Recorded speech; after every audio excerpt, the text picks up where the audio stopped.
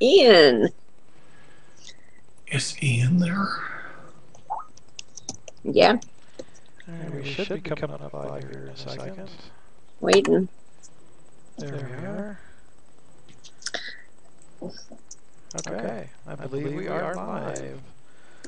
Not seeing it, but I'm going to refer. There we are. Oh, look at that. The Zen Fidel up there. Look at that. Hello, waving. Ooh. So we're live? Are we live? We absolutely are. Hello. Welcome. Crazy announcement.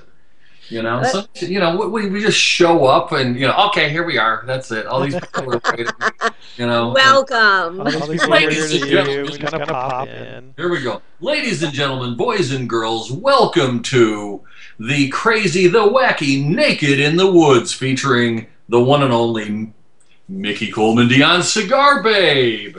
Whee! There they are. There they are. This is not a show without them. Boobies. Boobies are good. Boobies are fantastic. They are fantastic. Zens are good. There we go. Hey, Zen Gargoyle. Nice boobies. There you go. Gotta love them. Hey, Logger Mom. So how you guys doing? Full house tonight. It looks like you've got quite the following there, Zen. I don't. You know what? I don't have a following at all. They lead me places. They lead you. I follow them. That's a good damn answer. They lead me. I don't follow them. It's just that simple. Hello, everybody. Oops. Did somebody just call me Zenus? Looks like we are cutting in and out of audio for some reason. Because we are using Skype tonight. So you guys should be able to theoretically call in. Hopefully, if you're going to open that up though later, I've got that scheduled. I figured we would introduce everybody and then talk about the release a little bit. And then later on, I've got, because we only had a 2-hour window for the call-ins. What? No, we can go longer than that in the show, and I'm sure we're going to go longer than that in the show. So I scheduled the call-ins to, we can open those lines up at 9:30, I believe, is when I have it set for. What is 10:30 now? Well, that's Central Time it's based on. I apologize. Lives in Central Time. I know, it's crazy, right? Everybody that's cool lives he's in Central Time. No, I'm actually in Eastern, but this blog radio thing is based in Central. Oops. Zen did not crack a beer. Zen cracked. Uh-oh, what happened? Okay, so now we can see Naked in the Woods with Cigar Babe Zen and LR. Hold on. But we can't see us. Good question, Jen. I should probably move that window out of the way, shouldn't I? What window's that? Would be good. We're seeing the... No, we're good now. I didn't see what we saw. It was his desktop, actually, the desktop promoter. It was. I pulled up the information for the radio to see what time we were going to be able to take calls, and I forgot. I sort of covered the video window up like an idiot. All right. 2 points for Lucidius Rage. Hey, listen. Yes. All you really need is just people that are willing to put up with anything, and you're good to go. There you go. Especially on my show. There it is. And there you have it. All right, then. Party dropout. So welcome, everybody, to another epic Zen show. I will be late for my own funeral. I am terminally late. That I acknowledge that.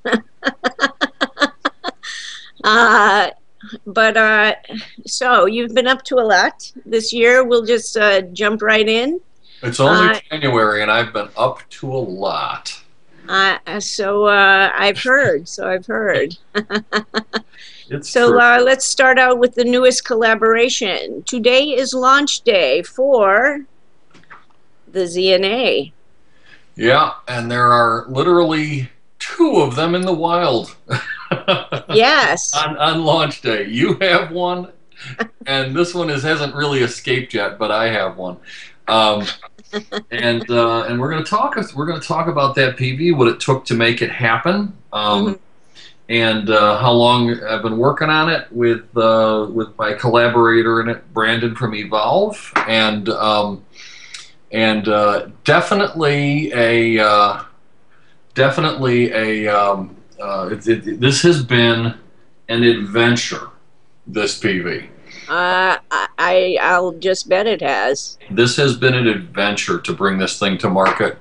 It is absolutely the best PV that I have ever brought to market. It is the best PV that I have ever made. It's the best PV that I have ever vaped, if I do say so myself.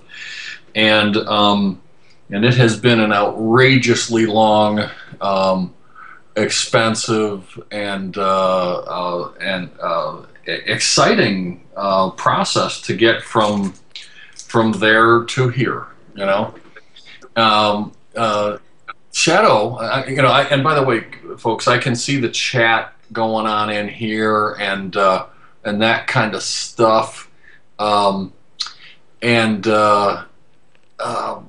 And somebody just said did I model it after 1950s Art Deco? The answer is no. I modeled it after 1930s Art Deco. But it is. Let's get the dates right. Yeah, it is, and very specifically, it's a Metropolis style Art Deco, and it really is. High style. It's a high style PV, but it is also form following function, and it's very much about the device, and its design cues are just sort of the icing on the cake.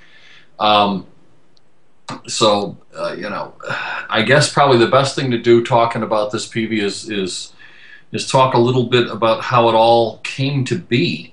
I've been eyeballing the DNA 20 for quite a while, and looking at what it was all about, looking at its form factors, and imagining how I would go about using it, and I thought long and hard about how to incorporate that in a way that was maybe not as obvious as what some other people had done, but fit the aesthetics that I would try to get out of it. And I had the occasion to spend a couple of hours talking with Brandon Ward from Evolve down at Vape Stock in June, and it was at that meet where I made the decision that I would be pursuing a DNA-based PV. But I had a few reservations about the DNA 20. The power wasn't one of the things that was that important to me. I felt 20 watts is certainly more than enough. So I wasn't asking for more power. And I decided to really pursue the DNA the way I would want to do it, and I got a little insistent about what I wanted the DNA to be able to do in order to make it happen. So, to me, the DNA PVs, the DNA 20s, the DNA 20s that existed had a few things about them that I found extraordinarily irritating. And one of the things that I found really irritating was every time I put one in my pocket from everybody else's design, I would take it out and it would be at 20 watts or it would be at 7 watts. Because the way the power up and down buttons function. On the Darwin. Well, the Darwin had the well, it had the first. Yeah, but that had a pot on it that was too easy to hit, and positioning problems. and also the but you know, getting back to that, I really felt that the DNA should have a power lock, and the ability and the ability to be able to lock the power once you set it, because not everybody does. Not everybody does think to turn their PV off before they put it in their pocket. So, True. But most people have that wattage setting that they want to be at, and to me, you know, if you vape at 15 watts, you really don't want it at 17, you know, or 20. So, I was really insistent about wanting a power lock on it, and of course the DNA 20 did not have that feature. And I was also very I didn't like the way the DNA 20 handled battery management and the way it reported the battery management. When the battery when you take the PV, the DNA 20 board out of the sleep mode, it would check the condition of the battery, and instead of saying checking battery, it said check battery. And every time I saw one say check battery, I'm saying, why do I have to check my battery? I know it's good. Well, it really turns out that that what the DNA 20 was doing was checking the battery condition. It wasn't telling the user to check the battery. So, you know, I didn't want that in a device that I had. I felt it would be better to have something, while it's checking the battery, report something else useful instead of saying check battery. I don't mind a weak battery indicator, but the check battery indicator absolutely drove me crazy. So my bare minimum requirements were make that check battery indicator go away, and make the check battery indicator go away, and make it so you can lock the power. So in order for that to happen, Brandon indicated that he was working on another board. Wasn't exactly sure what it was going to be entirely about, but it was coming. So and he said it would be the same form factor. So I said, well, if I can get the set that I'm after, if I could get the feature set that I was after in a DNA board, then I would go and proceed to do it. And Brandon assured me that he would make that happen. So so to me, you know, those were the bare minimums, and in order for me to jump in, that's what it was going to take. So I proceeded to start working on the design, and a hell of a design it is. Thank you. You know,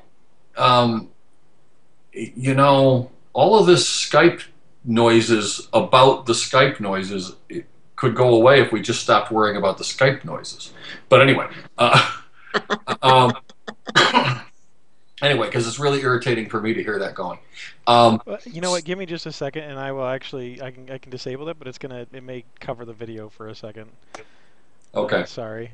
It's very, very distracting. I totally agree. Give me just a second here. So let's take a little break from that, and then we'll continue the story. Okay. The story of the ZNA. Yes. I know, I'm probably boring you guys with that. Oh, I don't think so. Not at all. I have had it just a day. Not even 12 hours. How about that? I think it got here probably about noon. So, can you pat it? Sure, Elf. And just so people, you know, don't get incredibly jealous of the fact that Siebes has a ZNA and no one else in the world does. It's because she's Siebes, and she gets everything first from me. So I don't release it to the public until Siebes has given it her blessing. So Well, thank you so much. And I wish I could say that was true. Well, we're just trying to make them feel worse. So a lot of people asking about the. It's because she has nice boobs. I've seen better. Anyway, so I kind of like Gen X's, but she won't let me weigh them. You know. Well. So anyway, back to the ZNA. Back to the ZNA. So I proceeded to design the ZNA the way I design everything else. I stare at it and poke at it and prod at it and play with it and reiterate it and make it out of clay and then stare at it and modify it and on we go. And so I designed the original ZNA in modeling clay. And oh, nice. And then proceeded to show everybody who would have to be machining it what I was making it, and they went strong into a panic. Is it possible to see that model? You know, I don't have it here. That's over at the shop. Oh well. Thought I'd ask. That's over at the shop. It doesn't look exactly like what we have here because what I made was not actually manufacturable the way I made it. But it was a point of departure. It was a way to get started. Sure. And to me, that's sort of the important thing is to have a starting point. But I have to say that my lead machinist, who I work hand in hand with, he's in my facility, which is not at a remote machine shop, but he's in my prototyping shop day in, day out. And the fact that I can stand next to him without a print of any kind, without a 3D model, without anything, and I can just say, make this cut, make that cut, do this cut, do that cut, and then later on end up with a PV that looks so much like what we're going to end up with in production, it's just uncanny. Al Coleman is an absolute genius. And he is. Great guy. He doesn't think he is. He's a fantastic guy. So humble, ridiculously humble. But he is brilliant. But let me just show you something here, which is to me exciting because after 3 or 4 days of standing by the mill, because this is not a lathe built PV. There's a lot of lathe turned parts on it, but the gist of this thing is milling, and milling is way different than making a PV on a lathe. But when you consider the fact that after 3 or 4 days of standing next to Al, pointing and prodding and telling him what I wanted, we had this in our hand, okay? And this is the first prototype of the ZNA.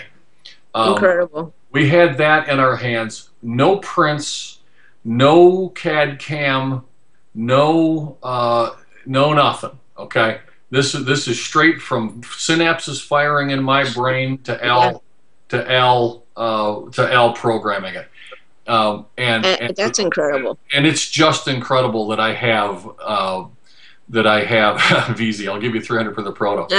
Yeah. Add 2 more zeros. That's what I was going to say.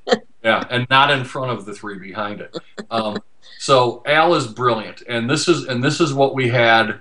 You know, so from my brain to a chunk of metal made out of aluminum, mind you, but that's the first prototype, and it functions, and it's remarkable, and it is, and here we are several months later with the final, which is that the prototype is, with the exception of the fire button and the material, it's, you know, we didn't really need to do a whole lot. No. Beyond the original prototype, it just worked right from the start. So amazing. So I took the PV down to Vapetoberfest in Long Beach, and I took it to VaporCon and I put it. I had this one at Vapetoberfest, and then 2 weeks later at VaporCon, I had 10 of these, and I was putting them in people's hands and letting them play with them for the weekend and that kind of stuff. And I observed people using them. I talked to people about it, and watched them use it. I listened to what they had to say, but more importantly, I watched what they were doing when they had it in their hand. And everybody that held this PV put their thumb right there, or their finger right there, and that's not where the switch is. And I looked at it and I said, you know, I could put this out at the market much easier with the switch there, but it needs to be up here. Right. So that's where this came in. This switch here is a pivoting switch. It will fire if you hit it here, here, here, here, anywhere from the apex of that curve all the way down. It will fire. It's a very light touch. It feels, there's a little tactile but not clicky, and it seems to work pretty well for most people. People were asking Siebes how you liked the switch. What do you think? I love it. It takes, you know, for somebody with hand issues like me, takes hardly any pressure. You know, just so yeah, just give it a click and it goes. Just putting your finger on it, and you're off. You know, I mean, it's like butter. It really is. You know, you will have no problems with this switch, Jen. Anybody with carpal tunnel severe as I have, you will love this because it takes barely any pressure to fire, but it's not one that's just going to be going off, you know, because you drop it in your pocket or anything. Yeah, so loving it. It was in the hands of a number of beta testers, short term and long, and it was and everybody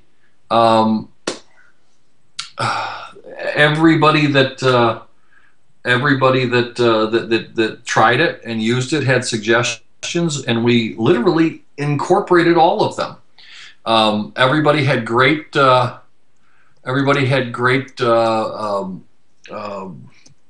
great feedback. Everybody had good suggestions, and there wasn't a lot of complaining. Do you have a 650 tube on yours, Steve? I have 650 on mine. You see the bottom of it? That's a 490. Oh, I'm sorry. Yeah, I have a 14500 battery in it.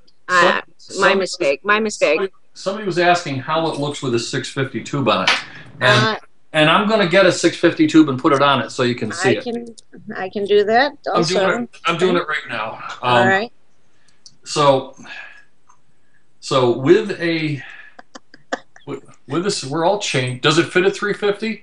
Well, it could. It would be kind of silly. The 350 battery is not appropriate for a DNA 20 or a 30. So this is what it looks like with the 650 tube on it.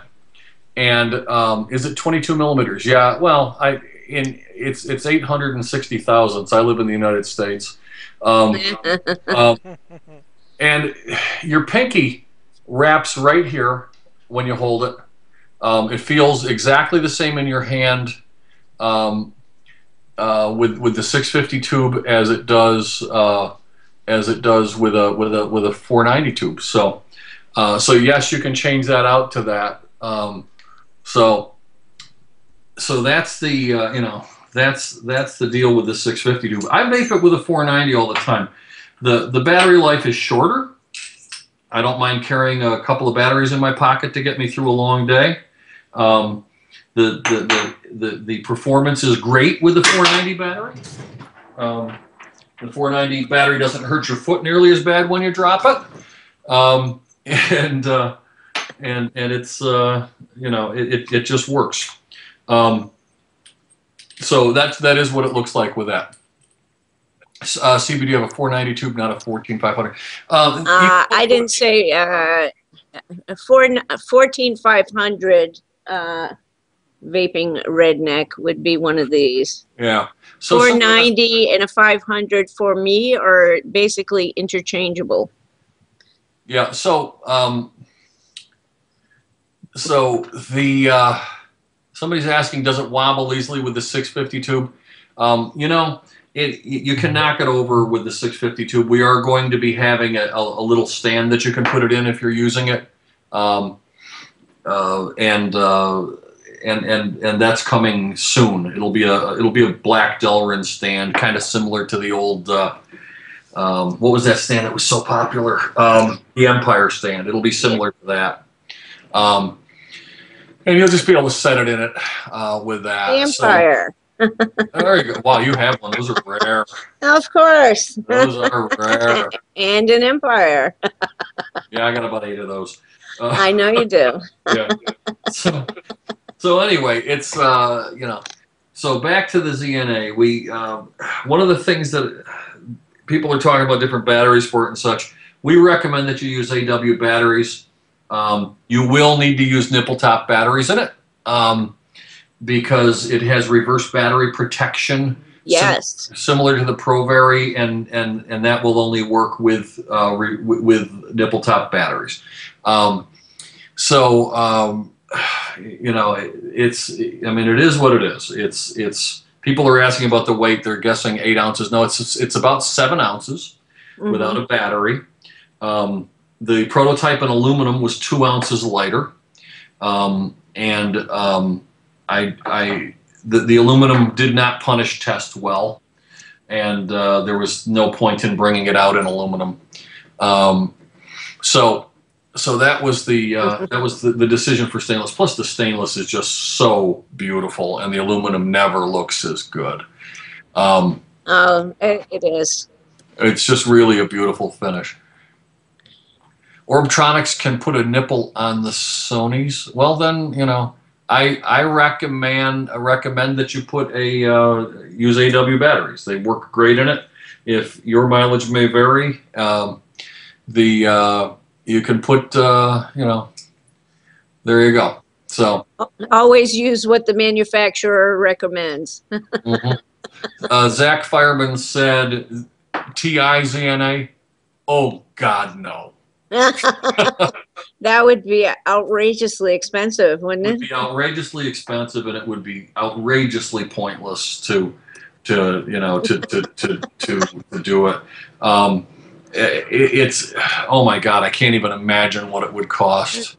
It's hard to machine. Also, you said it's a bear to mill, and I could do it. I'm just not going to.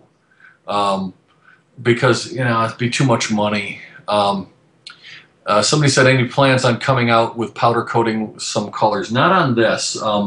We have a proprietary finish called Zen Coat, which is a vapor deposition coat, and for a very brief time, this PV will be available as the launch day limited. Don't make yourself crazy; you're not going to get one. It's, you know, there's only 50 of them being made. You know, we're calling it the launch day limited. Its code word around the shop is the Flippers edition. But I'll show you what it looks like. That's the launch day limited. Oh wow, that's gorgeous. Absolutely gorgeous. So it's in gunmetal, matte gunmetal, and antique bronze, with the matte with the antique bronze buttons. An antique bronze up there. There will be an antique bronze top cap available for it if you put one of your standard atomizers on it, one of our atomizers on it. There's only 50 of these being made, and I would guess that all of the sideways deals that are imaginable have already been done on them. The dealers already own every one of these, and they're just not gonna, not too many of them are going to see the light of day. Everybody wants it, and but it was a sort of a statement piece. It sells for $40 more than the regular one, until launch, until 10 minutes after launch, and then it's going to be $1,000 probably. But I won't get that. Somebody else will. But anyway, that's the launch day. That's the launch day limited. People have been asking about what it's going to look like. There it is. There it is. I won't even have one of these in my collection. So let's talk a little bit about what's different about this than what we started with. Yes, folks, it's a DNA 30. It will go to 30 watts. Brandon announced today that the DNA 30 was coming out. A lot of people have been asking me if it was going to be a DNA 30. The answer to that, I was under non-disclosure agreement not to say anything about it. So, you know, it's you know, up until Friday, the DNA 30 didn't even exist. There were none in the wild. There were none available. I got my first DNA 30 boards literally yesterday, and up until then, it could have gone either way. If the DNA 30 had not come out now, these would be shipping this week with DNA 20 boards. So, you know, it's pretty crazy. It's a lot of power. I personally don't need that much power. I personally would have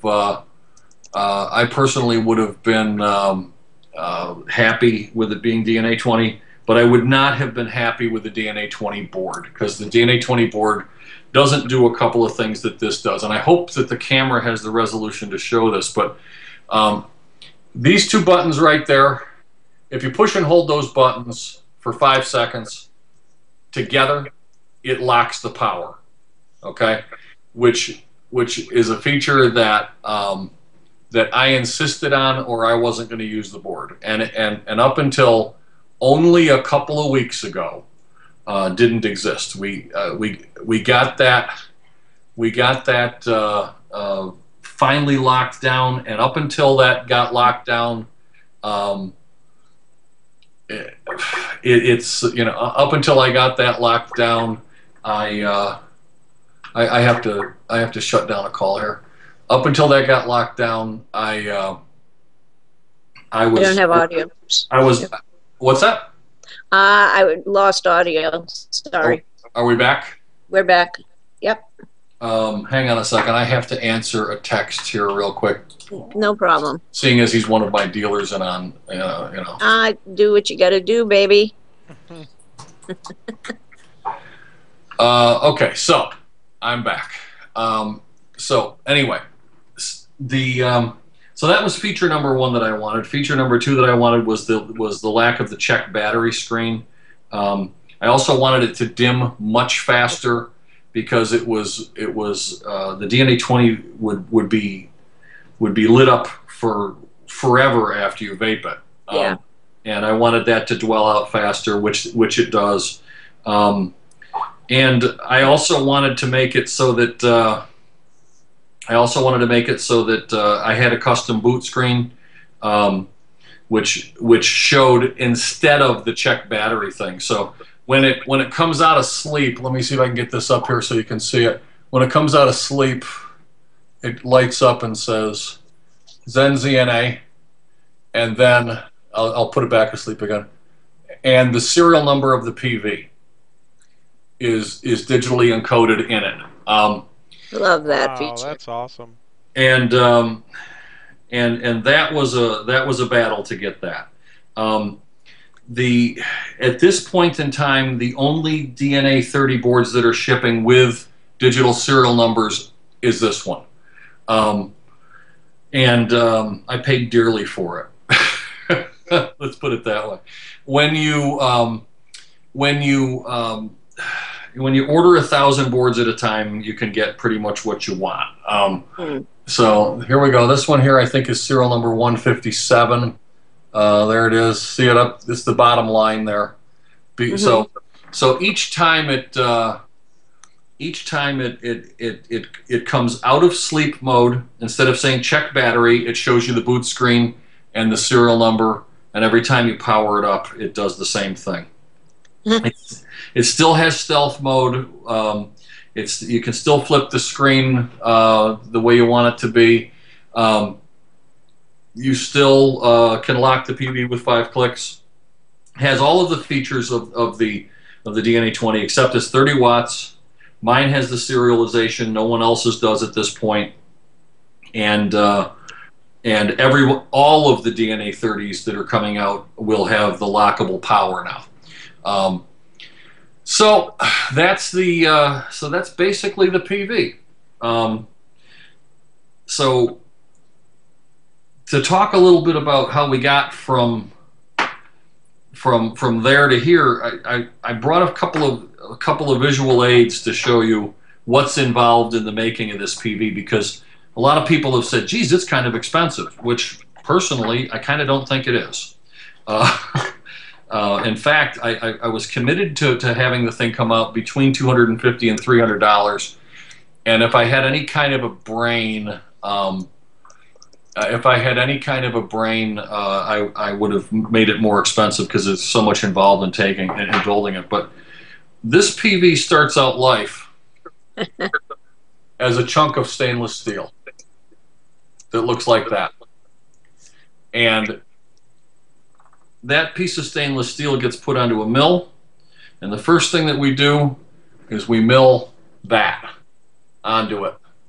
So you end up with a chunk of metal with the top section and the threading put on there. And that's the first operation. The second operation second and third operations are again, the same chunk of metal, we machine this, we machine these grooves in there, we machine all this face work on both sides. And then from there, what's left to do is come in, and all this extra chunk of metal here, that gets carved out. We put more stainless steel in the scrap bin than we do in the PV. And that's what the body of the PV looks like after the final body operations. It takes, if anybody knows what machining costs are, you would be surprised that this PV sells for only $279 when it takes 27 minutes to machine one of these. Wow. So that means 2 an hour, you know? That's really slow when you think about it. I mean, you know, considering how fast some others are running, you know. That means 2 an hour. I have to. Jason, wow, Jason is here, Mike. I see that. Yeah. He just texted me and said that. Yeah. So so we're looking at we can, you know, 2 an hour running. You know, we're running 3 mills, but it takes some time to get this PV out. We've been machining these bodies since November. There are I think the count is 11 machined parts in this, and seven hardware parts that are off the shelf parts. This PV is a massive undertaking to bring it to market, and the price of it relative to what you're getting, the price of it is an absolute bargain. But that's only because I was so committed to I was committed to bringing it out at that price point. So that's the ZNA. It's been delayed for launch. The original launch date was supposed to be December 27th, but the DNA boards didn't exist on December 27th. They didn't you know, they just didn't happen, you know. It took literally until yesterday to have them. And you don't know what kind of production trouble you're going to have until you are in production.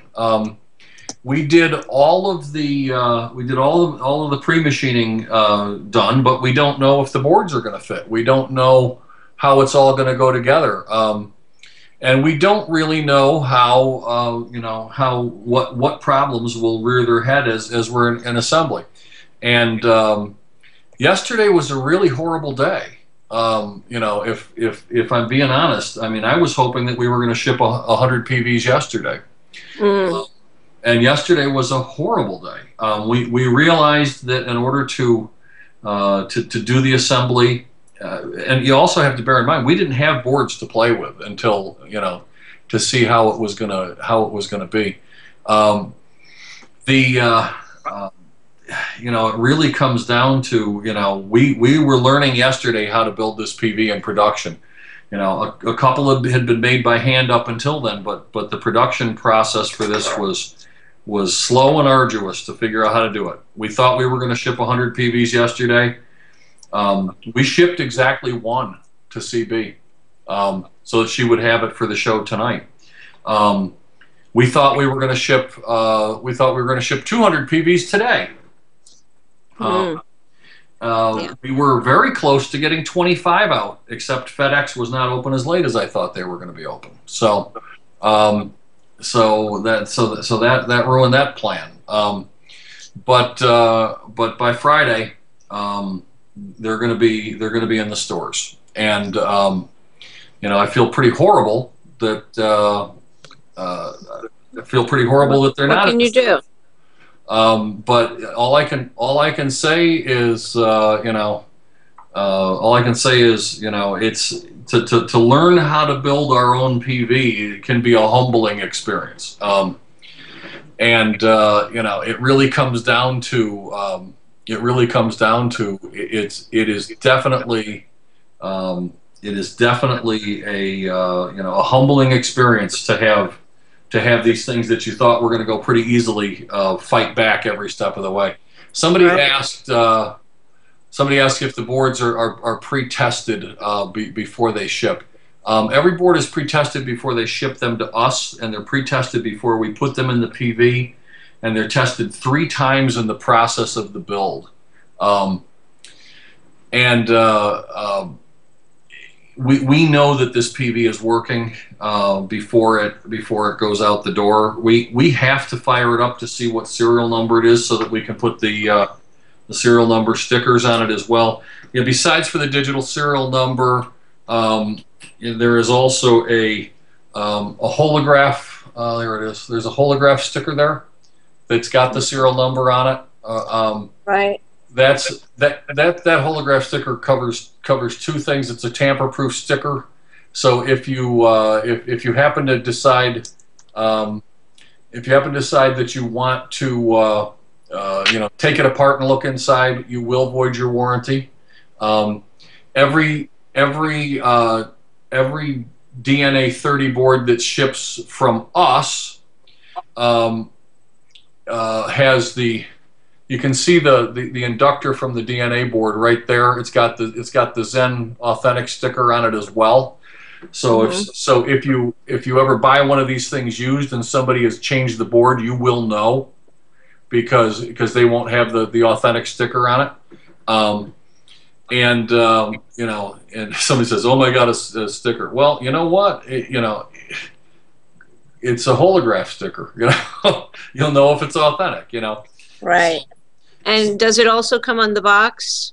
There is also on the box. Yeah, the box. Here, we'll find that. The box also has the holograph authentic sticker on it that matches the serial number of the PV as well. Everything is serialized.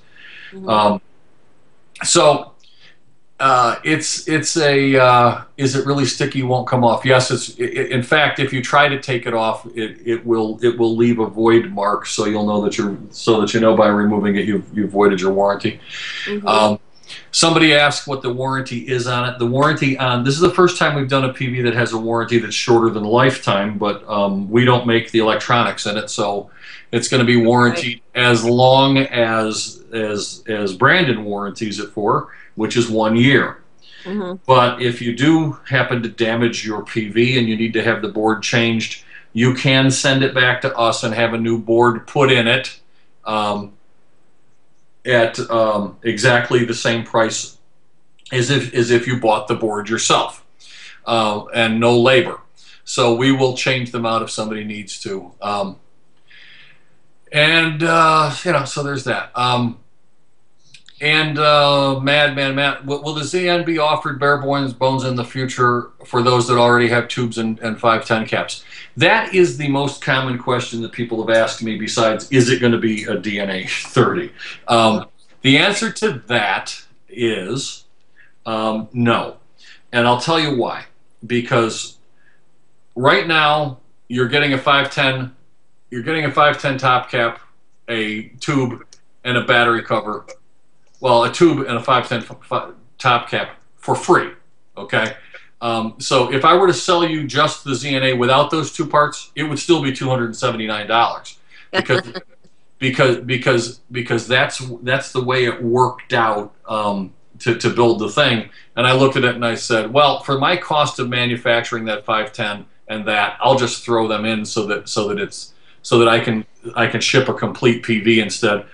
So the people that were not already in Z2 would have that stuff. If you're already in Z2, you get extra. If you don't want the stuff, you haven't really paid for it, to be honest with you. So how many tubes come with it? Just this one. It's just the 490 tube. You can buy a 650 tube in a variety of colors. You can buy the 490 tube in a variety of colors and materials. You can put a copper tube, a brass tube, gunmetal tube. We've got aluminum tubes coming for people that are concerned about weight. And you know, it's basically the most configurable PV that you've ever owned, to be honest with you. So, yeah.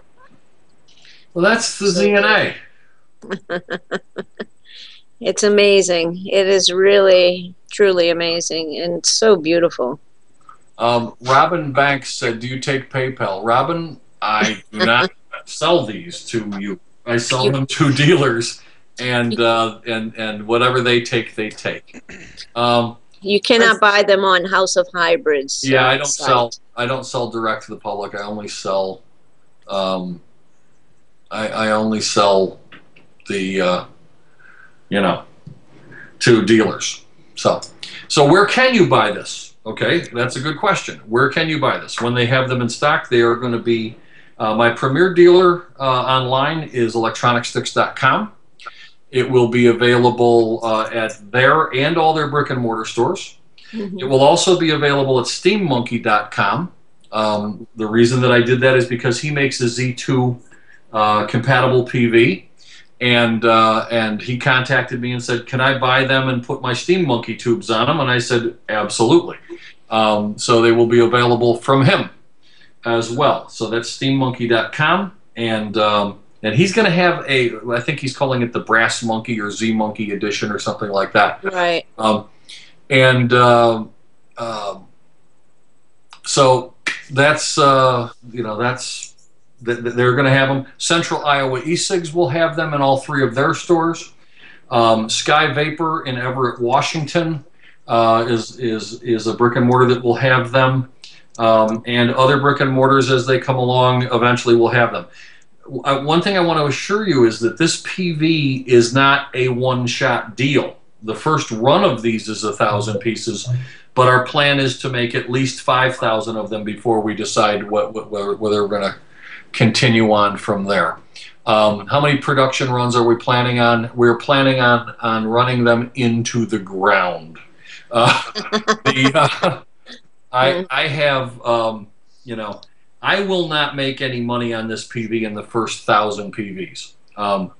I will make money on this PV after we've sold about 1,500 or 1,800 of them, I think, is the break-even point. And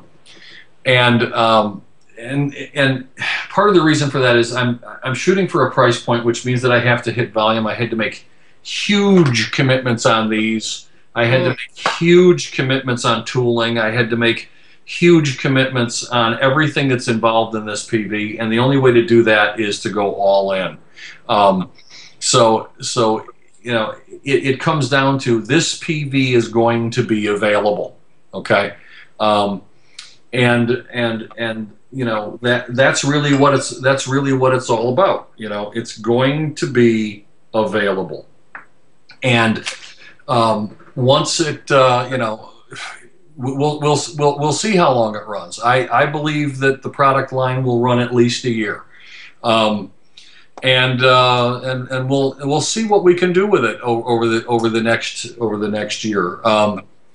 You know, we have to see. People are asking, will there be other Zen coats? There will be Zen coat tubes available. Every time a Zen coat tube becomes available, you'll be able to put it on it. As far as Zen coating the bodies, we may do commemorative editions, limited editions that would be available at special events and that kind of thing. But there is no plan right now for any additional Zen coated bodies. You know, we're just doing this as a one-shot deal on the launch day.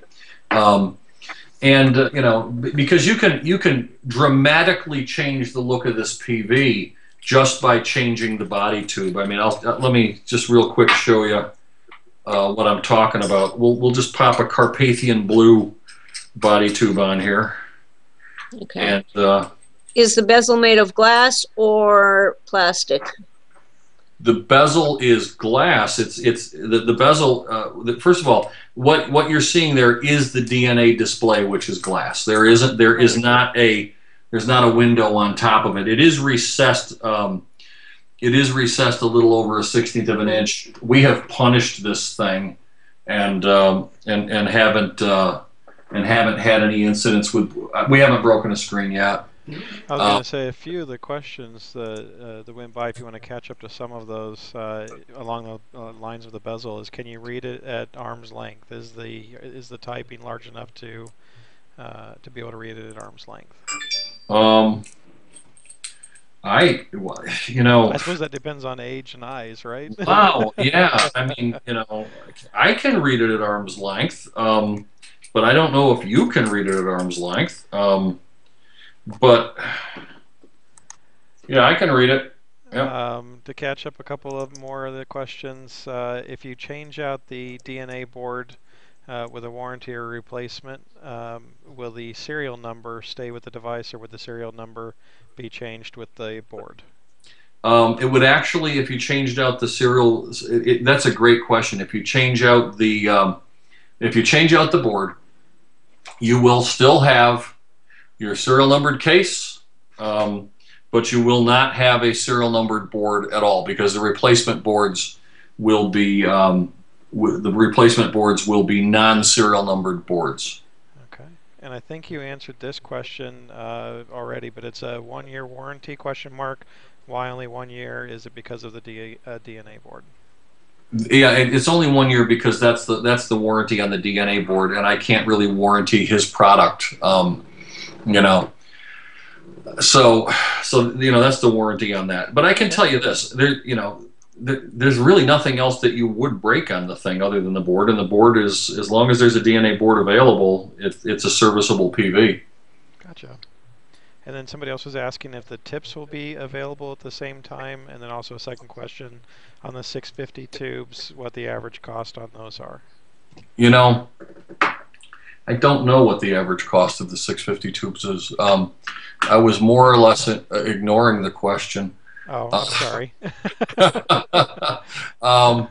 Because I don't know the answer. Maybe Jason can pop in. I want to say the 650 tubes are right around $50.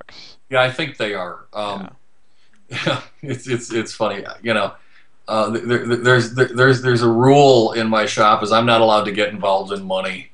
I don't know what stuff. I do stupid things like saying, we're going to make this PV for 200 and whatever, and then I got to stick to it, and all the people involved tell me that I'm an idiot. So we set the prices initially, but I don't know what they are. Average cost of 650 tube is $52. Yeah, okay. There you go. That sounds like a pretty specific price. Yeah. $52.95. Can you get the 650 tube in the same finish? There's a number of finishes available on the 650 tube. And there's more tubes coming. Right now there's brass, there's gunmetal, there's straight stainless steel. We also have copper coming. We're going to have a limited edition silver plated copper. We're going to have aluminum in 4 colors, anodized aluminum in 4 colors. Am I running any of the bodies in brass? Absolutely not.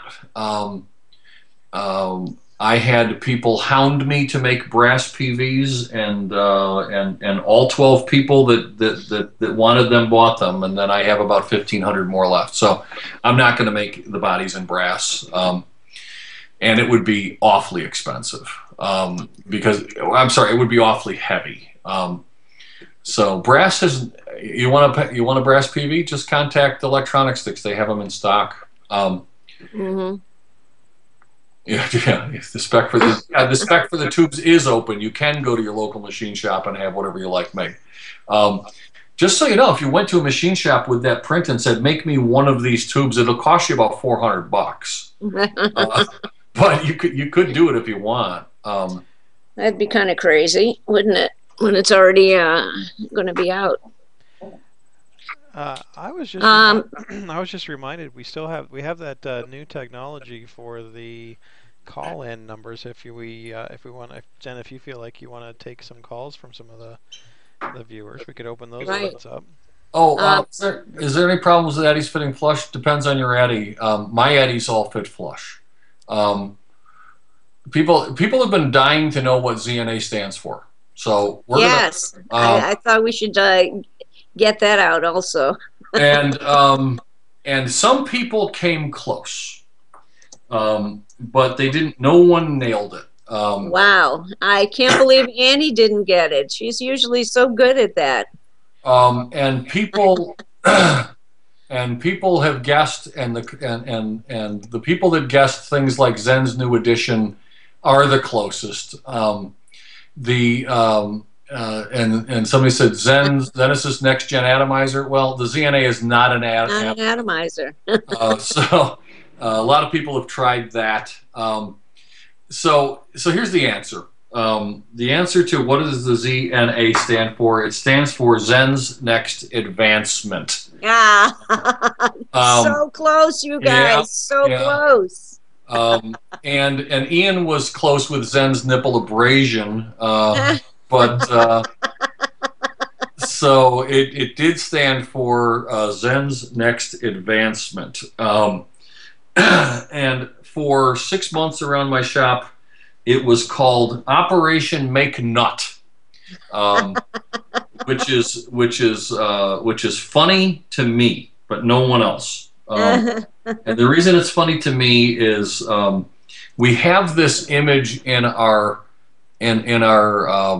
head of what it must be like to be working in a sweatshop in China, making nuts and bolts, and having your boss come in and go, "Make nut, right?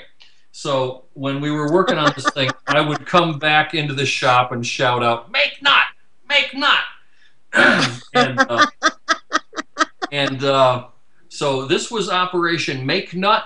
And then for a while we were calling it the Rocketeer, and we almost named it the Rocketeer. But that is the name of a movie that is copyrighted, trademarked, protected in 6 Ways to Sunday, and movie Warner Brothers, Sony, whoever it was, they got some deep pockets. I ain't gonna mess with them. So we called it I called it what it is. It's my next advancement, and that actually didn't have a lot to do with the fact that it had a DNA board in it. And a lot of people were calling it a ZNA 20. Then they're saying, is it going to be a ZNA 30? And I was like, it's not called ZNA because it has a DNA board. It's just what it is. So it's a ZNA, and that's what we call it, and that's what I like calling it, and the name, it fits it. It feels good.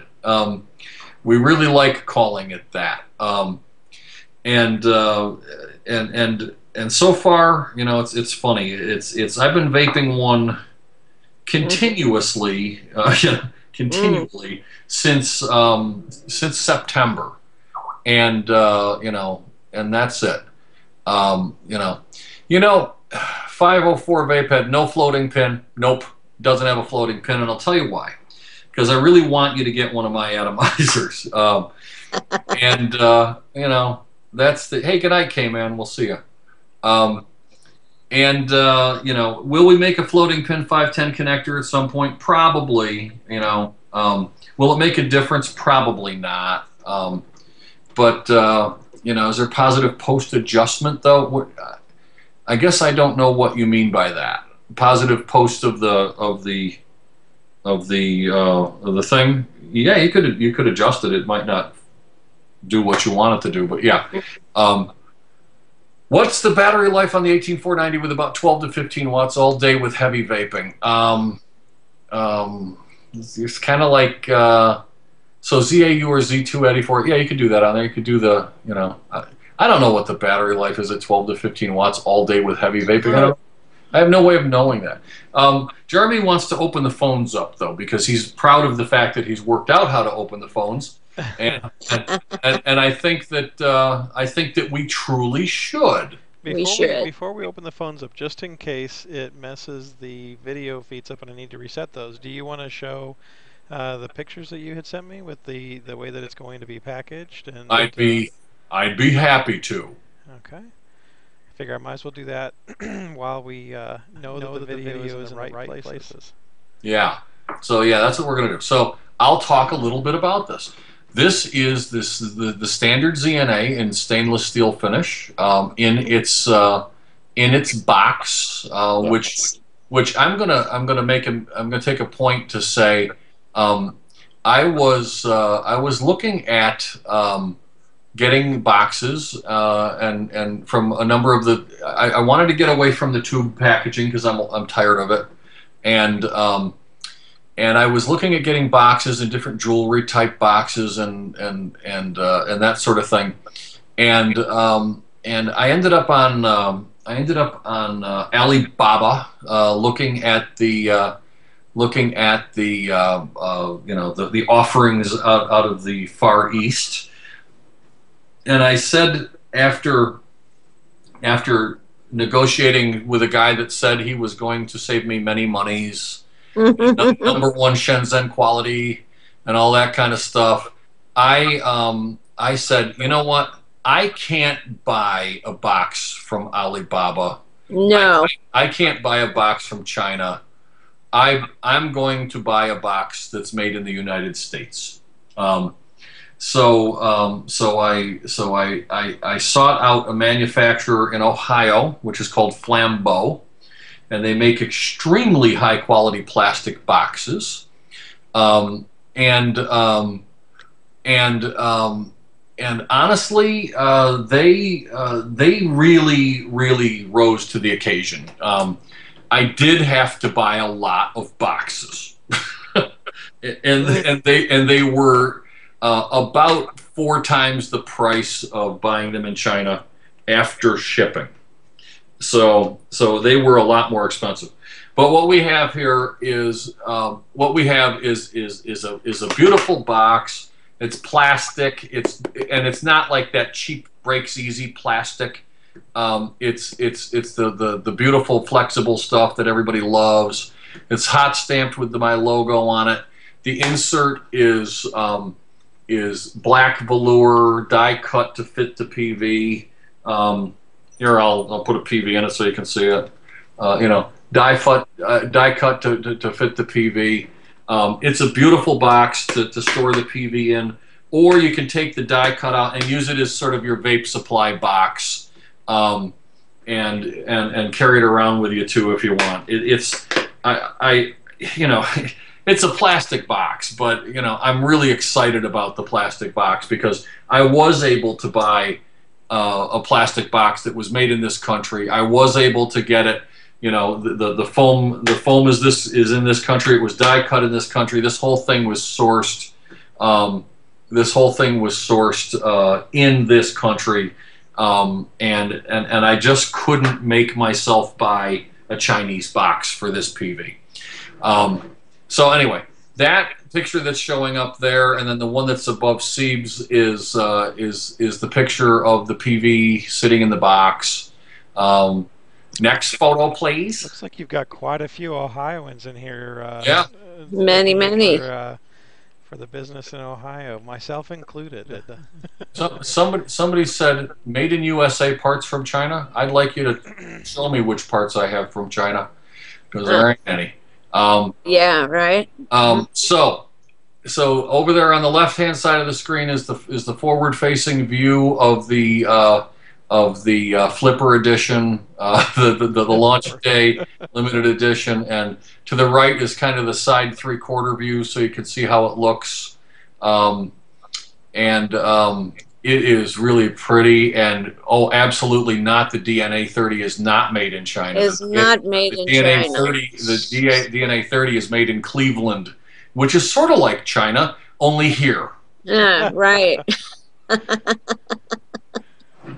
My wife is from Cleveland. Only good things come from Cleveland. Cleveland, the mistake on the lake. Right. I'm going to say Jeremy's sucking up now. Just in case she's watching the show, right? Oh, you want to know something? Let me show you something here. I don't know if you can see the resolution here, but I'm going to bring. Can you see what that says there? Yes, one sir. Second. Let me make you big there for just a Absolutely second. can see. Oops. All right, there you are. ZNA by Zen, not made in China. I love that. So that, you know, it's. Let me tell you something. You know, the DNA board is not made in China. The DNA board is made in Cleveland, Ohio. The PV is made in this PV is made in the United States with parts sourced from the United States that were made in the United States. This is a U.S. made PV, and that means a lot to me. Will the tube on the stainless steel have the grooves? Yes, it will. Yes, it will. Yes, it will. Here it is. I think we have that picture on the next one. Yeah, let's move on. Next slide, please. Next slide, please. U.S. metals, yes, absolutely. Oh wait, that's not the next one. That is the next one, but it's the drip tip. It's not the stainless. It's a little hard to see up close, but I believe you can see it. Somebody just asked, will the Steam Monkey version have the 510 cap and be just like the Electronic Sticks version? It'll have the brass. It's going to have the brass Steam Monkey tube on it, and I believe it will have. I believe it will have the his 510 connector. He might be offering it with his dripper. I don't know. Steve's going to hold that back up again so they can see that. Sure. Not sure you can see the grooves very well, but. Somebody said where in Cleveland? I think they're near Willoughby, actually.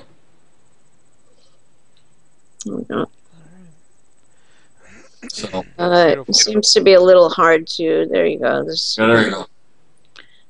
Mm-hmm. Nice. Yep. So beautiful. And it just fits so nicely. I would have, if I had time to put a K-Fun on it, I probably would have. But I really wanted to put a ZOW on it and use some Ready X Wick. You know, I don't know if the LED screen is made in China or not. I buy it from an American manufacturer where they source their parts. That's about their deal. So people are asking about the drip tips. Those are the tower tips and the ionizers. They are not wide bore. They are flavor focusing narrow bore. Anybody who has used one can attest to the fact that it's a lovely drip tip. It's got a wonderful draw, and and they are also made in the United States out of U.S. sourced materials. I love the look of those tower chisel engravings. That's just beautiful. Glad you like them. We love those ionizers. What is the ID on those tips? I don't know. They looked damn good. I don't know. Let me tell you. Nice. Let me tell you how I decided what size the hole was in those. Um, no, the chiseling is for looks actually. Um, the the tips. How I determined the hole size in them was, I said drill the hole in there and let me try it, and I didn't like it, and I said make it a little smaller, and I made it a little smaller, and I liked it a little more. So I said we're heading in the right direction. And then and then I said make it the next size down from there, because everybody was asking for open, big wide tips, and Right. I didn't like the flavor of them, so so we went smaller, and it focused the flavor, and it's and that's it. Are the black tips bigger? Actually, there is one black tip in there that's a prototype, but the black ones, the stainless ones, are all identical. To each other. No, they're not. They're not bigger. They're the same. But the cool thing with these is, I think that the ones with the grooves in it probably do cool it down a little bit. But there you go. Powder coated, no. The black ones are Delrin. The silver ones are stainless. The price is to be determined. They're going to be, I believe, Jason can answer this. I think electronic sticks will carry them. There will definitely be at. I do make Delrin ones, yes. They does one come with on the device? No, they don't. So I think CIEC is planning on carrying them. Central Iowa e-cigs, they're definitely going to carry them at Sky Vapor in Everett, Washington as well.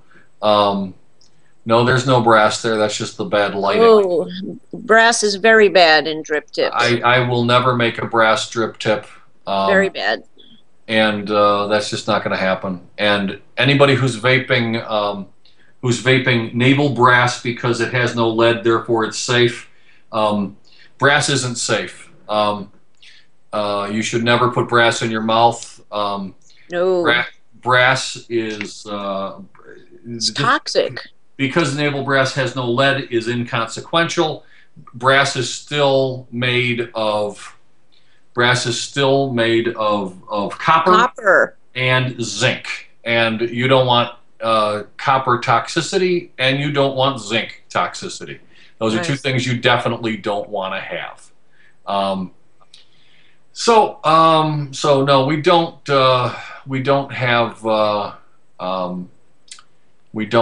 we don't make them out of brass. They are available. They are going to be available in white Delrin, black Delrin, as well as stainless steel. We will also be offering them at some point in the reasonable future, next month or so. We're going to offer them in all of the available Zen coats.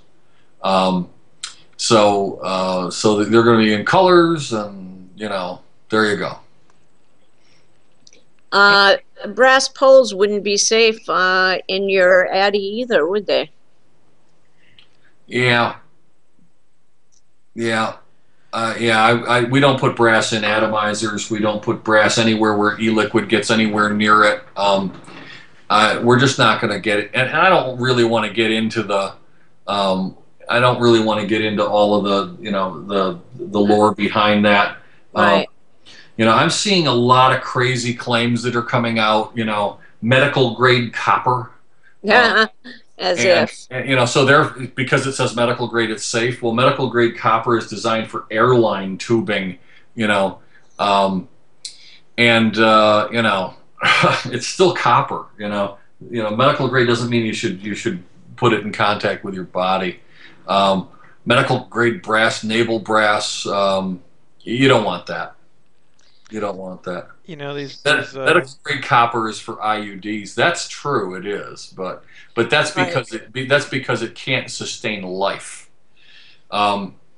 Right. Thanks for bringing that up, farm boy. Yeah, Gary. Thanks. But all the so medical much. grade copper I've seen is generally used for tubing and such. Although the ZEN is a surgical signal in case you want to have it implanted. Of course you can have it. Oh yeah, Vapinator says this. Medical grade lead. There is such a thing as medical grade lead. Is ZenCoat bronze safe? ZenCoat bronze is not made of bronze, so it is absolutely safe. It is made of titanium. So what about those copper bracelets that are supposed to help with arthritis? Yeah, don't put one in your mouth, Robin. Don't lick your bracelet. I thought people knew that was just a crock of shit and just another way to take your money. Well, listen, there. You know, the thing is that there are people that are making these outlandish claims. You know that this is crazy. Will a custom powder coat on SS ZNA void warranty? If you can get it apart to have it powder coated, if you can get it apart to have it powder coated and put it back together without removing the void warranty sticker, then it won't void your warranty. But can we get the tips in ZenCoat bronze? Possibly. It all depends on how it lays out on that. Will you sign the box if we meet you? Sure, I'll do that. Well, custom. Okay, so what? How about my Laetrile? Well, fair enough. Does Mexico still make and provide Laetrile? I don't know. I'm sure if somebody's willing to pay cash for it, they probably do. Yeah, don't lick the Zildjians. Yeah, I play supernatural symbols and I lick them all the time. Jen asked something. What was it? She asked. Oh, is it satin finish? It is. It's a media blasted finish. Yeah. Any plans for an art series on the ZNA? I don't think so. But you never know. So anyway, there's pictures. Do we have more pictures? No, actually, that's it. I had to switch to that launch day picture one more time just to look at it. It's so pretty. It's absolutely gorgeous. And that picture in the packaging is. I tell you what, when you get that at home, and you crack that box open and you peer inside there and you see that device laying there, it's like a dream laying in a pillow. You know? Yeah. It really is. It's a beautiful device. It's outstanding job on the packaging there. Thank you. It really complements the device really, really well. Let me tell you something. When the first launch day limited was assembled today, okay, and I looked at it. Pardon my French, but I said, "That's fucking beautiful." You know, I mean, it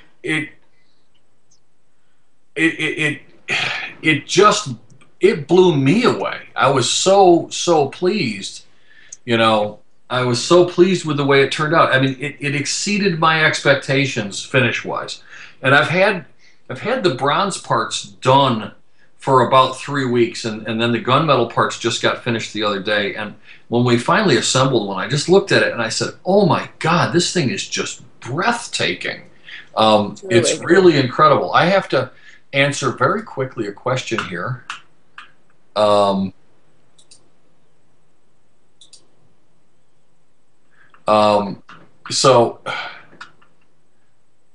hang on. So,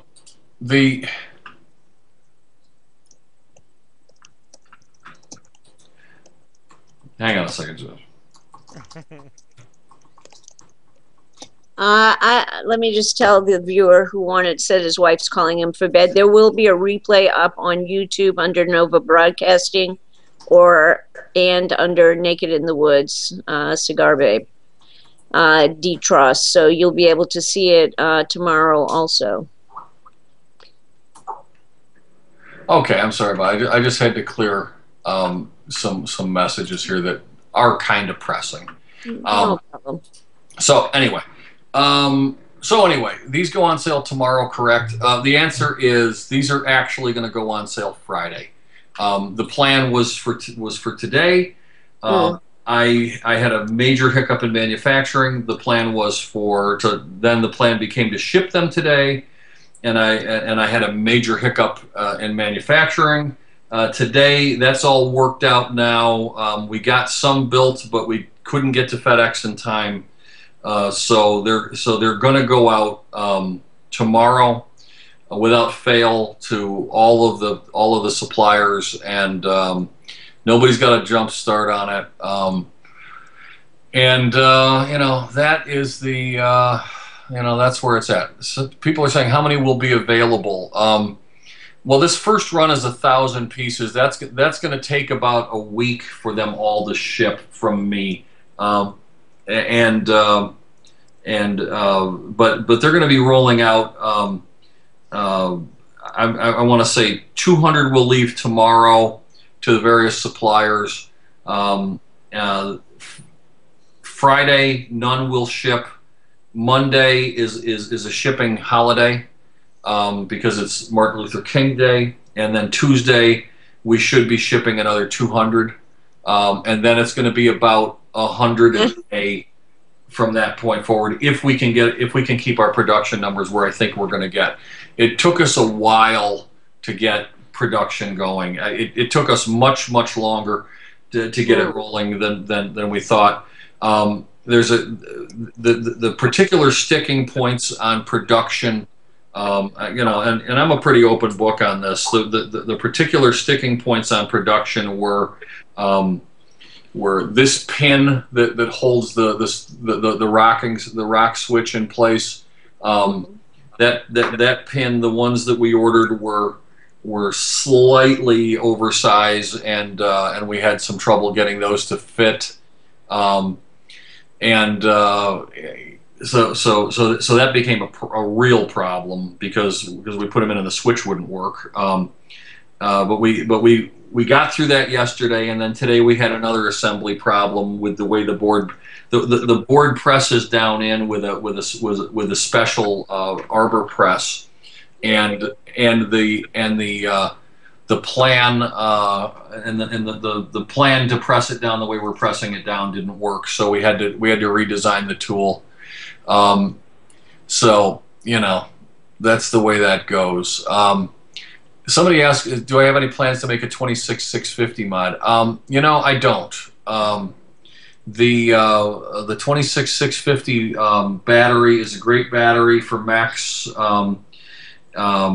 I was going to utilize something that had, you know, the power of that, I would probably make something with an internally an internal lipo pack or something like that. Jason said, "Show the 26650." Well, I didn't actually make a 26650. I made a 26500 PV. This was actually my first limited edition. This was the November 2011. I can't see if I'm on camera or not. This was yes, you are.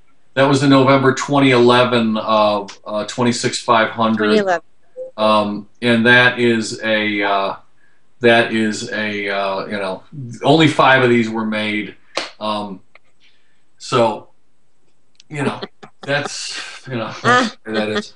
Somebody yeah, that's a great one. I wish I had one of those. A lot of people wish they had that one. Never to be seen again. Yeah, I mean, as far as I know, only one person had only one person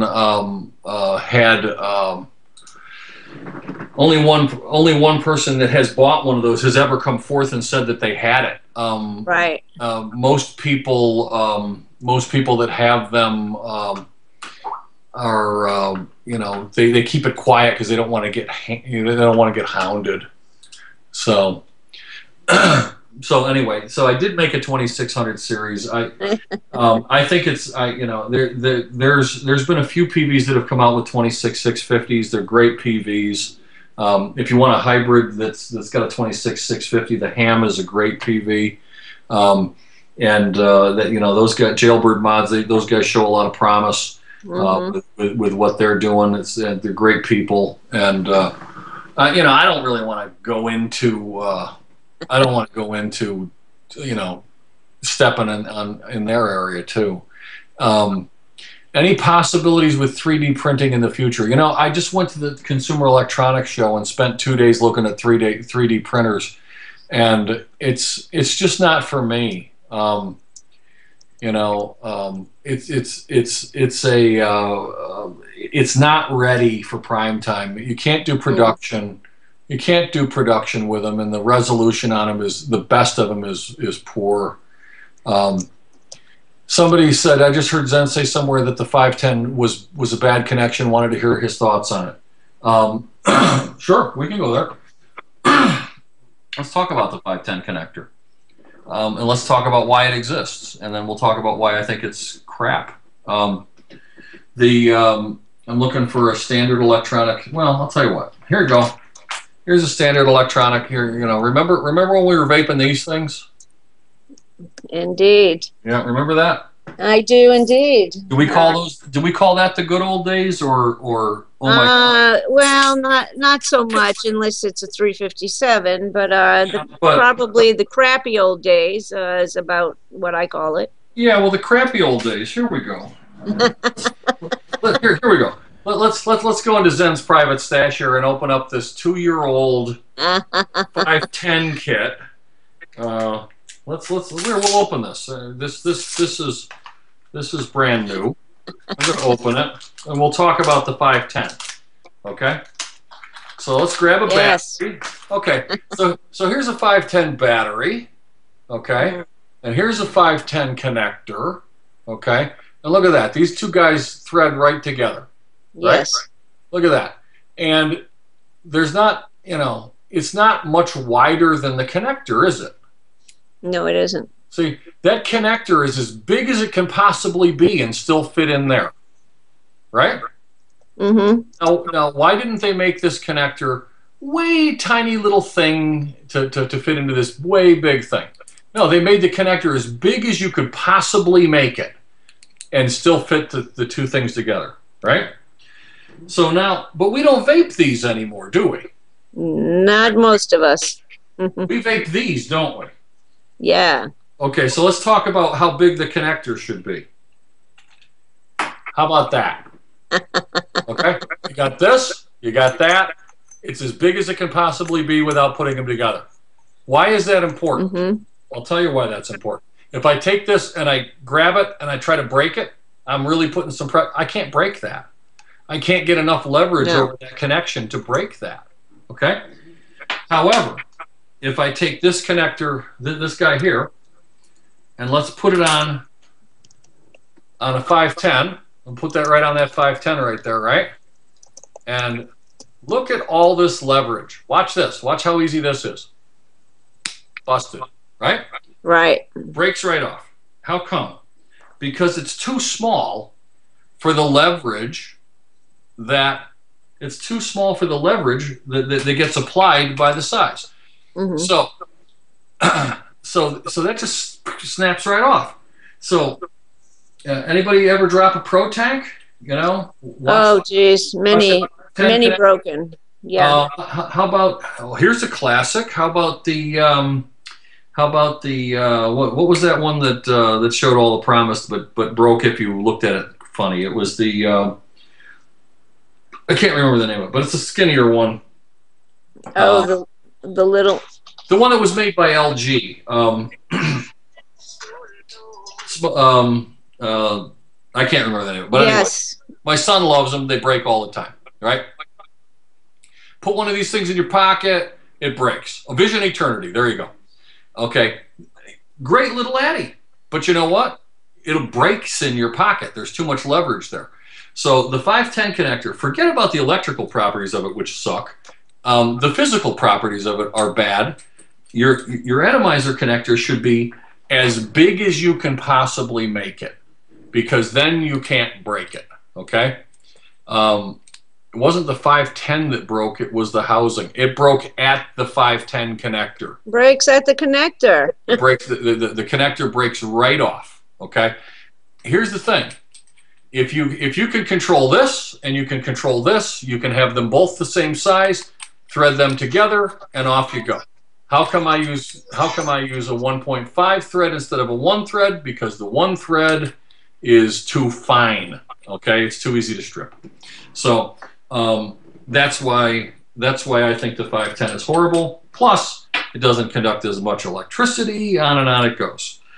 People are measuring voltage drop because of their 510 connectors, and that's because the 510 connector sucks. So can you make it better? Yeah, but why bother? Just, why bother? So next. We could open up let's those take lines some if you'd calls. like. Yeah. Yeah, go ahead. I'm just going to connect here. Now, this is not something I'm used to doing, so I will apologize if it hiccups, but we'll see how it goes. Tea bags or blue foam, Mike? Tea bags all the way, man. Tea bags, yeah. I'm that old. Whoa. I am that old. Right, you messed the screen up. Hopefully just momentarily. Okay. It is going to mess the 2 video boxes up, though, because of that's change cool. in the region, so it's just going to take me a second to readjust for that. And PTBs, yeah, I loved those. Anybody remember the Terran spin? Oh, geez. No. You don't remember the Terran spin? Yeah, vaguely. When you put your cardo in the lanyard, put some juice in it, and spun it around. Yes. Yeah, yeah, right. You put it in the rubber and kind of make like a paintbrush with it, trying to get the water out of a paintbrush. Yeah. So. Oops, now, why did that do that? For some reason. Well. Sling juice everywhere. It was great, wasn't it? It was hard. Remember how fun vaping used to be? Remember, there is no good old days. Since it appears you're calling back into a live show, we are reconnecting you now. Oh. Your show will go live in 5 seconds. 4, 3, 2, 1. Okay. Hey, nice. Talk Radio. Evidently, we get to listen to the sexy computer voice, I guess. It was hot. It gave me wood. Yeah. Somebody asked me if I was going to be at the Tampa meet in February. The answer is yes, I will be at the Tampa meet. I will not have a table at the Tampa meet. However, Central Iowa e-cigs will have a table at that meet, and they will have my product available. Okay, so the dial-in number is there, right above Zen. Hey, look at that! If you'd like to call in and talk to Zen, wait a minute. I believe we can take a call. Hang on, I'm going to try calling. Okay, you're gonna ask yourself. All right. I'm going to call and ask myself. So you're going to be at most meets this year, right? I'm going to be a lot of them, yeah. I've been invited to a lot of them, so I'm going to go to a lot of them. 377. Yeah. 3726. Wait a minute, hang on. 3726. Here we go. I'm calling.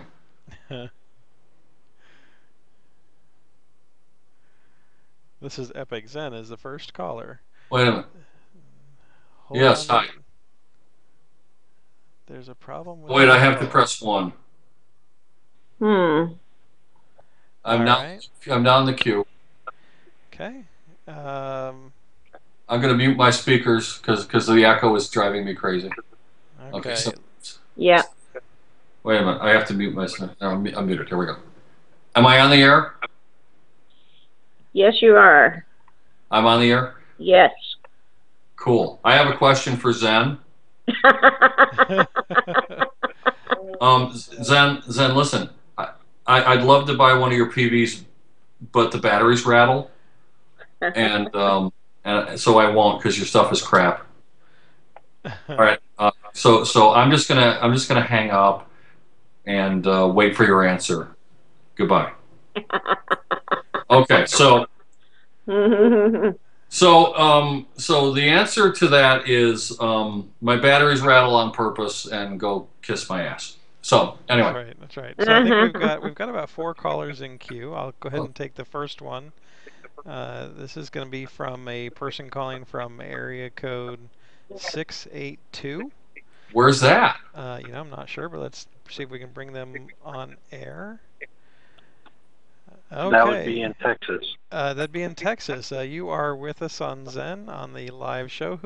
Which chatter is this? Vapeman 2814. Vapeman 2814. Welcome to the show, sir. Can I just call you George or something? That's a lot of questions. Mark. Anyway, are you going to Vape Blast in March? Where is Vape Blast? Louisville, Texas. No one has invited me. What are the dates for that? Hold on, let me pull up the site real quick.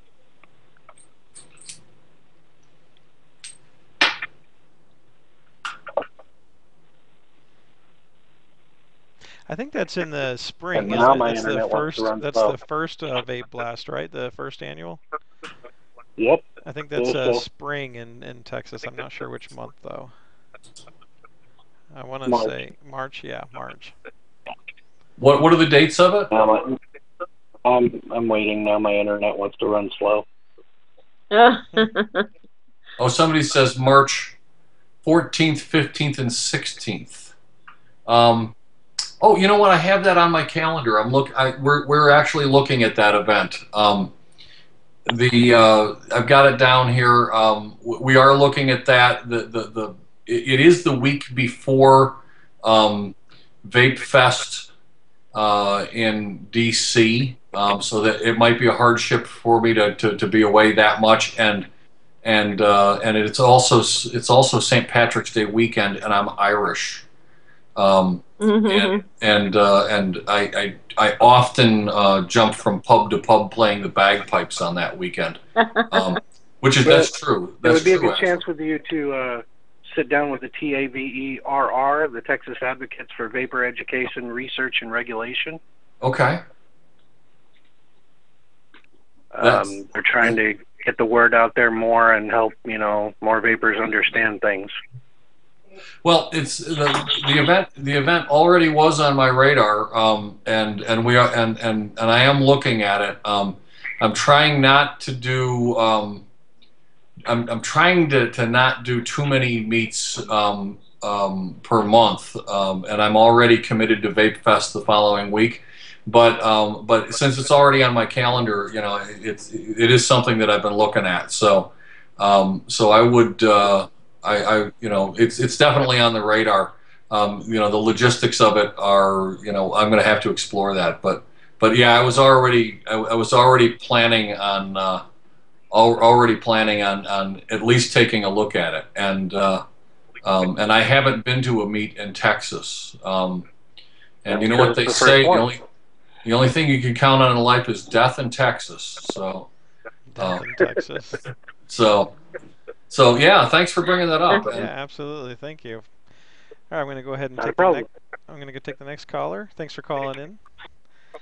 And the next caller is coming to us from area code 414. That caller should be coming online here. Are you with us? Hey, how you doing? This is Clouds in Milwaukee. Nice to meet you, Clouds. Real quick, CB, just so you know, I see you're off camera. That's why I've put the boxes over where you're at. We're not getting a video. We're not getting a video. You were moving it around.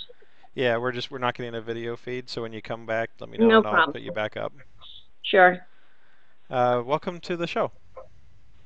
Hey, I just had a couple of quick questions for Zen. I was wondering, what day were you going to be at Vape Bash? I believe I'm going to be at Vape Bash all of the days. Okay, and then do you know how many of the ZNAs you're going to bring with you? Let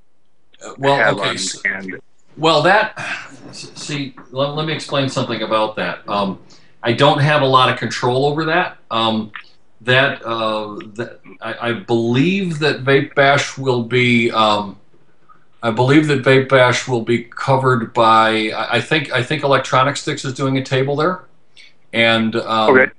and it's going to be up to him on.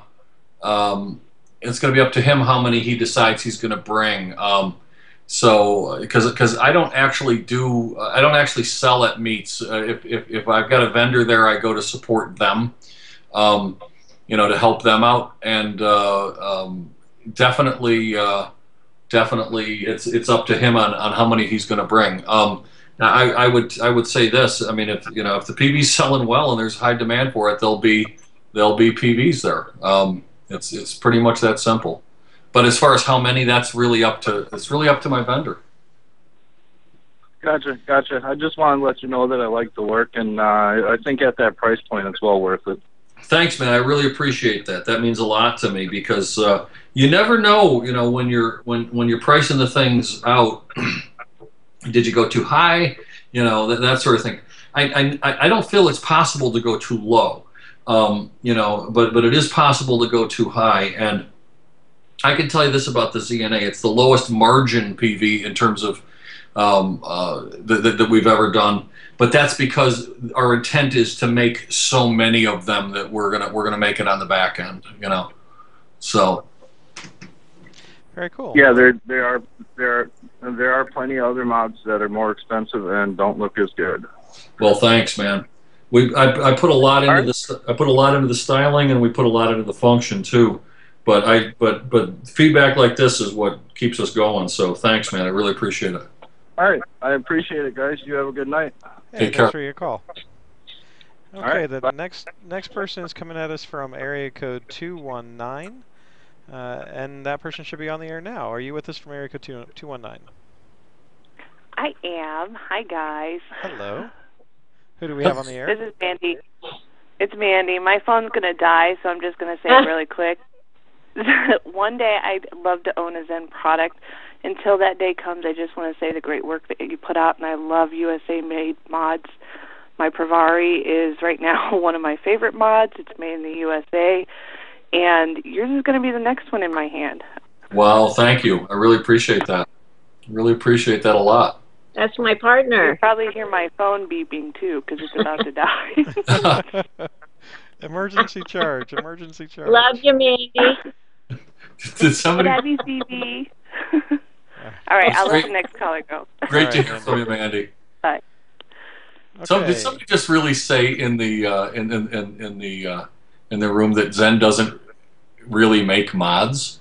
It's true. I don't. Wow. I don't make mods. I manufacture PVs. There you go. Yeah. All right. Yeah. Get an MVP. We'll charge your phone. Right. Our next caller is from a strange number, so I'm thinking possibly out of the country. Are you with us? Hello? Hi, are you with us? Can you hear me? We can hear you. Who do we have on the line? And where are you from? Awesome. Hi, I'm actually out of Los Angeles. Oh, okay. Hey, so I just have a couple questions for you guys. First, so I'm a first-time caller, long-time listener.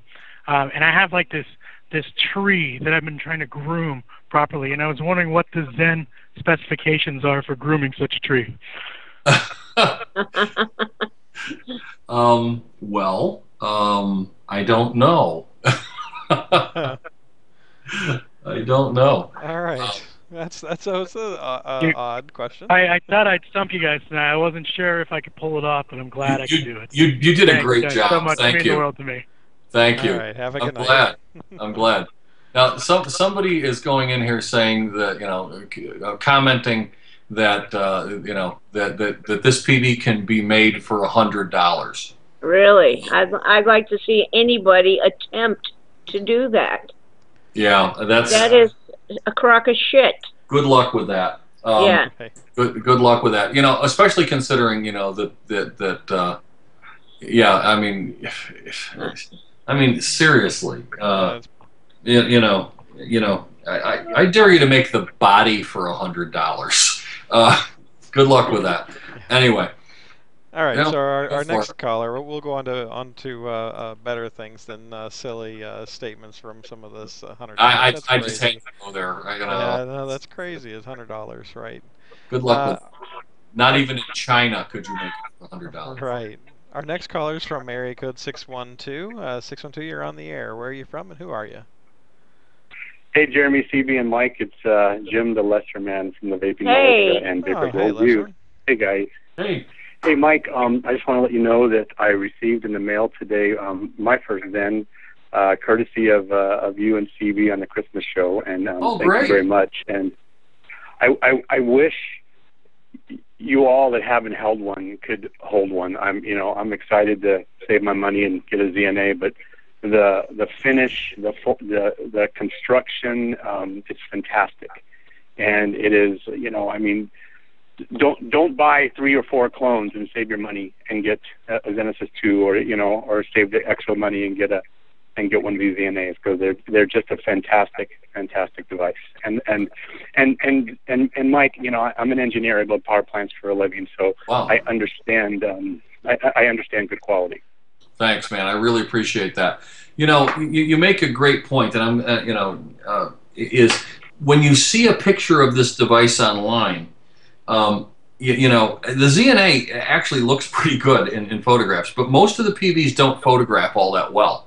And until you actually see one and can compare it to some of the other offerings that are on the market, it is kind of hard to get. It is difficult to by looking at pictures, tell the difference in finish quality, tell the difference in thread quality, tell the difference in build, fit, and finish, all of it. It's hard, and I get that. And that's one of the reasons why the brick and mortar stores do so well with them, because people can actually walk in, touch them, see them, and when you put them right next to the other offerings that are on the market, they really do. You can see the difference, and that's really that's part of it. And I'm a stickler about fit and finish, and I don't always get it right, but I really do try. And when I hear somebody make those comments, I really appreciate it, because that is what drives me in making a PV. I want to make a PV that's the best PV that I can make. So, and my drive machine is crazy. Well, some of the people in the room saying, I can't afford it, but the thing is, to buy a clone on FastTech, some of those are $40 or $50 now. And if you just didn't buy 4 of those, which many, I've got 2 magnetos sitting here and a bolt, and if I just save my money, I would have gotten something like this much earlier, and it's worth every penny. And by the way, we have to say happy birthday to my partner on my show, Martin315. Joe, happy birthday, brother. Happy birthday, Martin. Happy birthday. Yeah, thanks, Mike. I appreciate it. Thanks, CB. I'll talk to you guys later. All right. Okay. Yeah, thanks for Take care. calling in, friend. He makes a great point about saving up. Don't buy several cheap devices. Buy one good one. That's a great point. But it's also hard for some people to do that. It's also hard for because once they get a few bucks squirreled away, it goes to something else. And I get that. But you know what? One of the things that I like to compare it to is I'll tell you one thing I can't afford to do, and that's smoke. Okay, and whether and whether somebody whether somebody buys a $20 clone of something, or whether they buy a $500 Wizard Evolved, okay, whatever floats your boat, as long as it's keeping you from smoking, and because you're literally lighting money on fire and burning it when you smoke, and the added bonus is you're killing yourself too. And I wish everybody would run out and buy one of my PVs, but I get it if they don't, and I understand why people will buy a clone over the real thing, because for some people it is very hard to squirrel away that much money, So, you know, that's really, you know, he makes a great point, but not everybody can do that. And you know, my whole thing is just quit smoking. I don't care how you do it. Stop killing yourself. You know. Absolutely.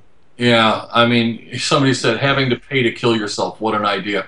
It's so true. You know, it's so true. And honestly, you know, if I look at how much money I've spent on PVs versus how much I would have spent smoking in the same amount of time, PVs haven't saved me a dime. But the truth of the matter is, PVs are a healthy addiction for me. Absolutely. You know, I mean, you know, it's much better to spend my money collecting PVs than it is collecting cancer cells. Absolutely. So this next caller definitely wants to hear from you. They've waited 13 minutes to talk to you, so I'm guessing they're from area code 316. You are live with Zen CB and the Naked in the Woods. Are you with us? I'm here. This is Cajun Steaming calling you from the Midwest. Hey, I love the Midwest. Hey, how you doing, Jake? Oops. Oh, I'm sorry. I'm sorry. Cajun. I wanted to just say, Zen, thank you for making your product in the USA. I'm a proud military server. I bought several different clones until I finally got my hands on one of your Zen 2s. I love it. I bought yours, and I bought Sigtex, everything that's made in the USA, and I can't wait to get one of your ZNAs. I had a question for you, though. Sure. First of all, before you go on, thank you for your service. I really appreciate it. I spent a number of years in support of the Navy, working for the Office of Naval Research, and you know, everything that we did in that office was to keep individual warfighters out of harm's way. But you guys, every minute that you're in service are freaking heroes, and I applaud you. Thank you so much. Well, thank you for that. And just so you know, I buy a lot of e-cig products and send over to my little brother over in Baghdad, Iraq, to help them not smoke out of my own pocket. So I do that. My question is to you is, would you be open to doing a commemorative edition, like a gold and silver one, in the ZNA? Would I be open to doing a commemorative edition in gold and silver? Commemorative of what? You know, just for, you know, just a special edition, you know, like a stainless steel, you know, the body, and just put the gold top on there, like you did on when you released the Zen 2s. You had the gold cap and the gold screw and the gold switch, and then everything else silver. I mean, I'd buy 100 of them from you right now if you commit to it. Well, I mean, we do have the Launch Day Limited coming out. I don't know if you saw the pictures of that. Yeah, but that's going to be far and fresh between trying to get those are going to be hard to do. They're going to be hard to get, to be honest with you. I mean, I'm open to that sort of idea. You know, at some point in the future, I've got a lot of catching up to do right now, though. I've got a lot of catching up because frankly, you know, I'm really good at underestimating the demand of these PVs, you know, I am most definitely you know, playing catch up ball for now, but I would definitely look at doing that. So. And last question, so I'll let somebody else get on, is sure.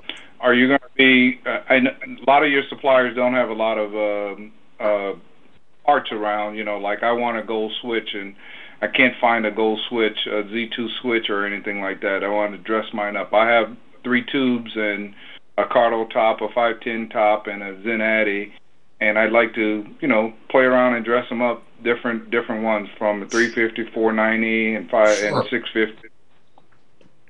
Well, let me say this right now, and again, you know, bearing in mind that I'm still in catch-up mode even on Z2. Every switch that gets made becomes a PV. You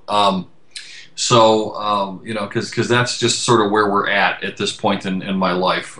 Every switch needs to become a PV. we do sell switch buttons, so you can convert your existing switch to a different color button. But we don't sell complete switches. I do know that that Steam Monkey does sell complete switches. I'm sorry.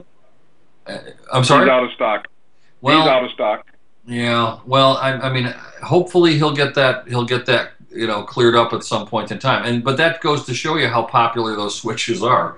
That he would be out of stock on them, and it's a virtual clone of my Switch. So, yeah, but yeah, there will be there will be. I'll continue to make different switches and such, different switch buttons and such, and at some point in the future, we actually have a Switch redesign coming.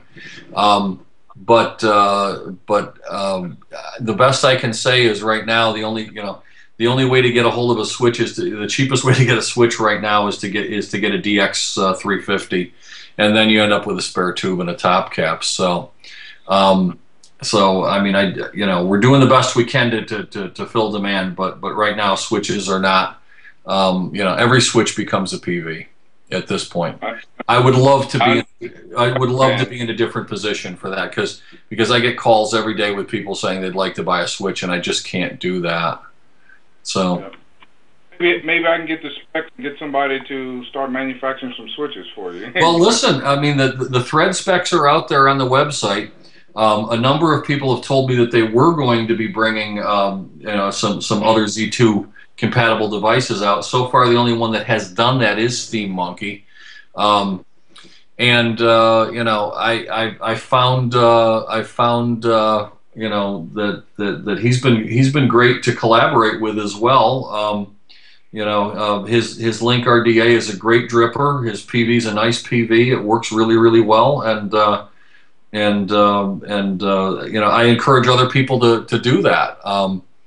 So somebody says, what is the Zen website with thread specs? It's at houseofhybrids.com. Go to Z2 and you'll see and you'll see all of the thread specs. So you can walk into a machine shop with those thread specs with a do a drawing on on a napkin. Take it into a machine shop and say, I'd like to make 150 of these or something like that. You'll definitely sell them. So. All right. Thank you very much. Yep. I'll turn it over. Yep. You're welcome. Thanks for calling in. Somebody asked if I happen to send out a ZNA to any of the YouTube reviewers like P. Vasardo, Grim Greeter, I get you 69. No. I don't send out PVs for review. Because here's where I let my slip show. You asked me a straight question. I love the question. I'm going to answer it. I don't send it out because reviews can't help me. They can only hurt me. If the reviewer loves my PV, it drives demand up and I can't keep up. If the reviewer hates the PV, it drives demand down, and I don't want that to happen because I have employees that are counting on that are counting on these things selling. So it's not worth it for me to send out a free review sample to one of these guys because best case scenario they make it so that I can't keep up, and worst case scenario they make it so that I have to lay people off. So that's that's the honest answer. So I would not send one to Phil Basardo for review because he's a friend of mine. And I don't feel that he can be objective, and there you go. So our next caller's been holding for 17 minutes. They definitely want to talk to you. That's area code 732. I'm going to bring them on the air now. 732, are you with us? Yeah, I'm with you. How you doing? Very good. Who do we have on the line, and where are you from? This is Walt, a.k.a. What the Fuck from New Jersey. All right. Yeah. Oh, how are you, Walt? Hey, Walt. How you doing? I believe in buy once, cry once, too. So you save up your money, buy something good, and you only have to cry once when you buy it, not when the cheap shit breaks all the time. Yep. But I have a question, though. You spoke a lot about all the machine work and stuff that went into building the thing, and it looks Metropolis, just like you described it. I'm a big fan of that style. But one thing you didn't talk about was the electronics and how you went about mounting the board, and whether or not you used the stock buttons on the DNA, because a lot of people that work with those DNA boards know how there's no wasted space on that board. So one of the problems with mounting it or even using the OEM buttons is the tolerances involved.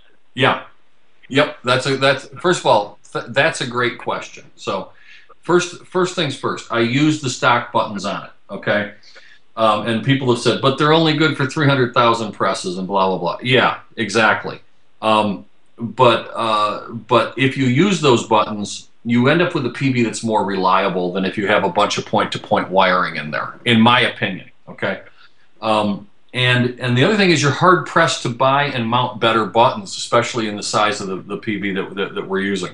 So how do I mount the board in there? I'm going to hold up the back of the shell so you can see what it looks like. You can see in there that there's not a lot of space in there to do anything with. And the walls of this thing are 30-some thousandths thick. It's not real thick. We made it as small as we could make it. Now, I'm going to now hold up what it looks like with the carrier. You'll see there. I don't know how well you can see it, but there is a Delrin press fit board carrier that's holding the board in place, okay? And between the power up and power down buttons and the board itself, there is a wear layer to keep the buttons from wearing through the rubber that's on the top of it. And there is not a wear layer underneath the fire button. But that's because the fire button tips down onto it and cannot rotate. Okay. So by creating that and doing the press fit, the way everything comes together, there's a very precise fit that makes it so that everything fits together perfectly.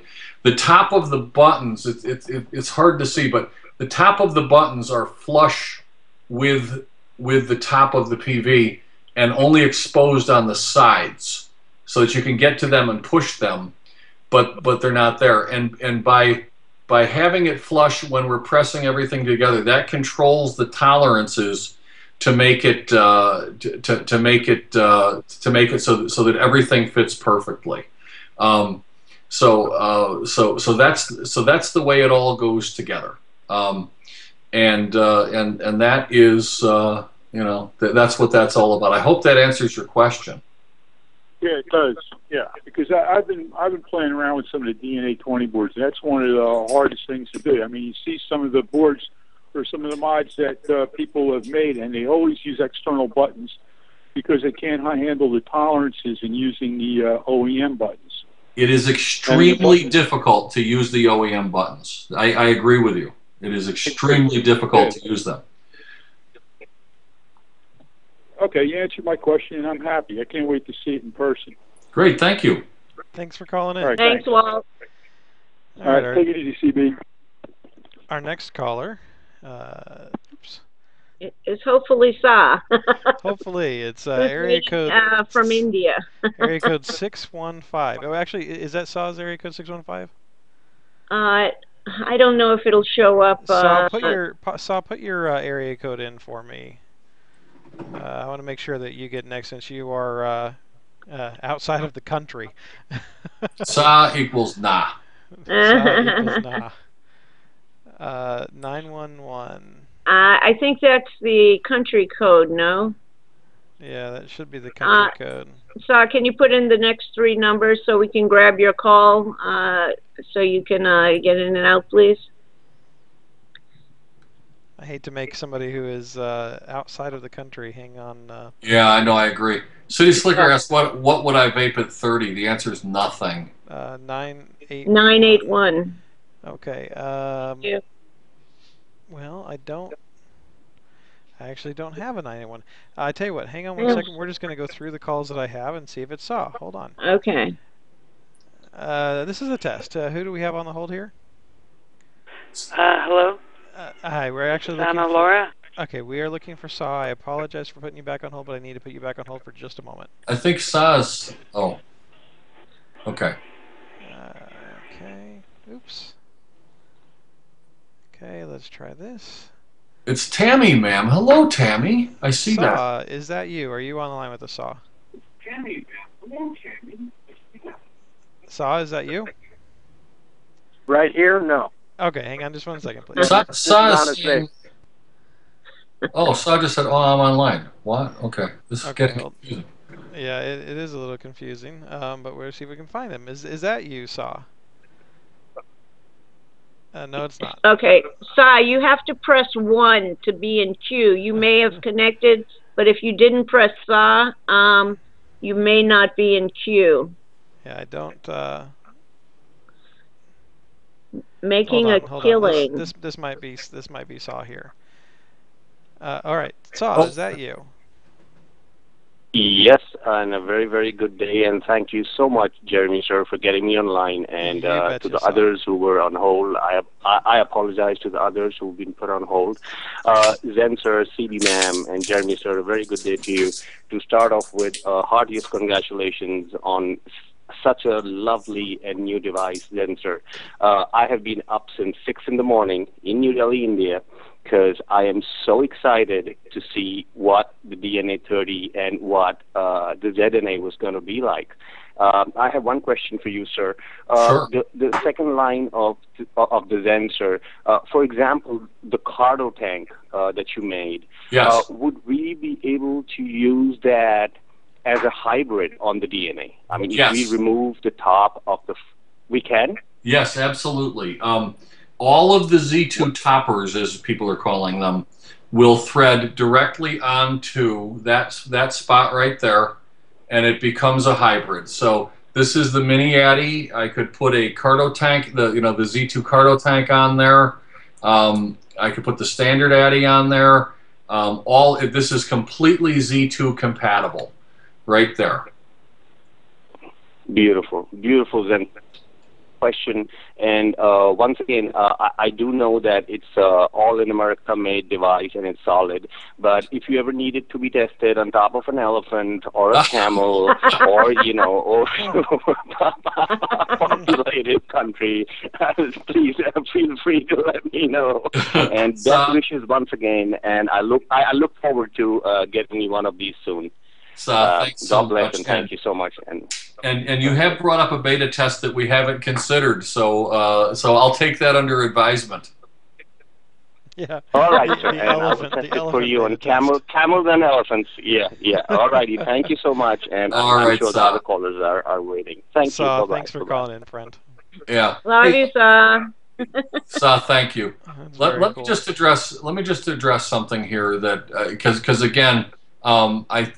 Justin is commenting that again about he's not saying it's not worth the money and that sort of thing, and he made a comment about a guy like me making a killing shouldn't be complaining about the profit margin, and that he means no disrespect. But I want to touch on that for a second because people have this impression that I'm making a killing. And the fact of the matter is, okay, there are a large number of people on my staff, okay, that work for me, that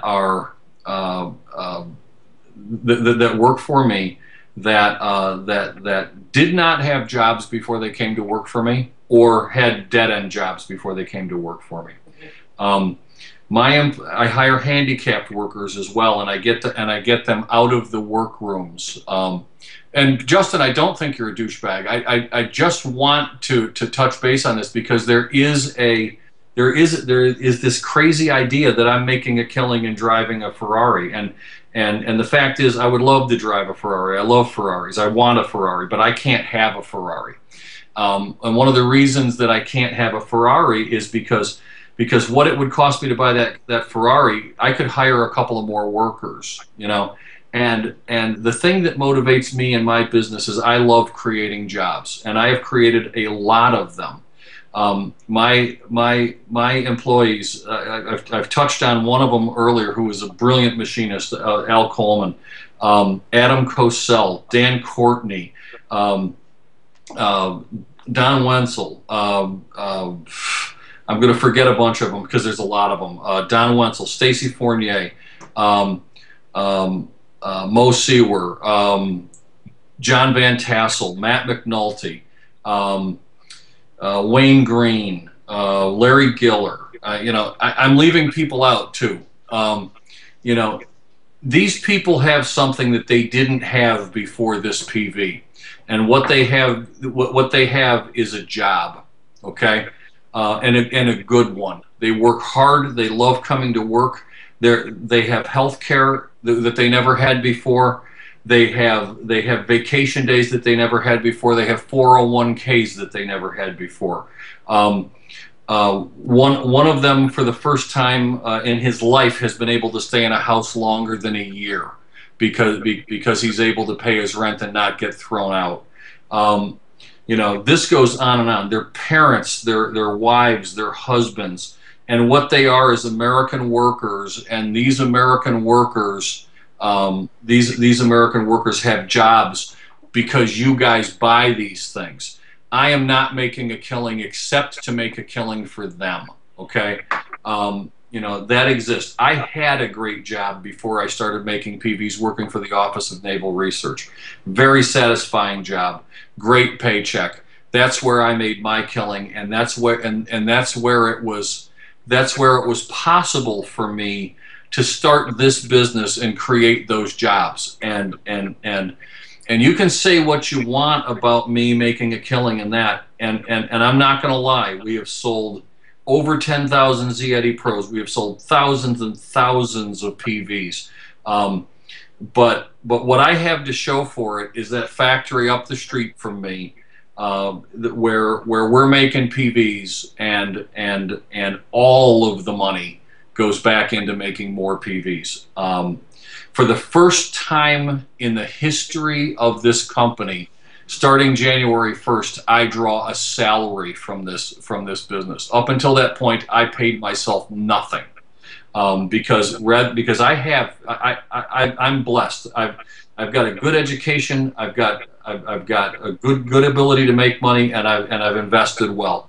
But I created this business to build great PVs and to create jobs, and I've done that. And I look forward to the day when I can hire the next person. So that's where it's at. You know, and honestly, this PV should have sold for about $375. Easily. Okay, should have sold for about $100 more than it sells for. I decided to keep it at this price and put my break-even point out months instead of weeks. The people that are making a killing are the people who are being cloned today because they're charging $180 for a $20 PV, and that's the bottom line. Okay.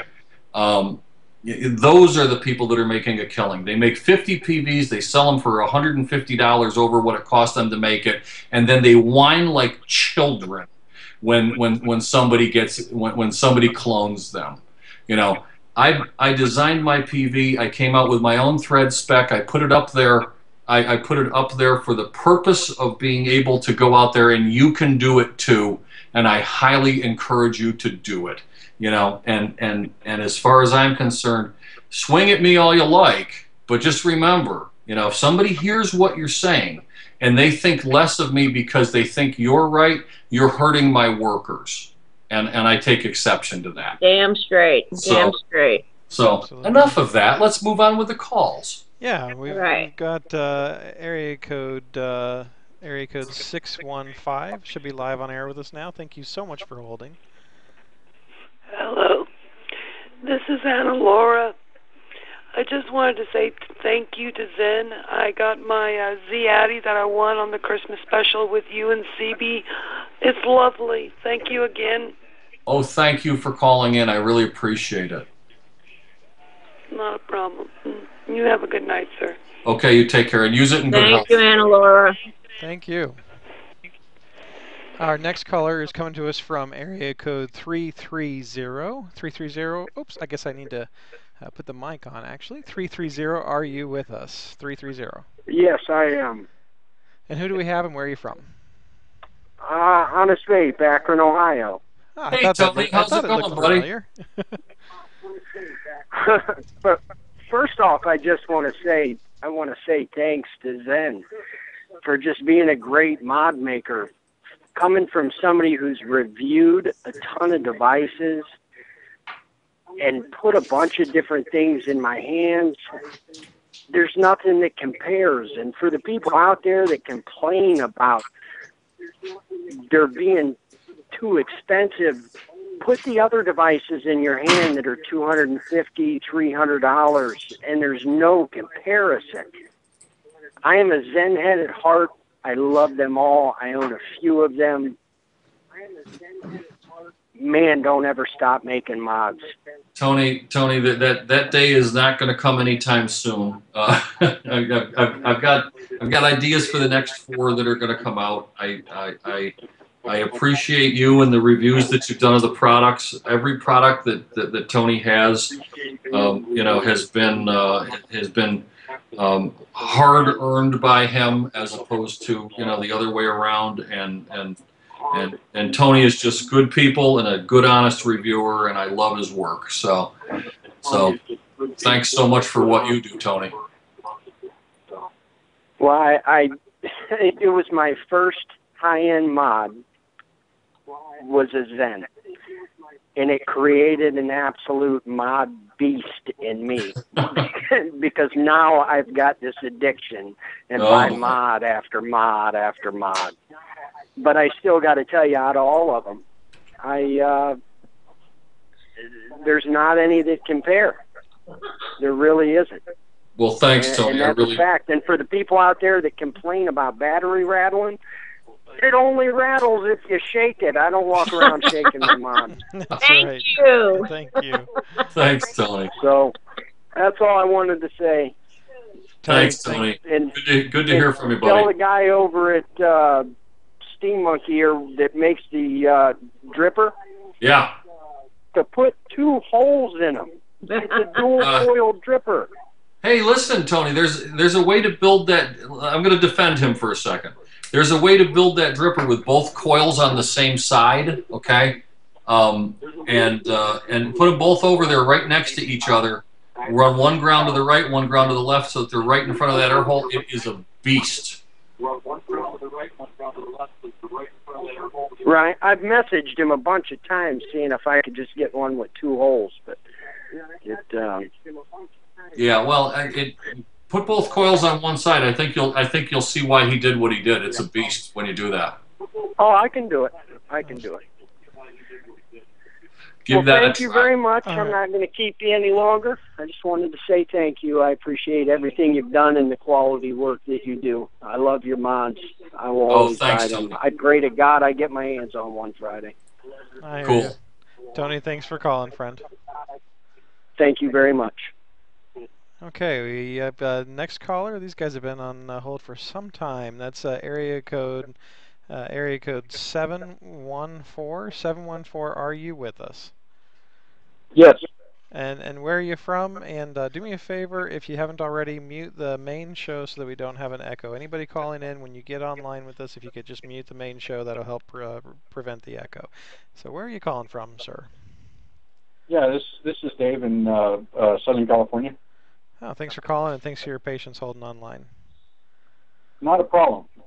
Being an electromechanical designer and double E for the past 35 years, I would like to commend Zen on his modular design.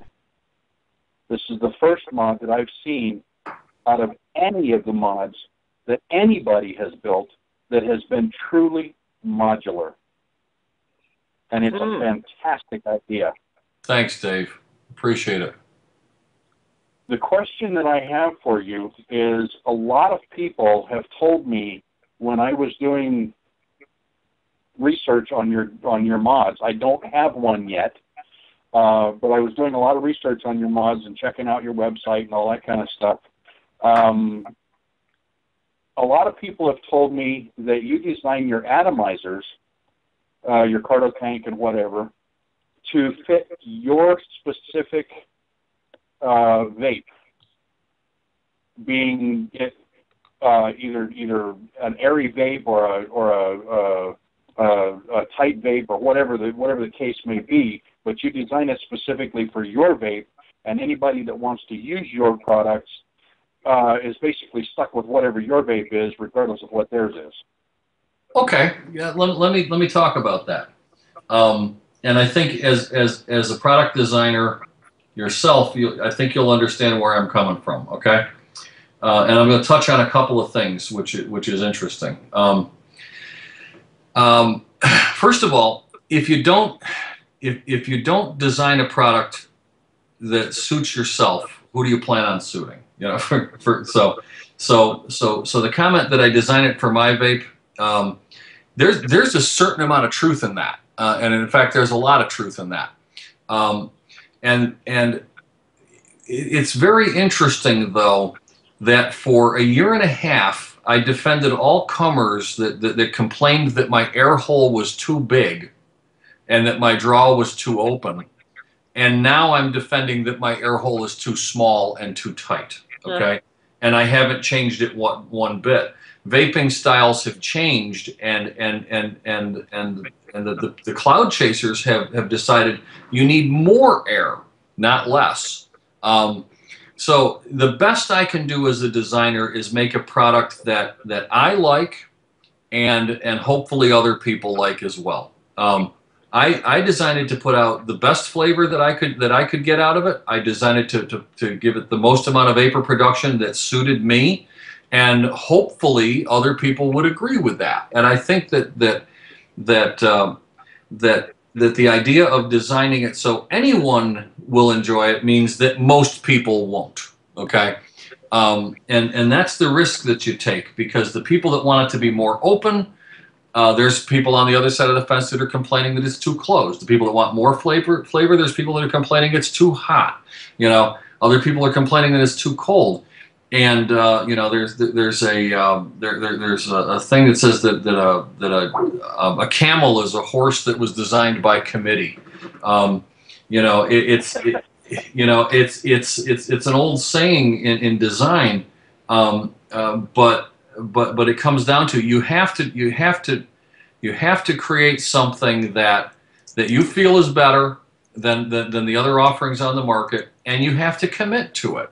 And every time somebody comes along and says, I wish it was more open, does not mean that I'm going to change the design to fit that. Or if somebody says the draw is too open, I'm not going to change it to do that. I've done 2 experiments so far that have failed miserably. One of the experiments that I did that failed miserably was when the device first came out, they said it's too open. Can you make a stiffer draw top cap? I made a stiffer draw top cap, and virtually everyone that bought it, by the time they received it, was already used to the open draw top cap and didn't like it, and they returned it. So that was a miserable failure. I made about 100 of them. I sold through them eventually, but by the time it came out, people were already used to it. The other thing was I listened to everybody screaming, saying they wanted a brass PV. I came out with a brass PV, and nobody bought it. Because the couple of % of people that were the vocal majority in that are a vaping minority, and it really, you know, is funny to me that one guy over here wants this, one guy over here wants that, and if you make all those things, then most of the people won't want it at all. So that makes it you know, what it is. And Shadow said, Zen, make an adjustable airflow Zen Addy. Well, Shadow, if you want an adjustable airflow top cap, go to a machine shop and have them made if you think people will buy them. if you think people will buy them, you know, then people will buy them. I don't think enough people will buy an adjustable top cap for my PV. So anyway, back to Dave. Does that answer your question? I hope it does. Yes, it does, and I appreciate that very much. Well, you're welcome. You know, Dave, there was an interesting thing, and I don't know if any of the viewers in here remember this, but there was a PV that was being designed by committee on electronic cigarettes called the Spartan. And I don't know if it ever came out, but there was constant arguments about what it should be. And I think, did the thing just die on the vine, Siebes? I don't know. I don't know. Yeah, I've never heard of that mod, but I do know designing by committee does not work. Yeah, it just doesn't. And the thing is, when, you know, as a product designer, and I hope you can appreciate this, you know, you have to design your product, you have to believe in it, and you have to stick with it. And people are either going to love it, they're going to hate it, or they're going to be indifferent to it. Those are really the only three options.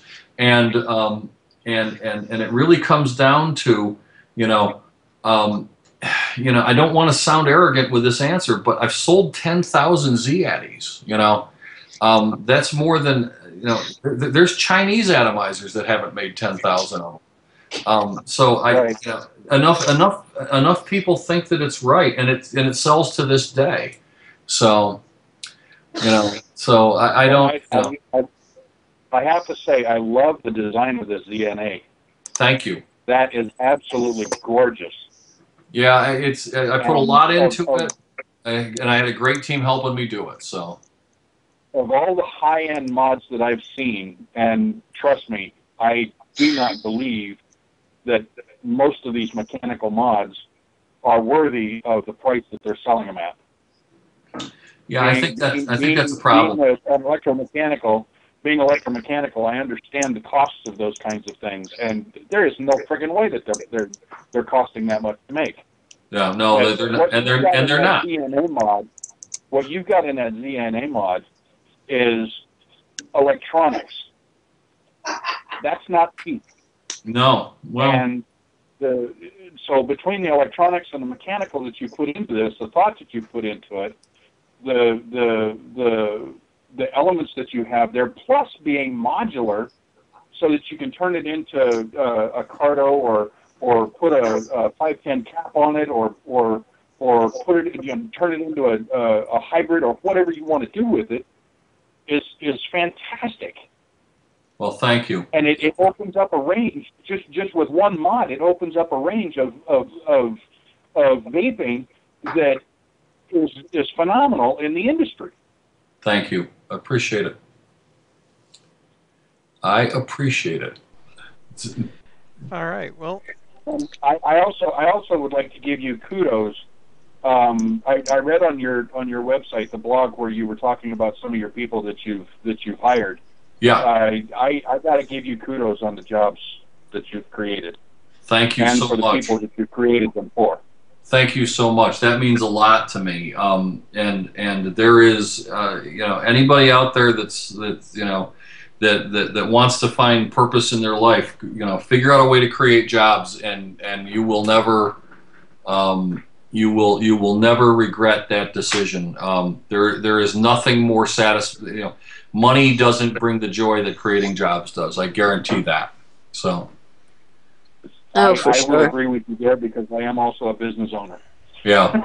Well, yeah. Well, as a business owner, you know exactly what I'm talking about. You know, it's, yes, I do. There is just nothing like you know what? There's this is to me the best thing you can tell another person in the world. It's better than I love you. It's you're hired. Yeah, no kidding. Yeah, it's you're hired, because jobs bring hope, and hope brings promise and children, you know. And you know, I mean, if you have a job, you can have a home, you can have a family, you know. I mean, jobs enables things that people don't even think about, you know. Yeah. You know, the jobs just enable joy. I mean, they really do. So that's you get it. I know you get it. I'm preaching to the choir here for sure. So yeah. So hey man, thanks for your comments. I really appreciate your comments. Thanks so much for calling in. Yeah, definitely. Thanks for calling. These next two. Thanks for calling in. These next two callers, Zen, boy, they've been dedicated. One of them's been on hold for 45 minutes, and the other one for almost an hour to talk to you. So. Oh, so sorry, guys. They are definitely eager to talk to you, I'm sure. So we've got the first one's from area code 515. Are you with us? Yes, I am. Thank you so much for your patience. Wow, you've hung in there for 45 minutes. That's fantastic. Thank you for that. Well, you know what they say, true Zen fans stick together, so. Really? First of all, I just want to say this is James from Des Moines, Iowa. I work at CIEC. James, how are you, buddy? Doing good. I was the one who actually borrowed your Opus for the night. I don't know if you remember. Yeah, I know who you are. I know who you are. Awesome. Well, I just had a question about the new ZNA, the more the limited one. Now, I noticed you mentioned that the actual housing, not the tube, is a matte black. It's matte gunmetal, actually. Actually, that's what I meant.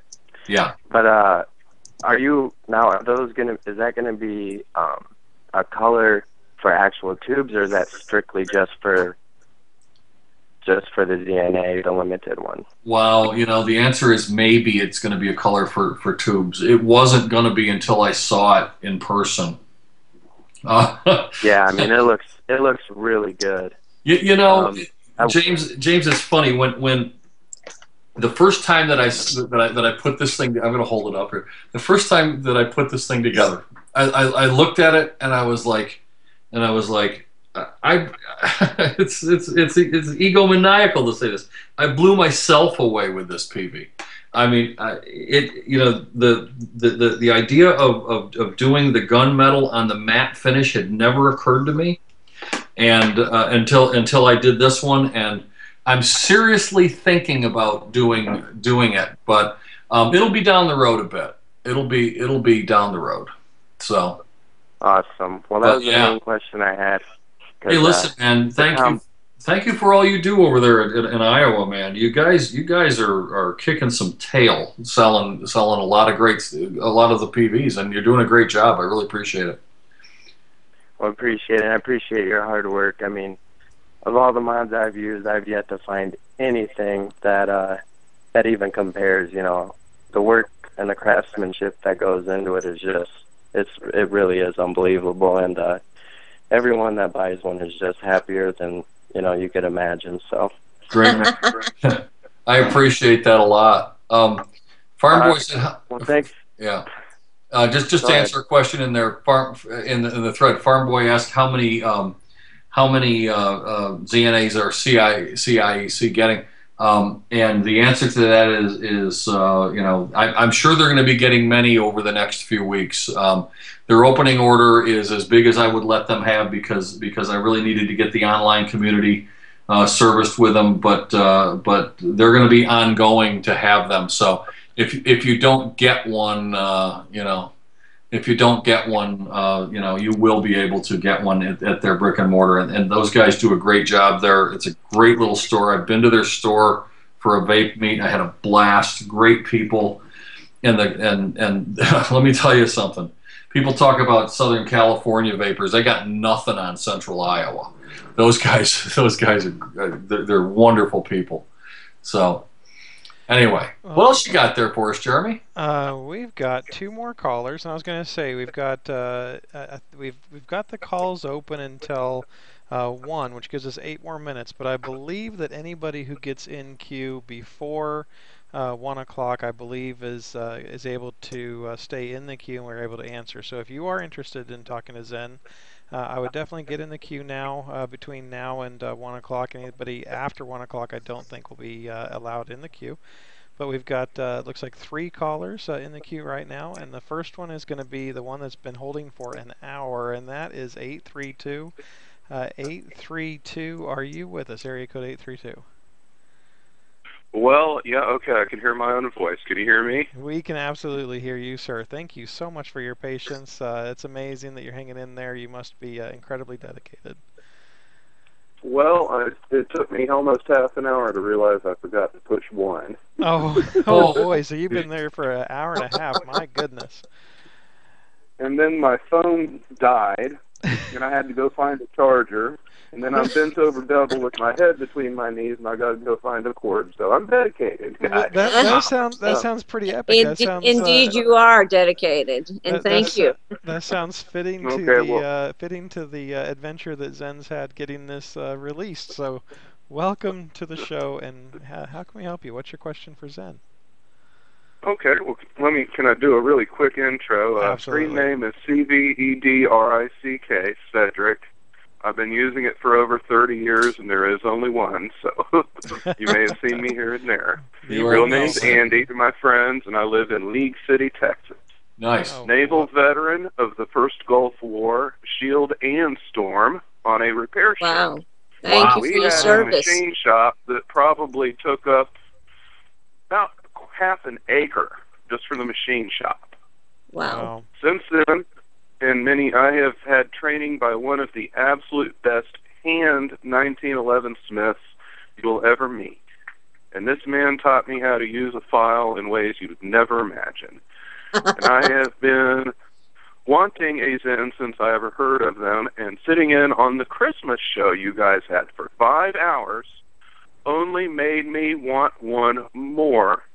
And listening to Zen's answers on almost everything made me want one more and more. And I'm the kind of guy, if I've got a PV, I'm not going to leave it sitting at home on the coffee table. I may be 3 stories up in the air on a ladder. Nice. And the Zen, anything Zen makes, in my mind, is something I would not, I would not want to drop it out of my pocket. But I feel that if I did, chances are I'd pick it up and it would work. Sure. Yeah. Yeah, it would. It would. Once you replace the glass. Yeah.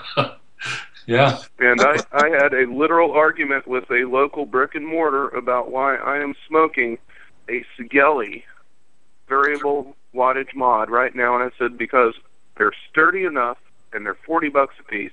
Yep. And you keep trying to sell me that $200 Pro Vari, but I guarantee you, I don't want to take it on a motorcycle or a boat or up a tall ladder. And I said, you guys need to get an account and start selling Zens. You get a Zen, I will buy one of his mods, flat out. Let me first say this about the Pro Vari, okay? The Pro Vari is a workhorse, and you can use it for a hammer, and it will still work.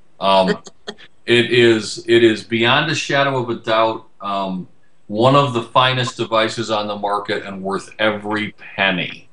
Just so you know. But right. But that being said, you're going to want to by mid-year or possibly shortly thereafter. I have an extreme duty PV that we're putting out. It's in the design queue now. It's going to be going into production hopefully by mid to late summer, and it's designed for extreme duty. It will be waterproof. It will be drop proof. It will have built-in LiPo batteries, and my goal is for it to be 6,000 milliamps of power in the battery pack. I want it to be able to, you go hiking. When you get out of your car, take it off the charger. When you get back after the weekend, it's still running. That's the How much will it weigh?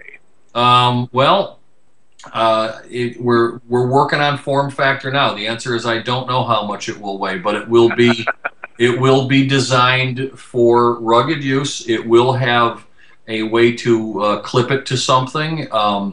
And I am working on the design with Matt Bradley from Deadliest Catch, and if it'll work in his extreme conditions on the northwestern fishing for crabs, it's going to work for pretty much anybody. Oh hell yeah! Yeah. So So that's definitely a piece that's coming. Me and Matt Bradley have been working on it for the last month or so. He just left to go fishing this past Monday. So after he catches a couple $1 million worth of crabs, he'll be back. But he is an avid vapor, and he is and I admire him greatly, even though I've never seen his show. I know what he does for a living, and when he came to me and said, "I need something," 90 seconds. Oh wow! Oh, I yeah. don't know what that means. So anyway, to answer your question, is we're working on a ruggedized version as well. But yeah, I do make him to actually. Go ahead. Actually, my question was: is this thing going to have one of the Evolve adapters for charging inside of the mod? It does not have that because it's an interchangeable. It's an interchange. Oh, we'll 60 seconds. The extreme version will have the Evolve adapter for charging, but the ZNA does not. Okay. Thank you, caller. Thank you for your call. Hopefully we'll try to get the other caller in here in quick time. I'm not sure if it's going to disconnect us or if it's going to let us take it, but you're on the air with Zen. You might have less than 30 seconds. Are you with us? Area code 951. Hey, I'm here. All right. Can you hear me? Make it quick. Yep. You might have 18. You might have about 15 seconds. So all right. Tavares, I'm in California. I just wanted to come on, man. I wasn't going to call in, but you touched me deeply with how you said it, about creating jobs and whatnot. Lost my 10 seconds. And I just wanted to come on and say I really appreciate what you're doing for everybody and creating jobs for everybody, my man. Oh, and the DNA is absolutely beautiful. Thank you, man. I really appreciate your comments, and thanks for calling in. No problem, man. Thanks for putting out these beautiful mods, man. Thank you. I can afford one day. It looks like we're okay. It looks like we went past the time, so we do still have you. You can take your time a little bit more if you want. We've got you and 2 others in the queue, so you don't feel like you have to have rushed. I think we can still keep you on. If you wanted to say anything else to Zen. That was pretty much it. I've ever since I saw him do his interview with Phil on I can't remember which vape meet it was, but he did the interview with the prototype, and I've just been in love with the mod. Been planning. I'm a clone buyer. I buy clones, and this is probably going to be one of my first mods that I actually plan on saving up to get. Well, thank you for that. I think you hit the. I think you hit the nail on the head with the realization of what he was saying about the jobs that are created, and that's what I think most people don't think about when they think about the profit in this business. A gentleman like Zen that's employing all these people, creating all these good lives. It's when you really think about what's going on here, it really is nothing short of amazing. What he said really made me rethink about how, because I'm one of the folks that really, I thought that the higher end mods were just completely overpriced. They're gouging people, taking people's money, and he really opened my eyes and made me look at it a totally different way. And that's just amazing to me. Well, thank you for that. Granted, like you said, there are folks out there that are putting out $30 mods for $300, but what you said. It just opened my eyes, and I really applaud you on that, man, and I appreciate it. Well, thank you for that. I really appreciate it. Yeah. All right. Keep doing what you're doing, man. Keep looking forward to your more work. Thank you for calling in, sir. No problem. And I think that I think that that's what you don't have 1 million followers for no reason, Zen. You've got 1 million followers because of the dedication that you put in, because of the time and effort you put in, and the fact that you're not putting out $300, $30 material mods. People know what they're getting with you. Yeah. You've earned their respect. But I do get it. I mean, when you look at a picture of a clone and you look at a picture of one of mine, there's not a big, in the picture, there's not a big difference, There really isn't. And so I mean, I completely get it why people are reticent to spend their money on something that looks very close to the same thing. I completely get it. I understand. I understand why somebody would why somebody would look at it in a photograph and say, well, why would I buy this when I can get this for so much less money? It's just, until you hold one, you can't see it. But the other thing is, I do spend a lot of time raising awareness so that people realize that there is so much more to this than just me. I cannot do this without the staff of people that I've assembled. I have incredibly talented people that are doing great work to make these things, and they get paid, a decent living wage and benefits, and and all those things. There is a lot to this. So if I was just a guy sitting in a shed making PVs, you'd be right. I would just, I would be raking it in, but that's not what's going on here. That is clearly not what's going on here, from my perspective. And if I don't come out and say these things, you might not know. And in saying these things, I've been accused of being arrogant, and I've been accused of a lot of things. There is a big difference between being proud of creating jobs and being arrogant. So, absolutely. And this has been an epic show because it does get out more about what you do, how you provide for the community. These things were really not known outside your community. And I don't really wave the flag all that much in public. I go to the meets and people, and I spend some time meeting people, but it's very much a it's all about just supporting this big organization that's been built around this, and it feels good to give back to the community. Let me tell you something. I had more fun on your show giving away $2,500 worth of PVs than the fun I had making those PVs, and we have fun making the PVs. I mean, the people that come to work at our plant, our shop, the people that come to work at our shop, they enjoy themselves. They have a good time. I bet they do. I bet they really do. Yeah. So we have fun. We had fun being here with you. Well, I had fun being here with you. Zen for president. Can't think of a better place to work. No, I would get shot. I do have some questions by IM for you also. Do you want to do those? Let me just phrase these real quick. IBB Brett would like to see the back of, asks if you can show the inside again of the ZNA, the back of the DNA part. Yep. You bet.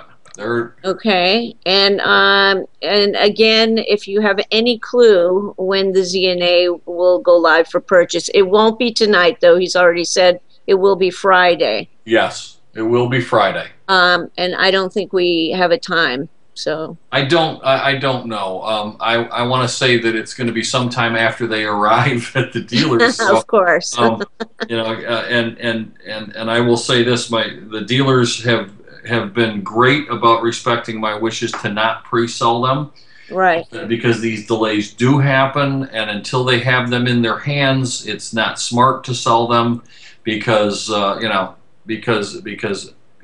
don't believe there's going to be a hiccup tomorrow. I think we got everything worked out today. We had some PVs ready to ship but couldn't get to FedEx in time. But so there will be some going out tomorrow, and possibly many, and likely many. So, but I think it's great that they're not that they haven't pre-sold them. They haven't made lists. It's still fair game. Granted, I think you're going to need a wing and a prayer to get a launch day limited. I want one and didn't make one for myself. So, So, it's going to be available Friday. What time? Don't know. So that's the answer to that. Somebody asked what juice I vape on. That's a common question. I vape at this moment in time. I vape almost exclusively Mount Baker Vapor Menthol. I like menthol crystals in PG and VG with nicotine. That's what I like. I don't like a whole bunch of other flavors mixed in there. What time on Friday, Sa is asking. It's going to depend on what time FedEx gets there, to be honest with you. I don't know. I think he's asking Jason, actually. Oh, okay. And I don't... Anyway. Good night, Annie, Jen, and Steve-O. So lovely to have you all here. We have 2 more calls in queue, and then that's the end of the queue. If we want to maybe take another call. Let's do them. All right. Here we go. Area code 480. Thanks for calling in, and thanks for your patience. Hi. Who do we have, and where are you from? This is David, known as Big Dave from the chat. I'm here in Arizona. Hey, Dave. Hey, Dave. How are you? Hi, CB. Hi, Zen. First, before anything, I want to thank everyone on the show for all you've done for the vape community. CB, Zen, and Lucidius. It's very, very appreciated for everything all of you have done. Thank you. Thank you. But to get to a couple questions to keep from taking up all the time. One, before anything else too, Zen, very, very appreciated what you've done for everyone besides just the vaping community, helping out individuals throughout all of America for what you've done. Thank you. Truly, truly touches my heart. Thank you. But to get to the questions, first, an easy one. Now, I know right now you're doing the 500 version. It's beautiful beyond belief. Sometime down the road, you imagine ever doing a stock-looking 650 version? That's a great question. And the answer is maybe. But I like the way it feels with the 18650 tube on the body as it exists. It might look awkward to you at first, but once you put it in your hand, you will understand why I might not do the longer version. I've considered it. It would be about 15 millimeters longer. It wouldn't add a whole lot to it. It might happen, but I would say don't hold out for it, because if it happens, it will be down the road a long way. And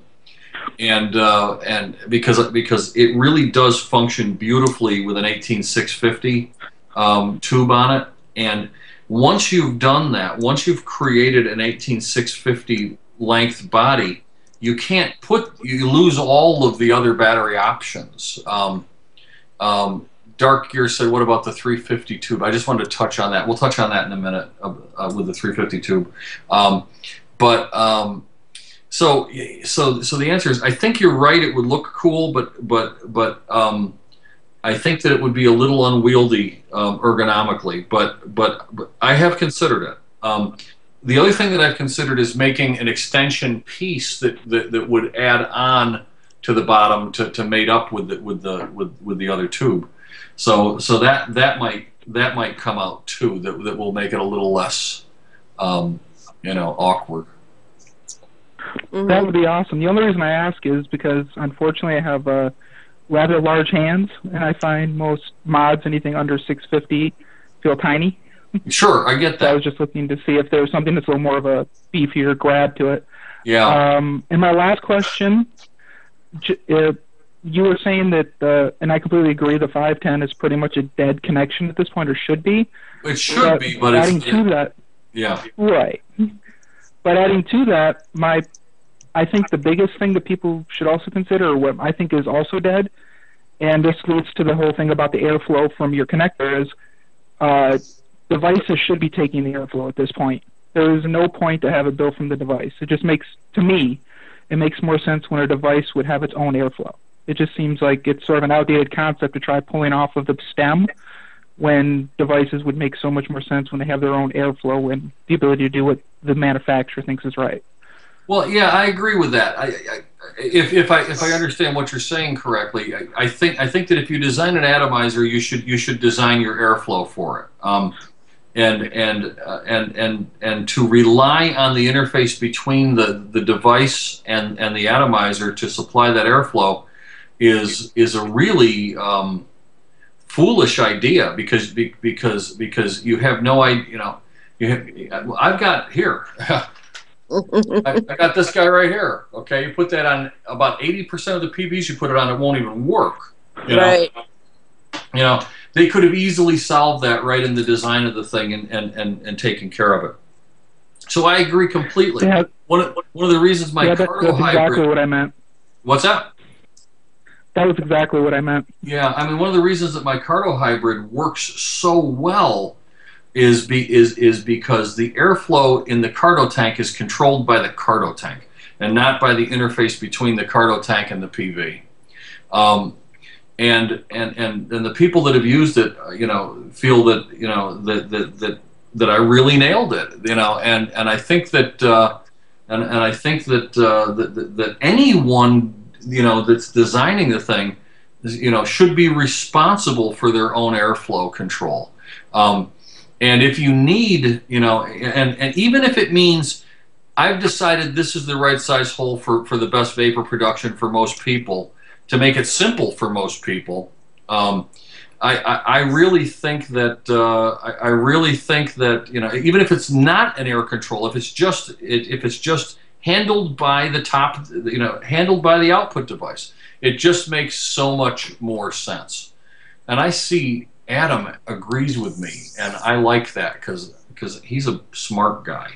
So anyway, I couldn't agree more with you myself. Thanks, man. And again, like I said, I want to thank all of you for everything you do, and big hearts out to you, CB, too. Love you. Yeah, Seems rocks, man. Thanks. So I just actually put the cargo tank on top of the ZNA here, and I have to say it fits beautifully, works beautifully, and tastes phenomenal. Yeah. Harley Lover said, won't happen until modders can agree on a thread. Harley Lover, I agree with you 100%. But whatever you're going to make, I threw a thread spec out there. I know a couple of people are working on devices that'll go on it. One person has already brought the stuff out, and it's great. And from there, we'll see what happens. We'll see where it goes. I'm going to continue to manufacture stuff I'm going to continue to manufacture stuff that's Z2 spec. It's going to go on. That's my thread spec. And anybody else that wants to do it, the thread specs are out there. Walk them into a machine shop and say, I want to make this thing. And let me tell you something. I'm going to touch on that for a second. I put the thread specs out there to encourage people to go do this. Okay, if I can walk, if I can decide to design a PV, interface with machine shops, get it done. Lots of people have done it. If you have a great idea, I encourage you to get together with maybe somebody that can help you get it to market, but bring it to market. Create some jobs and go out there and build one of these companies for yourself. Really, really go for it. Don't be afraid. If you've got a great idea, it's a great idea. Push for it. Make it happen. Make it happen. That's my thing. Go make it happen. I'll help you make it happen if you need it. So. And you've said that often. I've helped people. And you know what? I can attest to that. He doesn't. Those aren't empty words. He's helped me quite a bit. With my company, and I tell you that the words are not empty. He is a gentleman and just an amazing mind and an amazing friend. He's been an absolute asset to me personally, and of course to my company. He stands by what he says, and you know, I can't thank my lucky stars enough for crossing paths with you, Zen.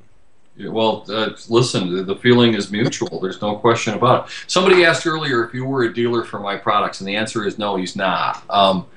But I am a big fan of his. So, you know, most definitely. So maybe one day when I can afford to be, I will. I will be. It is definitely on my radar, but we'll see. We'll cross those bridges when we can. Didn't you have one more caller? We have one more caller in queue. It's area code 410. You are our last caller. Thanks for hanging in with us. Are you there? Hey, how you doing, man? Very good. Where are you from, and who are you? All right, so my name's Chris, and I'm from Arnold, Maryland. Sweet. Well, thanks for calling in, Chris. I appreciate you coming on. No problem. Huge fan of yours. Really psyched about this new mod that's coming out for you. Thanks, man. Appreciate it. I appreciate all you guys do. So. Well, thank you. Did you have a question for Zen, or were you just wanting to call in and spread the love? Man, I was just calling. Just calling to spread the love? All right. Zen has a huge shot. What was that? Hello? I have a huge something. I think. And the last call was a huge last call a troll. Real nice moron. Yeah. Oh no, let's not call him. No. Maybe he said Zen has a huge heart. That's what I heard. I would hope so, but you know, well, you know what? I'm not as generous usually. My thoughts on what people say. I hope it was a compliment. Okay. Well, listen. You know, the fact that he hung in there as long as he did to be able to say whatever it was that he wanted to say, you know, and he mustered up the courage to do it. Then that's cool. And I thought he said that I had. Thank you for using Blog Talk Radio. Goodbye. Yeah. Somebody said, so just who is the guy with the headset? That's that. He's producing the show. He's the producer of the show, and without him, none of this would happen. Zen is swinging a big stick, huh? Oh, listen, I got a lot of big things, but a stick isn't one of them. But I like your usual acorn comment. No. I say hung like a tuna can. Okay. That's why they call me Circumference. So. That's funny. Looks like with the drop of that, I'm gonna with the drop of the caller thing, we've lost our screen regions, but it's going to take just a minute to get back in. Well, let's get those back. I will. I'll just have to redraw them here. Just give me just a second. Okay. So do we have an idea when the drip tips will drop? They will drop with the rest of the gear, probably, or they're going to be about another couple, maybe a week and a half, something like that. You know. Okay. You know, they're definitely not on the same priority list as getting ZNAs out. Let me tell you, you know, why drip tips. Machines are expensive, and if they're not busy making one thing, they need to be busy making another. Yes, I do call them mouthpieces, not drip tips. My feeling is, you know, I got to keep the spindles turning. And mouthpieces seem to be a pretty logical way to do that. And you know, again, we gotta produce enough income to fund those 401ks. So that's why we're doing them. But the other thing is, I wanted them to be functional. I wanted them to be beautiful, and they are definitely both of those things, and they are unique. Absolutely. And they'll probably be available on Fast Tech before I get them out. But oh well, you know. we'll see what happens. Right. So how tall are they? They are tall. I don't know the exact. I'll measure one. Here we go. This will be in inches because I'm an American. The short ones are 1.5 inches, and the tall ones are 2.25. That's this one here, and they do feel quite wonderful on the lip, and even the Delrin ones are great to vape. I really like them. I like Delrin because you don't get lip spooge on them. And oh yeah, awesome! I so hate that. That's what I hate about the metal, especially in the cold. Yeah. Good night, Corey. I'll talk to you soon. Night, Corey. Yeah. Is anyone a moderator for Delrin? No, really no spooge. Yes, really no spooge on Delrin, John. Delrin is damn near spooge resistant. It is damn near spooge resistance. So yeah. So that's the that's the ZNA. Metal is awful in the cold. Metal's awful in a lot of cases, but no, that's for sure. Yep. That's for sure. And self-lubricating. So this has been, again, an epic show. Epic. And I want to thank you guys for all coming in. Not that we're wrapping up or anything, but I see some of you do have jobs in the morning, so I just want to say thank you for coming in. Yeah, I know a couple of my guys are going to call in late tomorrow because they're stalking, I bet. They're stalking it. One of them texted me a while ago and already said he's going to be in late. So, okay, Generation X. Jen said, "What products will be available at the ZFO?" Just so people know, the ZFO is the Zen Factory Outlet Store. It's almost open. And it'll be sort of soft open at the end of this week, beginning of next week, something like that. I'm going to do a little gathering there this weekend, probably. What products will be available? The ZFO is going to have pretty much the whole line of PVs plus some custom shop stuff. Zen 1 skis, yes, absolutely. There's going to be ones that are, there's going to be factory seconds, there's going to be experiments, there's going to be all that kind of stuff. And yeah, there will be onesies, yeah. Do I have a website? Yes, it is called houseofhybrids.com. Oh, look at that, he's putting my name down there now. Now he's getting fancy. There we go. Will ZFO be online or take phone orders for people that can't make it to the store? No. I have a great group of retailers that carry my products, and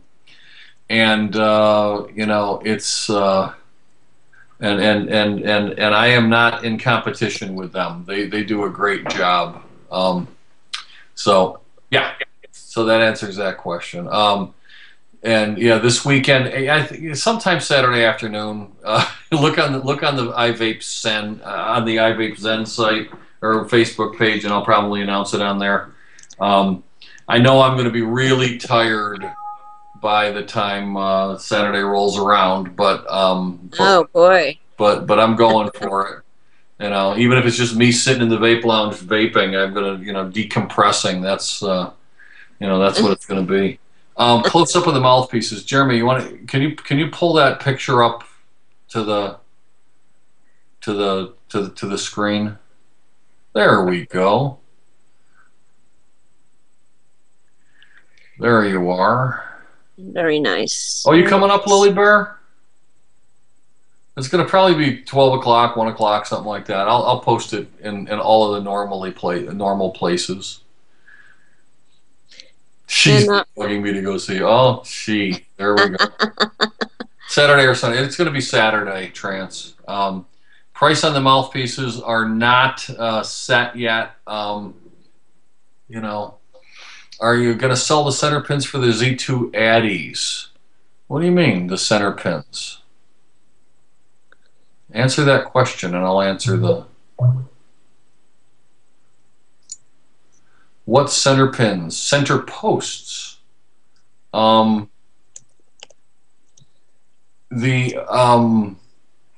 you have a Zietti that needs one, just contact me. I'll take care of it. I like 316 Vapors question. Zen, do you make anything that isn't awesome? Yes. The answer to that. Oh, I was going to say no, but okay. Yes, yes, I've made several things that are not awesome. Okay, see, you know how some people, doodle with pens and paper. I doodle with clay. See, so this is like a bird, and it's not awesome. And then one night I was looking at a review of the Vapor Shark PV. Right. And then I made a shark. Oh, look at that. Out of clay. That's definitely not awesome. And some people that have seen my artwork that I do don't think it's awesome. I think it's kind of cute. Well, so I do a lot of things that are not awesome. I wasn't real good at marriage. Marriage wasn't good. My beard is awesome. Well, thank you. Gretsch Drums rock. Play some drums then. They're in the other room. Somebody said something about a BAM something. Didn't catch that one. Too fast. Amp limit on the Zen 2 switch spring. Okay, so let's first of all, somebody want to know if they could send their BAM in for gold upgrades. Yes, $35. You want just the gold positive post? Yeah, I can send you one of those. When am I shaving my beard to support my friend? You know what? Her doctor told her not to shave her head. Dan, my director of operations, Dan Courtney, his wife is working on being a breast cancer survivor, and she thought she was going to be shaving her head, and a bunch of us said, well, we'll shave our heads too, to show support for her. And then her doctor said, shaving your head causes more trouble than it's worth. So we didn't do it. She didn't want us to do it either. Can you plate over Zen coat? I don't think so. I've never tried. When will the Sidewinder be available again, please? The Sidewinders are available in the Vapes Like Art series. Right. Vape Dork will be a breast cancer survivor. Attitude is half the battle with cancer. You bet your life it is, and I mean that. Absolutely. I mean that. Why would you plate over Zen coat? Yeah, that's a good question. I don't know why. Awesome. I'm a 17-year survivor of breast cancer. Tell her, let it fall out naturally. Yeah, that's what her doctors told her, just to let it go. Another person wants to see the mouthpieces full screen. How long have I played the bagpipes, and are there any vids of me floating around? There's a few CDs out there. I played in a band called the Wild Geese, and if you can find the Live at Johnny's Irish Pub disc, I played pipes on that. There might be some vids of me playing pipes out there. I've been playing pipes about 10 years. Oh boy. Somebody has your CD. Loves your CD. Who has my CD? Now that's something I don't have. Since I moved, I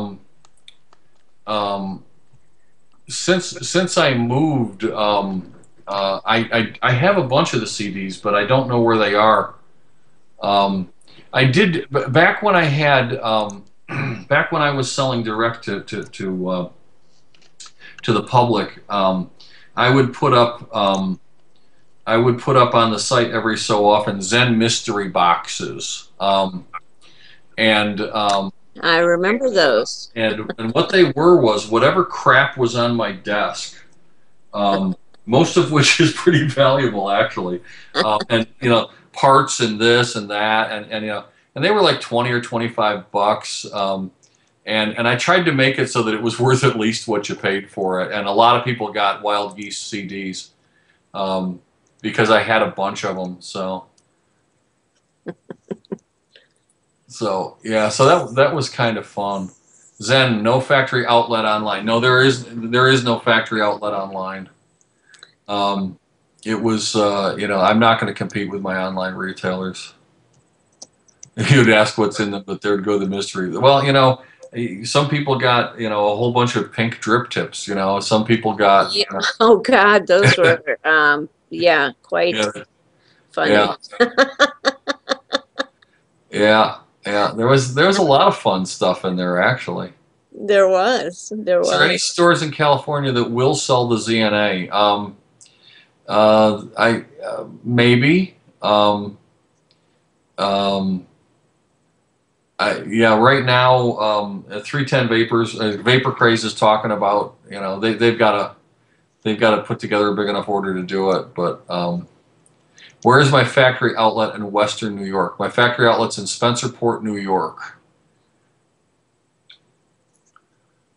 From the weight transfer, you're lucky it doesn't get sucked back into your head. Oh, that's for somebody else there. There it is, 42 Nickel Street, Suite 14, Spencerport, New York. Yes. Yeah. It's underneath the urgent care facility. Barry, oh, you got a Z80 Pro as your first Zen? Yeah, didn't it come built? We send them already built. Who won the device? You missed that. Nobody. We didn't give it away. Well, I paid. We have not given it away yet. Well, I played the pipes live. That's the only way to play them, Sweller. You can't play them when you're dead. Although I've played for a lot of dead people. As a piper, you get called to do, you're almost always called to punctuate meaningful places in people's lives. So you get called to play, weddings pretty frequently, and you get called to play funerals pretty frequently. And I stopped. I don't take jobs for hire anymore because I just don't have the time. I've played a lot of weddings, and I've played a lot of funerals, and so far my track record with weddings is abysmal. Everybody who I've ever piped for is now divorced, which is why there for a while I would then only take funerals because everybody I ever piped for their funeral is still dead. Come on, you're supposed to laugh at that. I did. All right, you just well, hey, I'm slow. What do you want from me? There you go. That's when you're supposed to laugh. But bump, yeah. Oh man. If that's not the definition of a captive audience, I'm not real sure what is. Yeah, I hear you. I hear you.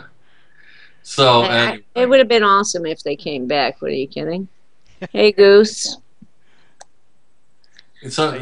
Okay, so they just asked, now that we can have more power, do I still recommend 32 gauge over 28? I recommend it even more now because you can get your power up high enough to really make 32 come to life. I don't like the heavier wire. Don't stop making mods. I've never made mods.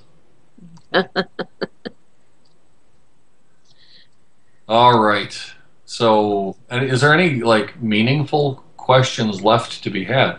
Did the thread spec change for the switch from the original minis to the Z2? The answer is no. It's still the same. Adirondack Dave, you're welcome. Yeah, you know what? I never really do these launches. It's generally when we do this kind of stuff. I'm responding to Adirondack Dave's thing. Is just sort of, I let Siege strip me bare and and take it from there. You know, I'm an open book to her. So, Canadian retailer, not yet. We're looking for some retailers in Canada. Yeah, wouldn't that be great? Somebody asked if I was going to go up to Vape Can this year. The answer is yes. I'm definitely planning on Vape Can this year. Have I ever tried the Uilleann pipes? I actually had a starter set of Uilleann pipes, and that's a really difficult instrument to play. Getting the bellows to work right while you're doing it, and you know, yeah, definitely hard to play Uilleann pipes. I've tried it. It's too difficult for me. Some people say it's easier than the Great Highland Bagpipe. I disagree. Uh-oh.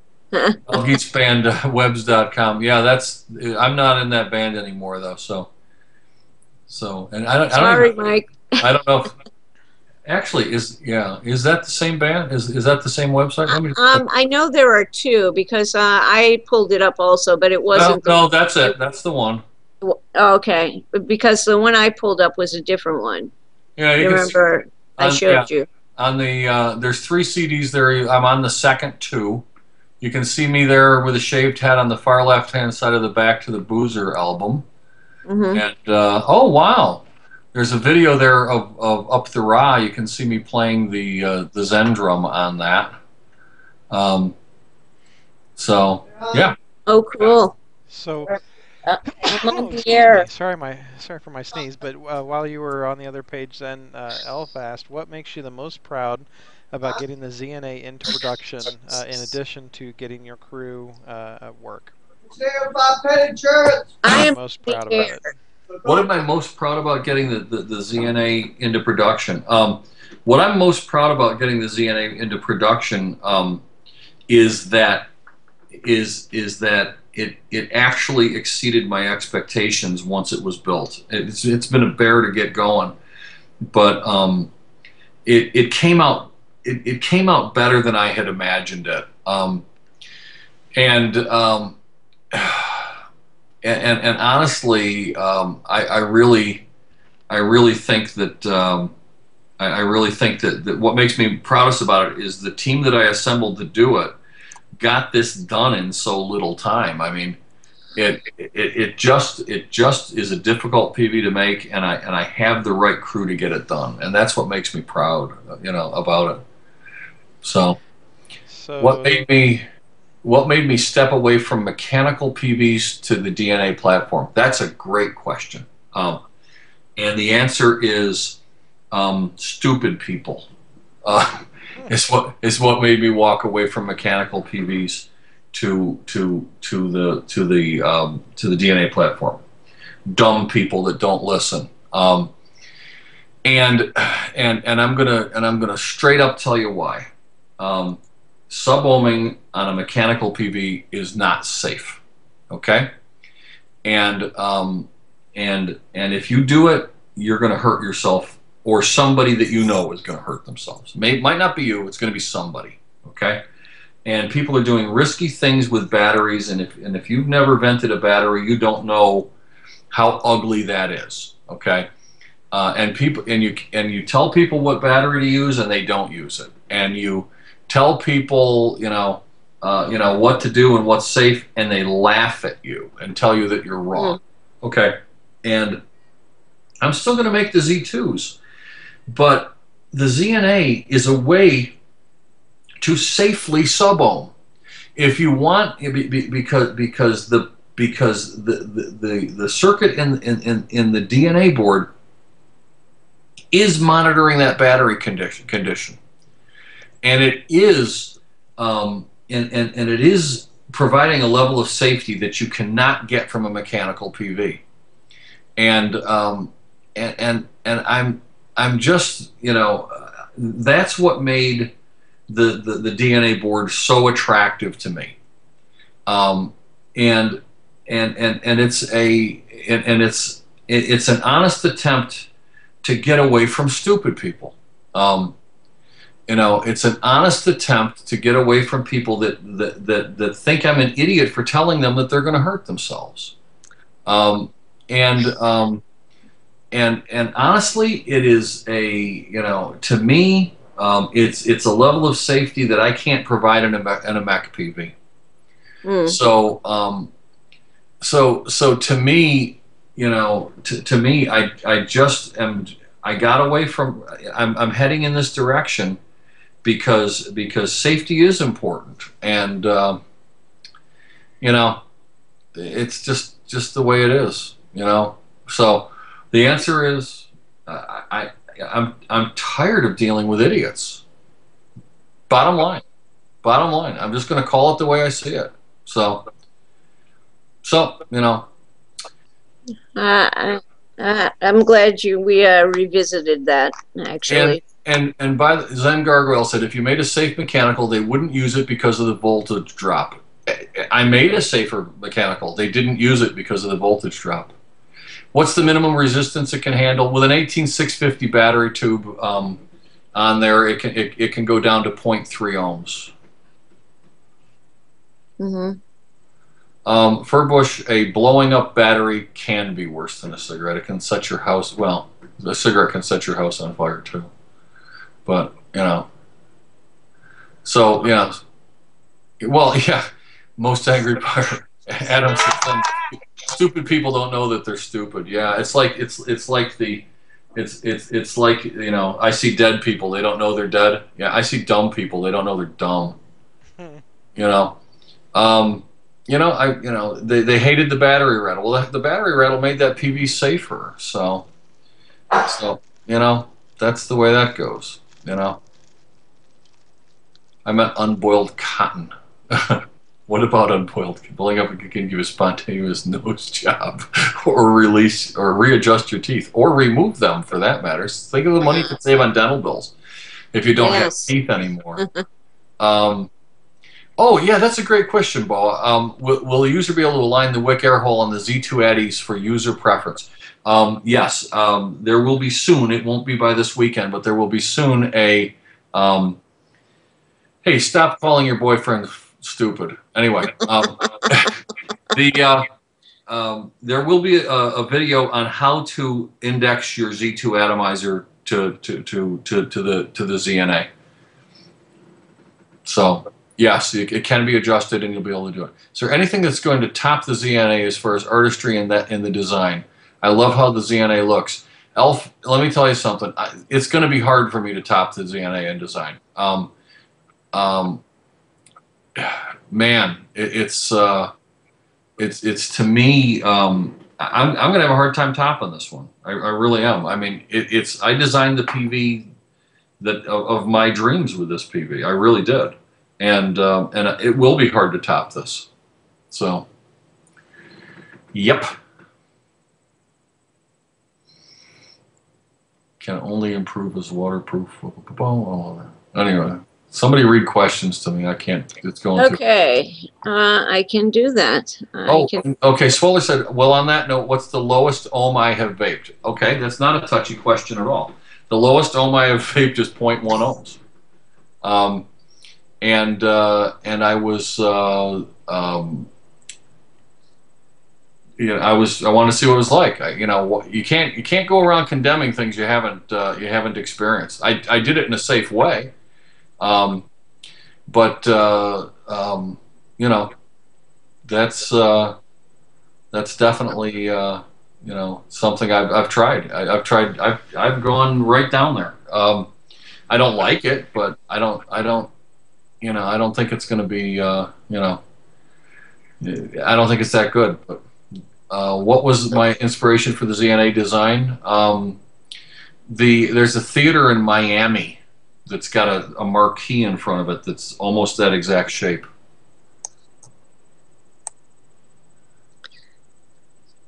Okay. Explain a safe way to vape at 1 ohms. Sure, I'd be happy to explain a safe way to vape at 1 ohms. No battery. Use a benchtop power supply. What was I think he means ZNA. Yeah, ZNA. Yeah, I answered that earlier. It stands for Zen's Next Advancement. Oh, you live in Miami. I didn't get what he said. The there's a theater in the Art Deco section of Miami, a movie theater, and it's got a marquee that's shaped almost exactly like the ZNA. What is my current setup on the ZNA? Wraps, gauge of wire, wick material, wattage. Okay. Gauge, 32 gauge. It's sitting at 1.1 ohms, and it's 16.9 watts. 18 with maximum. Well, the DNA will pull 12 amps. Nice pipe bomb. Nice lack of understanding of physics, Bumpy. The current is a function of load delivery. The DNA board cannot pull more out of a battery than it can deliver. It'll protect itself. So it's not a pipe bomb. It's absolutely safe. Absolutely safe. Here's another one. AWIMR 18490. Manufacturer specs say max draw is 8 amps, while the DNA 30 can draw 12 amps. How have you accounted for that? And wouldn't that be pushing the battery to almost venting? Nope. Because the DNA board is monitoring the battery condition at all times. And by the way, Scope is correct about what the C stands for. So the guy doesn't understand how to read the specs. But I saw it. Bumpy, is that you?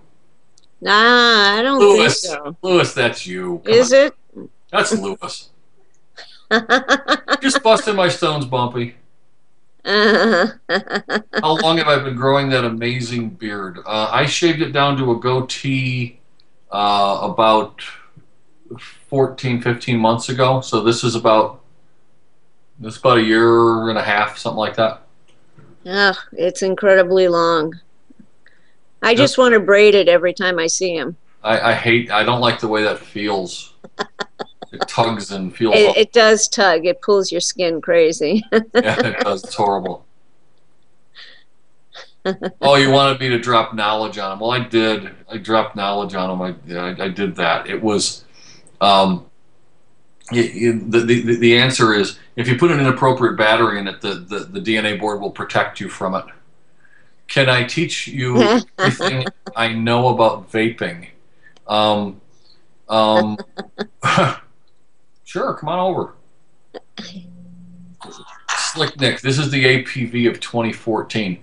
I hope so. I hope so, but I think 2014 is just getting started. There's going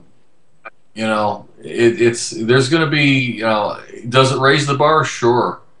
What do I think of Whoppers? Tell them all here.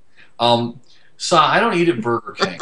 I live in a town that's very, very proud of its local burger joints, and if I have a choice between eating a Whopper and eating at Jim's Ground Round, I will go to Jim's Ground Round every day because they're amazing people. They're a local business. They've been in business for 32 years, and I love them, and they love me, and it's wonderful, great food. At least you got me to talk. I think Sa must have made a bet with somebody. No, first of all, Sa is a big Whopper fan. He's famous. Yes, he is. Yes, he is. He's famously a Whopper fan, yeah. And he likes my place because it's right across the street from a Burger King joint. Dink, who do you have to marry for a limited edition? I'm guessing somebody who buys one. Yeah. To be determined. To be determined. Yeah, we'll see who gets them. Any input from Zen about Cardos drying out? What about them?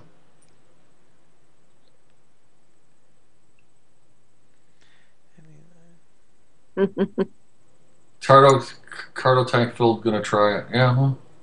I just had one on mine on the ZNA. Yeah, they work good. Yeah. Works great. Anyone can post a link to the photos. Most of the photos are on the iVape Zen Facebook group.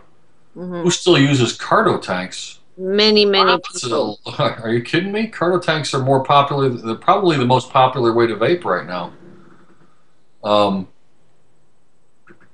That's an interesting.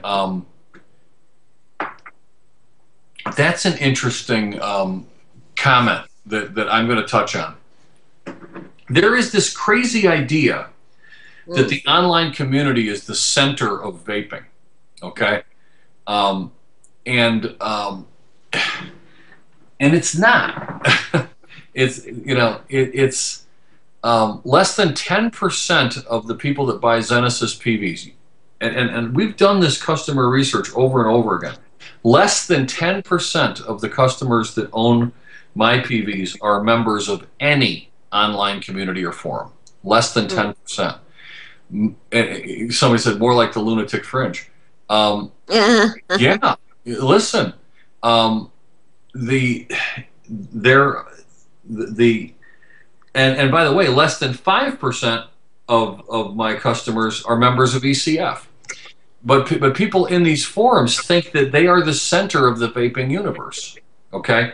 And what they are is a very, very loud and vocal minority. You see very few Cardo tanks available at any vape shop there in Southern California. That is because Southern California thinks that the online community is the center of the vaping universe, and they are alienating the vast majority of the people that are vaping. That's just the truth. It's just the way it is. You like your IB tanked Cardo tank. It's a great Cardo tank. In Southern, now I went to Southern California for Vapetoberfest. I'm going to be in Southern California next week also for the NAMM show. But and I was very impressed with Long Beach, because for the nearly a week that I was there, I saw no one smoking, not even a bum on the street. For what show? I'm going out for the NAMM show. That's the National Association of Music Marketers. And again, just because you don't see Cardos in these shops, it's because the shops are actually clueless as to what people are really vaping. It's true. I mean, Cardos, they're making Cardos by the millions, and they're making Cardo tanks by the millions. They're everywhere. Right. That's it. Only 26650 Zen made. He still has. No, I never made a 26650 Zen. I made a 26500. I made 5 of them plus the prototype. I still have the prototype. The other 5 were sold. Well, just because you don't know anybody that uses a Cardo doesn't mean that people don't use Cardos. There are more people that use Cardos. And by the way, you guys are members of the online community. All of your friends are members of the online community. You are less than 10% of the vaping community. It's that simple. You are. You might not believe it, but it's true. You drip and use Cardos. Maybe older people use Cardos. Cardos are everywhere. Cardos are everywhere. So, can I say how many cobalts were produced? I can, yes. Not gonna, but I can. I was gonna say, but will you? No. What's that good about Cardos? Cardos used properly are a great vape. And a question about Z2 Cardos drying out. Could I answer, please? I need to know what the question is, Simone.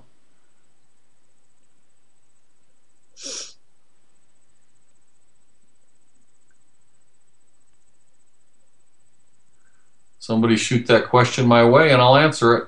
Looking for it, waiting for it. For it too. Don't see it. All I've seen, it was from. Okay. Looking for it. If you could repost it, please. I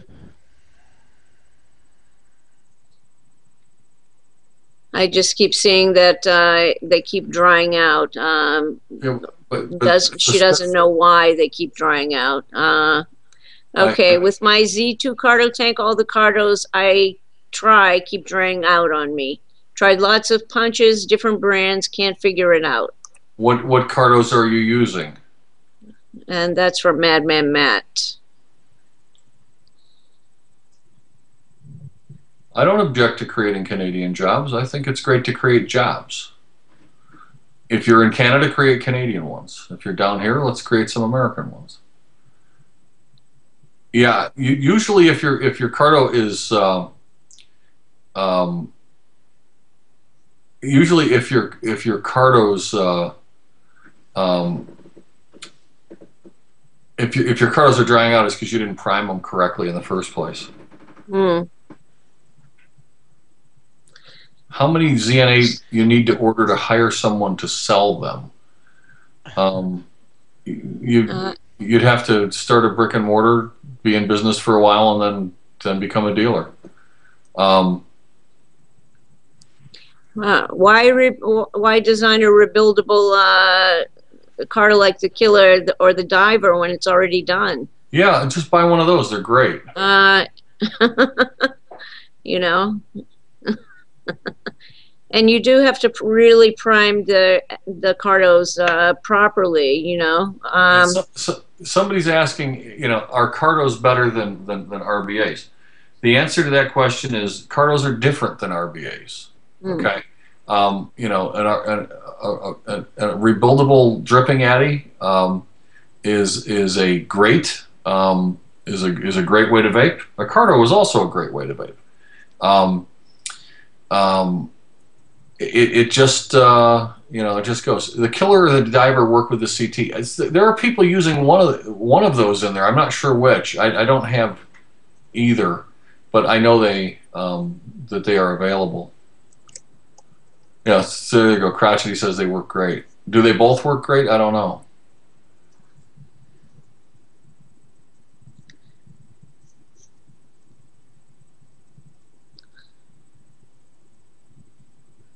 Yes, give the cardo tank a try. You know, the key is fill it correctly, and once it's you know, maybe you know, once it's primed correctly and filled correctly, that's a great vape.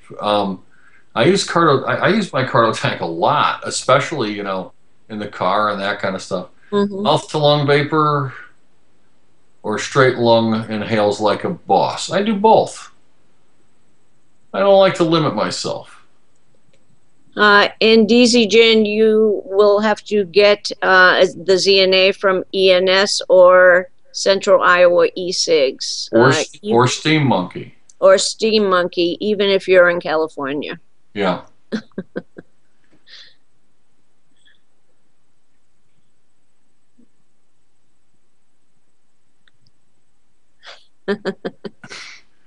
People are saying that I'm looking bored, but I'm just here to help. This isn't my show. My job is to make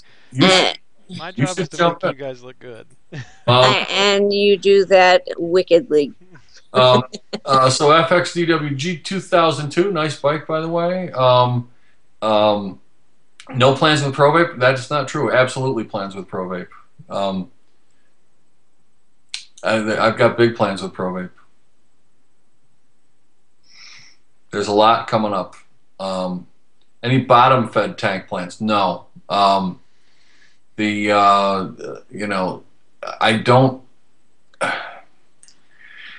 think it's needed for me to do that. If I were to do anything with a bottom fed tank, I would make an adapter to put a Russian to adapt a Russian directly to Z2. Yeah, absolutely. You know, that's what plans with ProVape? Can you elaborate in any way, shape, or form? Well, let me ask you this: can you keep a secret? Because I sure can.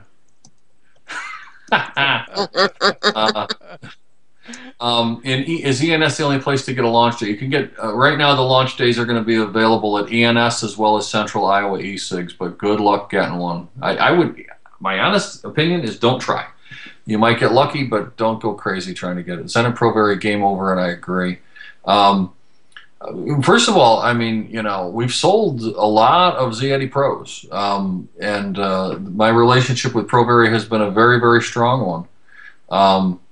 There is, you know, there is some definite. Zenvary, I don't know. We'll see. You'll have to wait and see.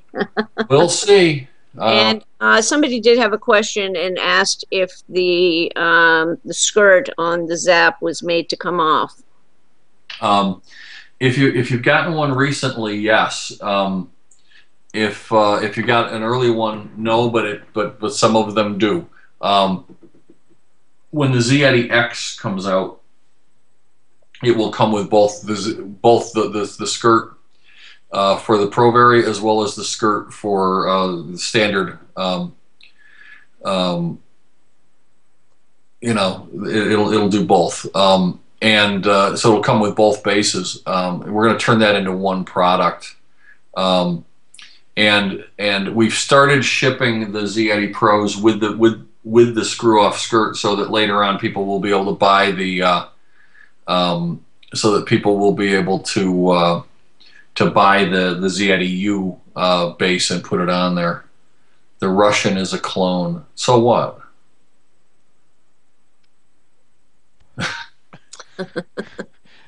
The price of tea in China is $12.13. Yeah. I mean? By the way, let me just say this, okay? Let me just say this. Yeah, you know what? We will talk about XC116 Ready Wick in a minute. That will embarrass Jeremy, but let's talk about the Russian and the K-Fun, though, first of all. And clones in general. Well, first of all, I just got back from the Consumer Electronics Show, okay? And I met a manufacturer from China there that spent a fair amount of time picking my brain. I spent a fair amount of time picking his brain, okay? And let's talk about something interesting. And I'm not gonna name names of I'm not going to name names of what the PV builders are involved, because it's their business. But I was talking to a Chinese manufacturer that manufactures both the original PV and the clone, okay, on the same machines in the same factory, okay. The original PV sells in this market in very limited supply for about $175, $180, okay. The clone is under 30. It's like 22 bucks or something like that. It's the same PV. And here's what happened. The designer of the PV, who claims he was making it himself, sent it to China to have it made. And that manufacturer in China was told that he was going to buy 1,000 units a month. So the manufacturer in China made 2 months worth of PVs. And the manufacturer, the designer of the PV, slow played them into the market. And when they slow played them into the market, they didn't live up to their obligation to the manufacturer. The manufacturer said, "You got to buy these PVs." And in the meantime, the designer of the PV is having fun watching his PV selling for 2 and 3 times what they sold for originally. He's proud. He's thrilled. Blah blah blah. He made plenty of money because he made a $25 PV that was selling for 180 bucks. Okay, and he made a lot of money. Okay, so the Chinese manufacturer is sitting on 2 months worth of supply because the guy said he's going to buy them. When he didn't take them, he dropped them into the market, and there you go.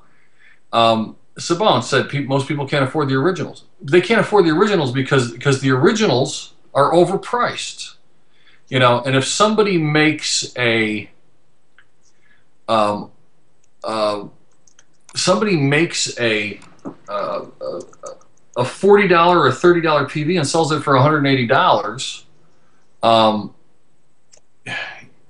You know, you can't go whining like a child when somebody comes out with it at the right price. It's overpriced, and it's a ripoff. I'll give you a great example of what happens in this industry. I came out with the original Genesis standard, was $225. It was made out of 316 LVM, which is the most expensive stainless that anybody's going to machine one of these things out of. And at that time, the only other PV anywhere near that price was the GG at $232, and you could get that with a 10%. And you could get that with a 10% discount if you just put Big Buyer in when you got it. So it ended up being less than $232, and in fact, it ended up being $210 or something like that. So I was higher priced than the GG at the time. But my PV was made out of 316 LVM, which is expensive and hard to machine. And the next contender that came along, his PV was made out of cheap stainless steel, like 303 or 304, and aluminum, and he came out at $250. Okay? I had a justification for my PV being at $225. And the next guy that came out did not have a justification for that. And there it is. Whoever's asking about the Patriot, just remember, just because it says Patriot on it doesn't mean that it's made in this country. Exactly. Okay? Unless you know where it's made, do not assume that because it's an American seller that it was manufactured in America. So, as so many of our products are not. And I know of a few products that are manufactured in China that are marketed as being made here. So, out of curiosity, why do you think that Genesis 2 hasn't been cloned by anyone other than the Steam Monkey? Because it's a good value. The only way, and by the way, you'll notice that the Steam Monkey sells for as much, if not more, than the Z2. It's it hasn't been cloned because it's a good value. It's in order to be a clone target, you have to be a bad value and in low supply. I'm in high supply and I'm a good value. That's why it sells, and that's why it hasn't been cloned. So, yeah, ePipe mods plus Zen equals possible. ePipe mods plus Zen is absolutely going to happen. We're already working on the PV. It's already been designed. We're just working on getting it into production. We were hoping to have it out by this past Christmas. Yeah. Wish Yeah. that had happened. Yeah. But you have so much on your plate. You have so many collaborations going on. Fog, what will the direction in the Zen Addy be? I'm not going to design another atomizer until I come out with the Neo Zen, which I've been working on for a year and a half. Will it be Z2 compatible? Absolutely. ReadyWick. You want to hear about ReadyWick? Let's talk about ReadyWick. So I've been a big proponent of XC. I've been a big proponent of XC for a while, but XC has some problems inherent with it, and the problem with XC is that unless it's treated properly, it's not particularly good for you to. It's not particularly good for you. In fact, dangerous. It's dangerous for you to vape. So it's very hard to recommend that somebody use a product that, if prepared incorrectly, can hurt them. The problem with XC is that not everybody has a kiln laying around that can heat it to the proper temperature. One. And number two, has the knowledge to do it correctly. And that's, that's the challenge. And just being able to source the material doesn't mean that you have the knowledge to do the correct thing with it. And I've been reticent to tell people to use XC, even though I use it myself. From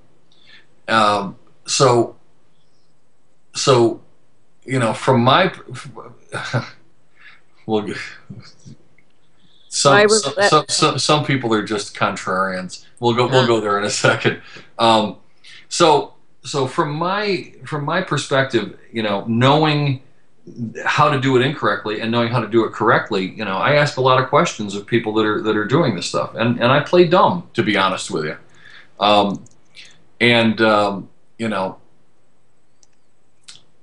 The Ready X is treated the way it should be treated in order to in order to be used presumably safely. Okay, and when I first met Jeremy, he will attest that I asked him the sharp, pointed questions about it, and maybe played a little dumb, hoping that he would come up with the answers that I was, come up with the answers that I was looking for.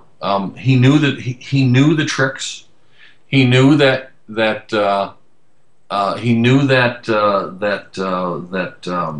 if you heat it up too fast, you fracture the crystals. He knew all of the backstory, and he demonstrated that he had the ability to do it right.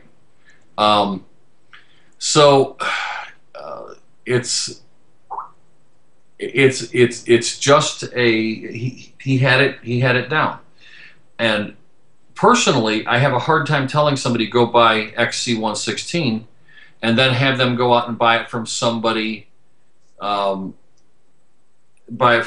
hasn't prepared it correctly. So if they go shopping for XC116, you don't know if you're getting it from somebody who's preparing it simply. So I made this suggestion to Jeremy to create a differentiator in his product to make it so that you're getting something that's prepared correctly. And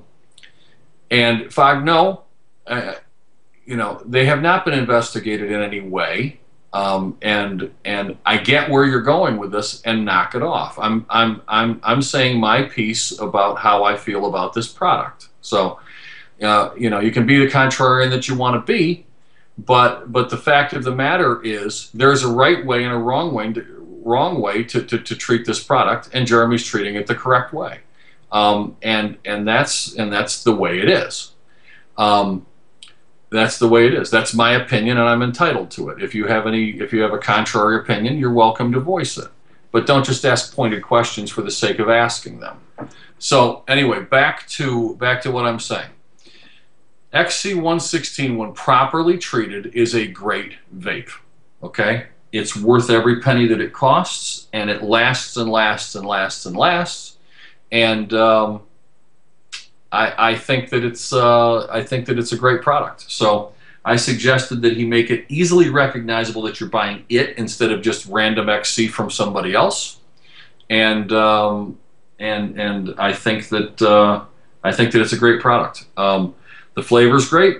The lasting quality is great. It doesn't have fibers flying all over the place, which is what the problem is, and that's how you can tell if it's done right. Yes, McMaster-Carr sells it, but it is not ready to use, and if you don't have a kiln, don't even bother. So that's my piece on Ready X. I recommend that you give it a try. Is it safe? I don't know. I think it is. I think that it's treated the way it should be treated. And I find it makes a great vape. I don't know if silica's safe. I don't know if any of this stuff is safe. But I do know this: if you're going to buy XC116, buy Ready X Wick, because it is at least treated the way it should be treated to make it useful. So I love this stuff, and I use it. I use it myself. If you're out of the country, you can't buy it. And the reason you can't buy it is because it ends up being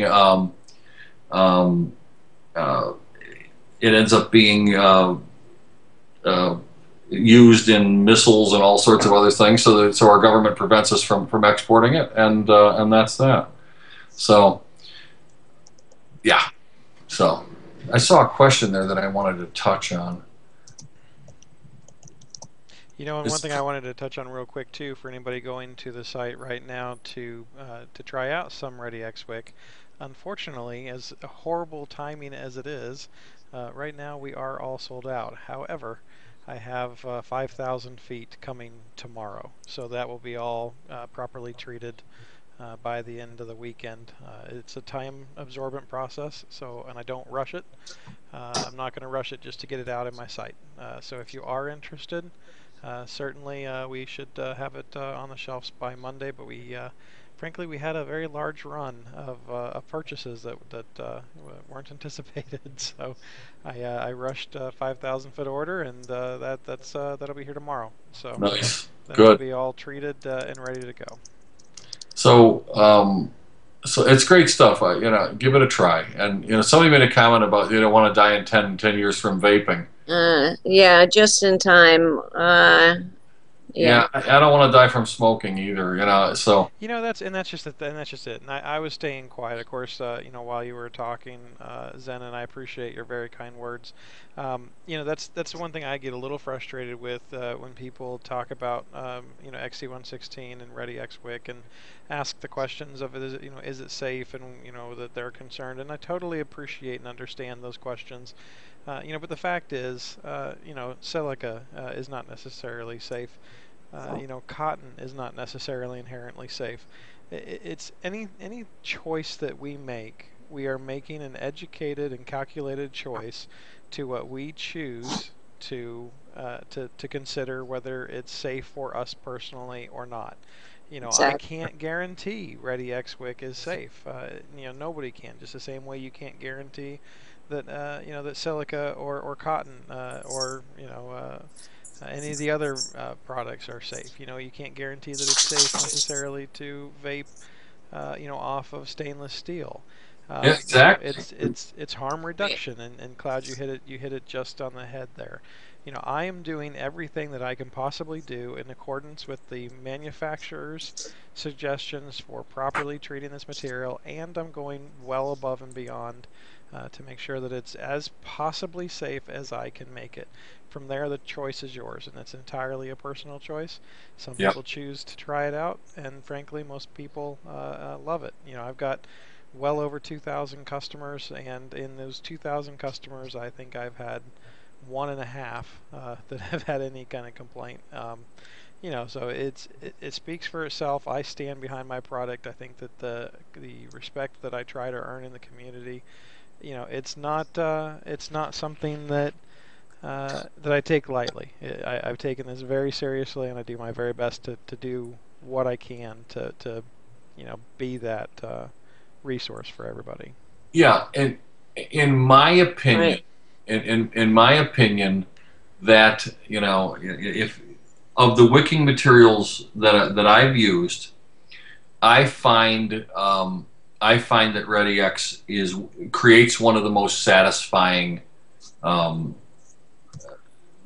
vapes that I've had. So that's just my opinion, and I wanted to encourage Jeremy to make sure that people knew they were buying his treated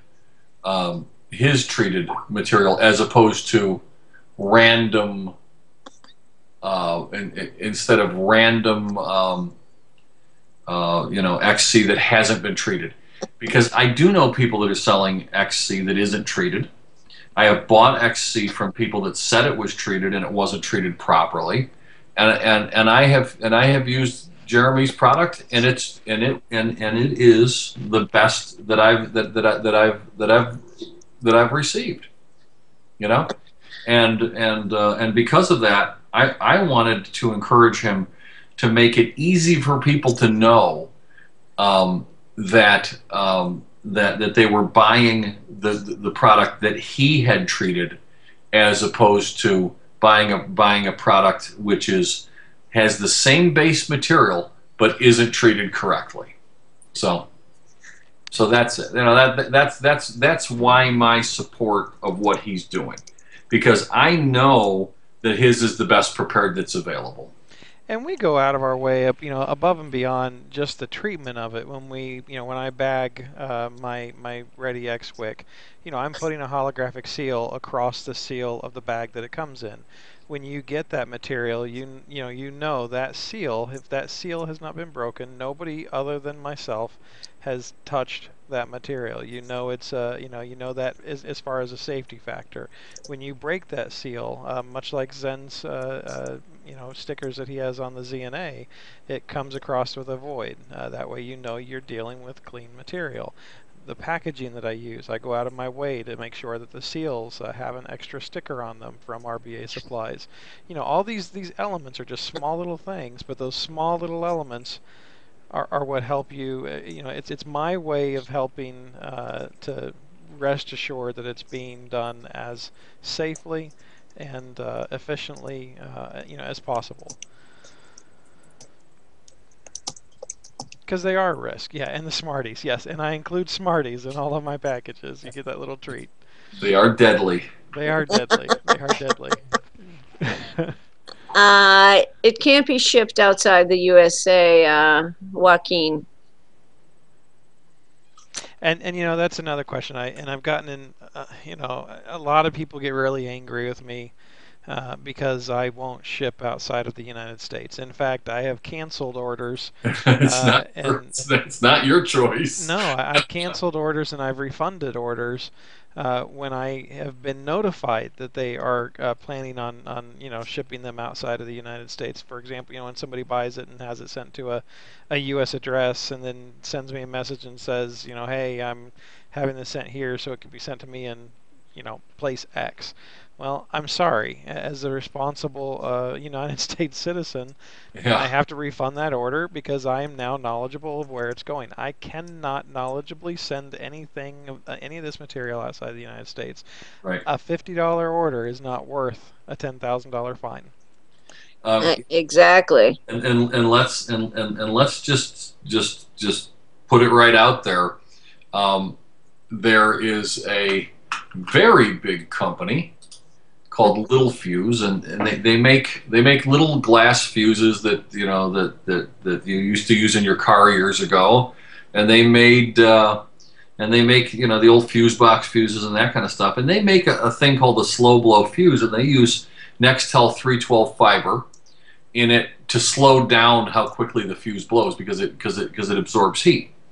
They inadvertently sent a small quantity of fuses to a ITAR restricted country, and when they realized that they shouldn't have done it, they self-reported to the government and said, hey, we screwed up and we don't want to get caught, so we're telling you. And because they self-reported themselves instead of getting caught, their fine was only $212,000. Okay. Insane. So it basically comes down to it's not worth the risk to export it, because if you get caught, the fine will be worse than if you actually blow yourself in, and that's the problem. The government doesn't want the stuff leaving the country. It's not going to leave the country. Did I just say thousand? I said $221,000 was the fine. So, that's not good.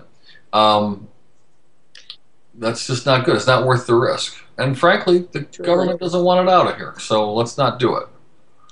Right. Yep. And the other thing is, it's like, these are not rules that, if I get caught, I'll talk myself out of it. You aren't going to talk yourself out of it. It's just not going to happen. Who do I buy my juice from? Let me just address one more quick thing. Zen is Martin. Put it out there that he appreciates that I've been consistent in both providing the product to us and in the exact state.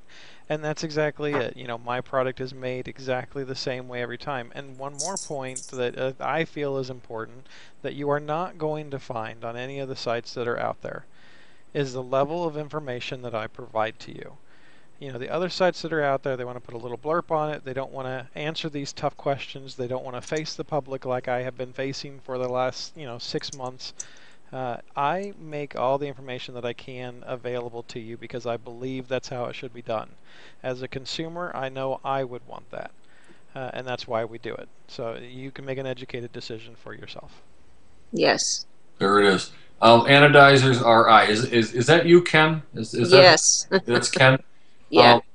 If you send product to my address at Spencerport, New York, will I get it? I will, but don't send me juice.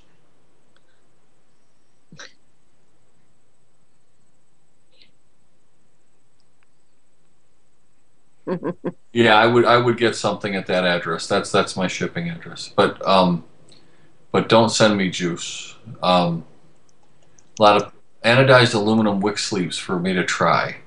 Oh, interesting. I've heard about them. I've heard about them. I'll have to give them I'll have to look at that. Yeah, those do sound interesting. If you send products, oh wait, you don't. I was going to say, I know everybody. I'm getting a lot of questions, PMs. If we've given away a device yet, we have not, not yet. How many people are in here now? Have we lost? We have 374 viewers. Jeez, at this hour. So we've dropped, over more than 100. Wow. Okay, but it's 2:30 in the morning, so somebody wants to know about Zen Coat. Okay, so let's talk about Zen Coat. How about it's fantastic? Yeah, it's absolutely fantastic. I don't mean so to interrupt gorgeous. you, Zen, but it is absolutely gorgeous. It doesn't scratch. It feels incredible in your hand. It's easily the best coating I have on any device that I have. It's amazing stuff.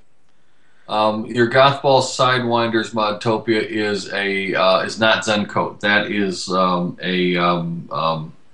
hydro-dipped coating. It's a unique hydro-dipped coating, but it's a hydro-dipped coating. A purpley Zen Coat, yeah, we're working on it. Is it a powder coat? No, actually. So let's talk about what Zen Coat is, okay? We'll first talk about the outer coating, and then we'll talk about the process to get it there, because it's an interesting story. Zen Coat is what's called a nanoparticle vapor deposition coating, okay? So what I've done here. Is I've identified a particle vapor deposition coating that's based on a nano coat that was developed by a government grant, actually, for use in something else. And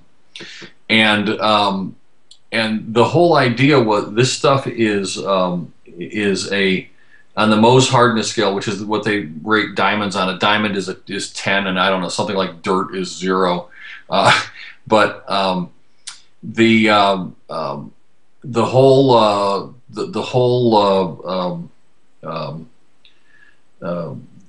Zen Coat is a 9.89 on that hardness scale. Okay, which means it could. I think it can actually, if we were to put it on something sharp, it would actually cut glass. It will. If people worry about putting their PVs in their pocket with their keys, because the keys will actually I just made up dirt. I don't know what the 0 is, but the people have worried about putting their PVs in their pocket with their keys because the keys will scratch their PV. In this case, the PV will scratch your keys. It's harder than anything else that's going to be in your thing. Talc is 0. Okay. The whole so it's 9.89 hard, and it's also conductive, and it's so yeah, on the Mohs anodizer says stainless is 6.5.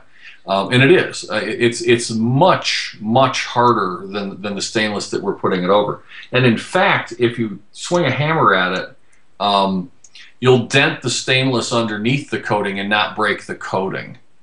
Is it Cerakote? No, it's not. Somebody said it's also expensive as hell. It is. So what Zen Coat is a particle vapor deposition, and it's based on a nanomaterial. of several elements that I'm not going to go into the formula of because A, it's proprietary, and B, it's unimportant. But we're vaporizing metal and nanoparticles and depositing it on the surface of the PV. But the first thing that we do is we gold plate the PV in our gold plating facility that's at my shop. And then we take the gold off the outer surface, leave it on the inner surface so that it becomes conductive through. So we add that extra layer of gold to conduct on the inside, and then we vaporize. The nanoparticles and put it on the surface. And what you have is you end up with a PV body that's more conductive than the stainless, and it's also much tougher. Yeah, we plate with 24 karat gold. And we take it off the outside, leave it on the inside, and then we do the vapor dep on it. And that is that's what the Zen Coat's all about. I've taped some demonstrations of how it works, of how tough it is, and I haven't put them up because I haven't had time to edit the videos.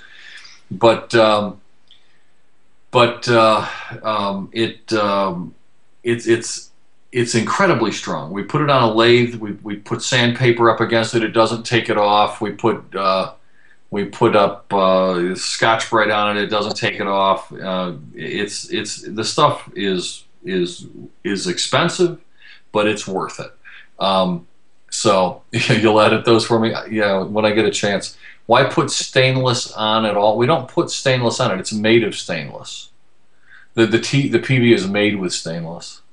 So wonder if the fiance would accept the ZNA instead of another piece of jewelry. Of course she would. I've given up collecting jewelry. I just collect Zens now. Hey Sweller, we saved the giveaway till nearly the very end, just to make it hard on people, just so you know. I was going to say, if the fiance wouldn't appreciate the Zen more than jewelry, maybe the next one would. Yeah, exactly. They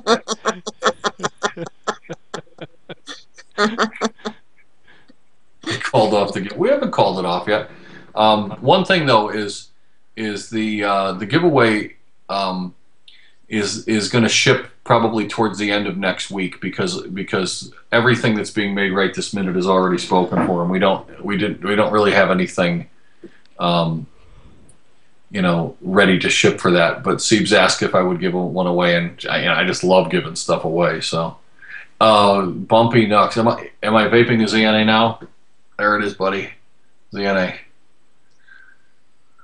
2 ZNAs, the only 2 ZNAs. The only 2 in the wild right now that are actually production ones. There's betas out there, but so let's see the clouds. I'm not set up to vape clouds right now. I'm just vaping.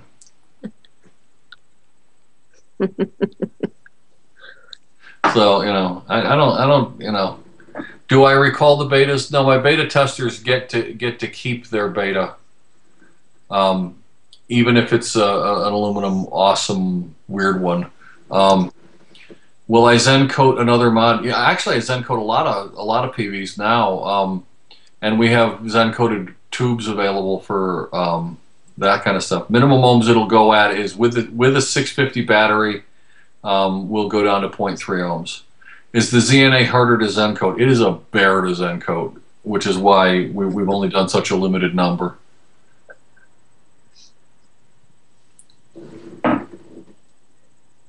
It is beautiful. It's quite beautiful. Yep. So impressed. Can you sign up? If some Vapor got us. Can you sign up to be a beta tester? No. No, seriously. I mean, I've got a lot of people that want to be beta testers. Including me. Including Siebes. And I have a very specific expectation from my beta testers. The beta testers that I utilize, I've been utilizing since very, very early on. And we've got a good working relationship. I went through a lot of beta testers early on that didn't give me the feedback They just wanted a PV and wanted to vape it and be cool. And now I have through the last few years I've found people that can give me the feedback that I want in the way that I want it, that's useful to me, and they're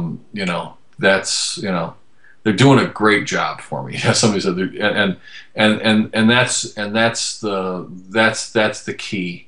Is you need beta testers that know how to beta test, and not just vapors that will say, yeah, I like it, or no, I don't. I mean, I want people that can really give me scientific feedback, and that's important to me. And it's got to be in a way that I can actually, use it. And they know, I'm sure you have beta tested before, but again, I've got a good solid group of beta testers that are able to give me what I need. If I lose one, we'll look for others. But oh God, I took that personally. I'm sorry, Vapor. I love the Chuck Norris jokes flying by. I love the Chuck Norris jokes flying by about the Zen coat. Yeah. I'll just add, the only thing tougher than Chuck Norris is Zen coat. Yeah. Yeah. These are funny. Well, I would think that if Chuck Norris used condoms, they would be made of Zen coat, though. but we already know he doesn't need them, so. Yeah. I got to tell you, it's of the innovations that I brought to market last year, and it seems insignificant, but of what I brought to the market last year, Zen Coat is probably the most important innovation that I brought last year, because it's really it really is significantly better than any other coating that's ever been put on than on any other PV. So. Oh, the giveaway is going to Lucidius. They're just waiting for us all to leave. That's exactly, you figured it out. I will be the last man standing. ZNA will be 2014's innovation. Interestingly enough, I don't really view ZNA as an innovation, okay? Because the DNA board, I had input onto what made the DNA board what it is, this new one, and it's. And that's really a collaborative innovation, but the ZNA itself isn't. I get it's unique and it's an innovative application as far as sort of this combination between box and tube, but it's not really what it's. I think it's a great PV, but I don't think that it's really that innovative. It's pretty, but it's a natural extension of the stuff that I've already been doing. But it's going to be, I've got some innovations coming up, but we got to be careful what we call an innovation. And innovation really needs to advance the art. It really needs to be something that is a new way of vaping would be an innovation. A new coating that's better than everything else is an innovation. When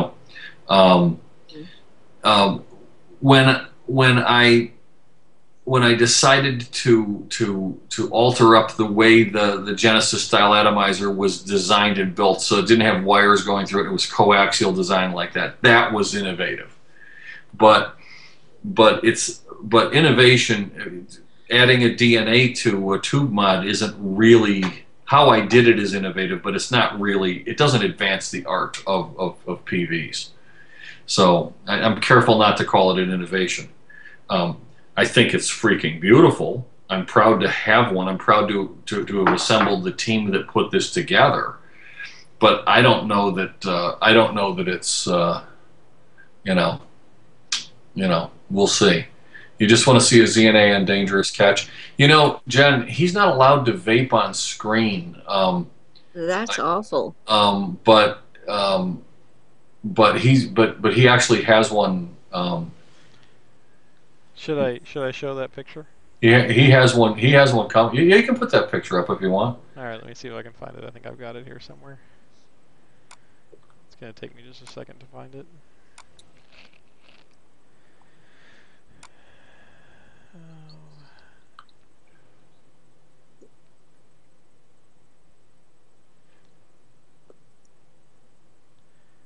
Trying to remember where I put it now.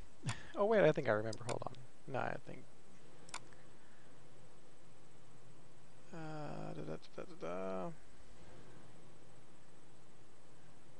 Difference between the Altus and the Sinus? Altus has a larger atomizer.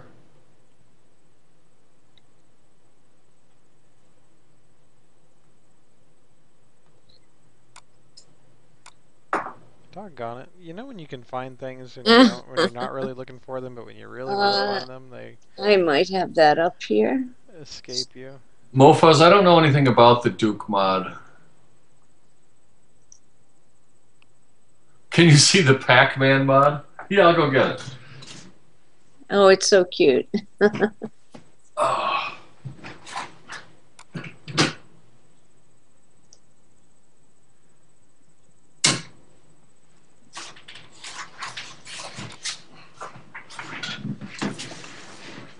There it is. So cute. I love that. It's I love awesome. It is, and it looks exactly like the game, you know. It does. It's great, isn't it? It's so great. Yeah, this was a gift. I love it too. Whoever did this is cool. Ah, there it is. Very cool. You got it? Yep, I've got it. So I've got to switch. Okay. Then over here. Yeah, Zach, that's a 3.7 fixed. Mm-hmm. Yeah, so there's Matt Bradley from Deadliest Catch. He's got a Provari in his hand plus a Z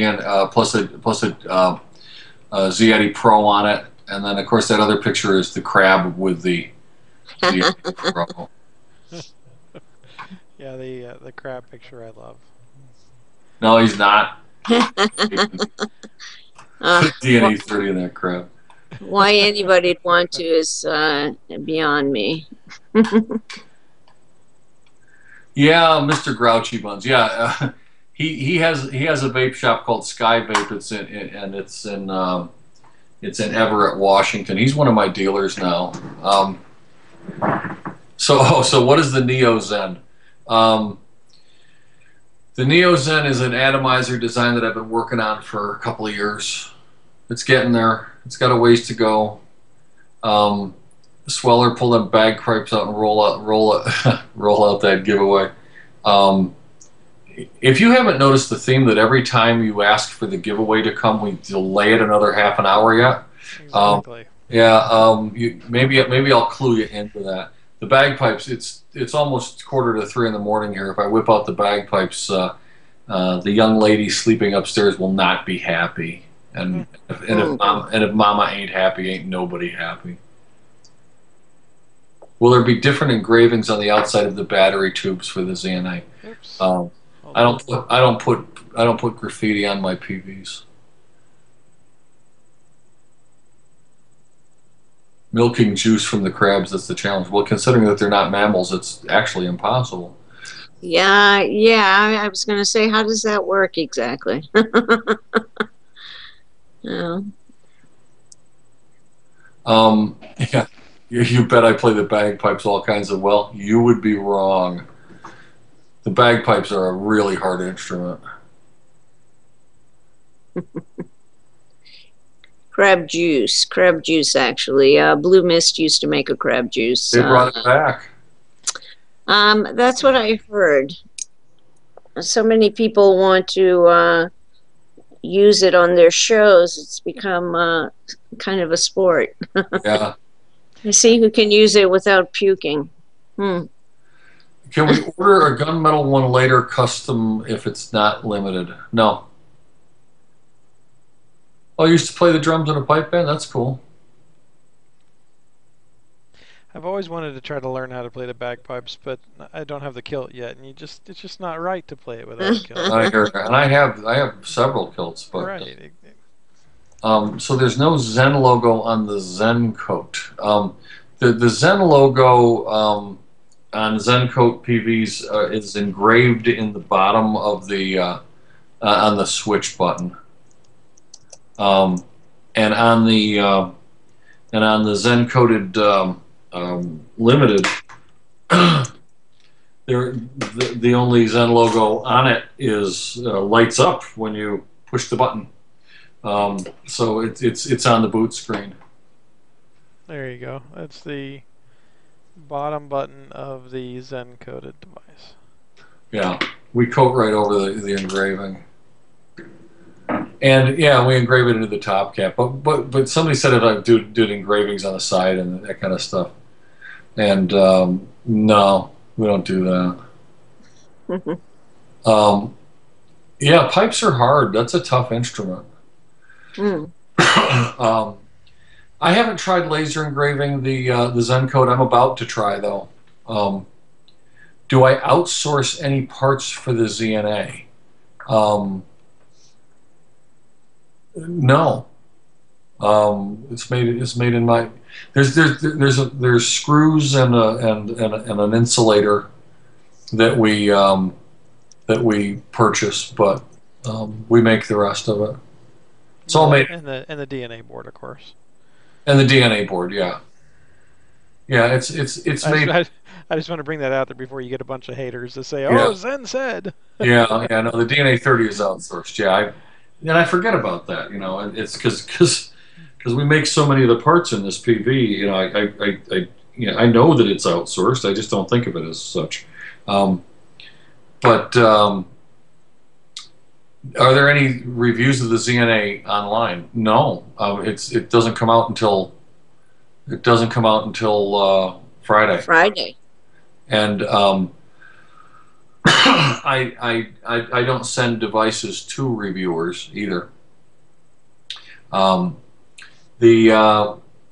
Let's see, what was the other question there? Am I ever going to make a cigar? Man, I'd love to. I've come close a couple of times. It just hasn't been elevated to the front of the queue yet. But Siebes and I have talked about some interesting concepts for a cigar. In fact, we were talking about making the Cigar. The Cigar. We were talking about making it a with a real tobacco. Real wrapper. Real wrapper. Mm-hmm. What online stores will have the ZNA Friday? Those will be at electronicsticks.com online, and they will be at Steam Monkey online. And yeah, we're gonna do we're definitely gonna do an e-pipe mod. People are talking about that again now. What time range? Afternoon is what I would guess, but yeah, the Z, sir. Let's see. I would like a Zen e-pipe. Yeah, me too. Actually, what's still 300 to 400?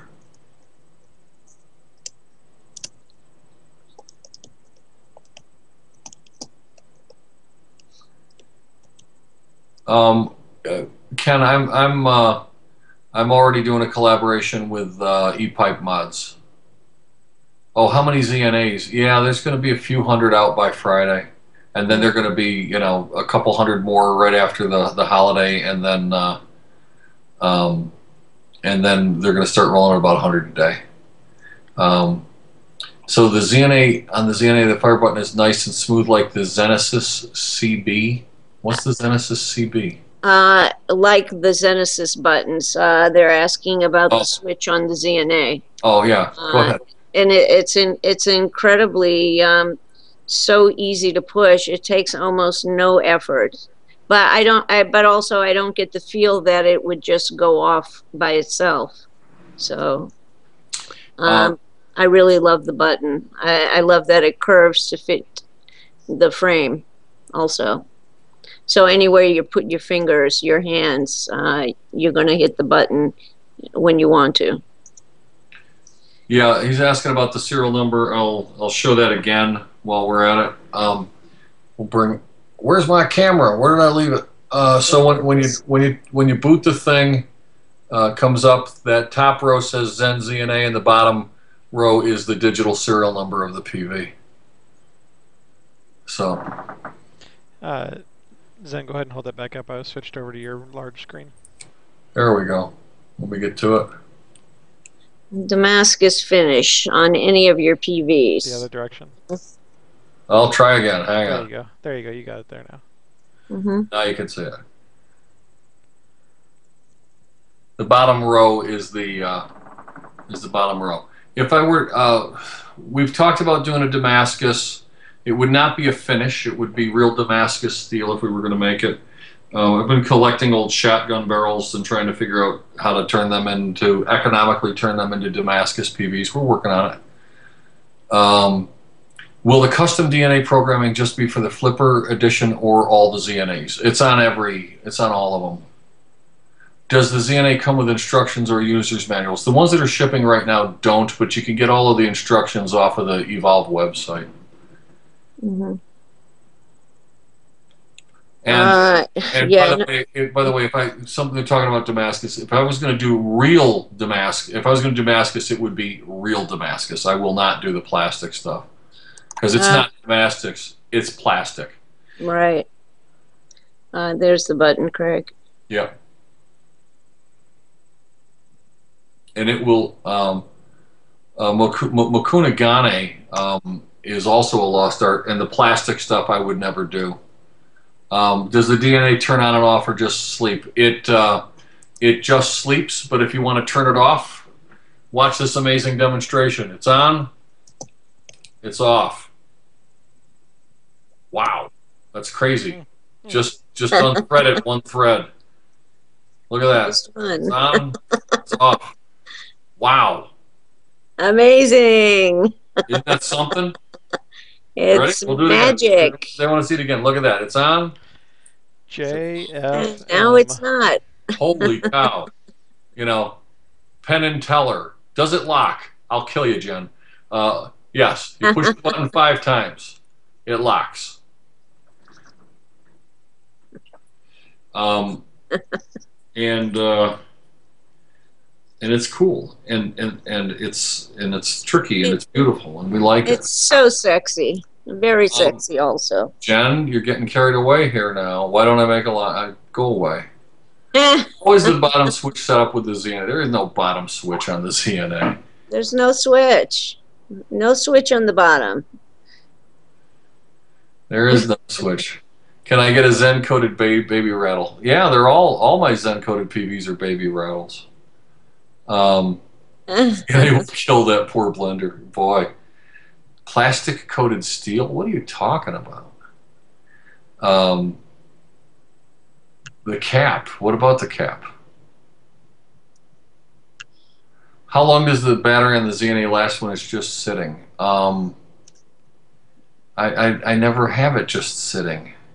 I don't know the answer. I just changed my battery. It's been going since we started. I changed it approximately 25 minutes ago. So, you know, and I don't even have it up that high. I have a 2 ohm iClear 30 on it. Yeah. So many hours. So you've been at it since 10? Since 10. Almost 5 hours. Actually, since it came this afternoon, I just changed it out. So, yeah, that's quite a bit. And I only have it, and I only had it at about 9. So. Okay, so he said, but if you put it down and didn't use it, would the battery run down? Yes. I go about through 3 batteries a day at 16 watts, though. I mean, it'll go much longer on yeah. I got knives that are Damascus, they're steel, but the look is Damascus. Is it coating? Oh, there is Damascus looking coating, and there's actual Damascus knives. Yeah. my beard has grown. Has grown. Yeah. Yeah, the DNA 12 and 20 take a long time to discharge when not in use, weeks. That's true. And the 30 is going to be about the same. What battery do I recommend for the ZNA, and does it come with one in it new? It does not come with a battery, and I recommend the AW. Yeah, I know you're talking about the plastic Damascus. That stuff is nonsense. What I was asking, damn Asian genes. Okay, dumb question. What is Damascus? Okay, Damascus is a layered steel it's made by pounding layers of steel and then folding it over on itself and then pounding it some more, then folding it over on itself and pounding it some more. Makes for it's a high carbon, great edge steel. Used in samurai swords. Yeah, it is used in Japan kniving, or Japanese kniving. And beautiful, I might add. Yeah, a lot of people have been asking about the USB charging on the ZNA. No. There is no plans for that. I don't like it. Of all of my creations, any one of them is my favorite.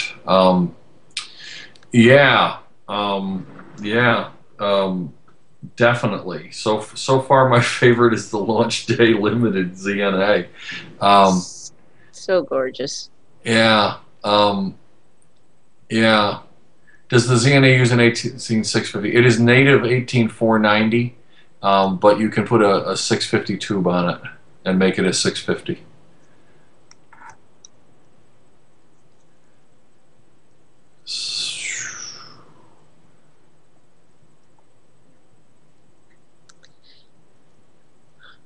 Okay. All right. Well, I'm just reading questions here. Yeah, absolutely. So, and we were just about to give it away until the mod said I'm waiting for the reaction to the winner. Thanks, Rich. Max. Okay, all right. So there was a good question there. Can I run off and make a limited edition FU edition for myself? I'm like the cobbler that has beat up shoes. It's like I could do that, but if you knew me well, you would realize I don't have any inclination to do that. So Alex, isn't that the truth? The same thing with me and my Ready X-Rig Zen. Everybody always laughs at me because the pieces that I use are the odds and the ends of what's left over after the roll. I mean, I use the scraps. It's like the mechanic that has the beater car. It's yeah. I mean, it's Alex. We put so much love and effort into what we're putting out.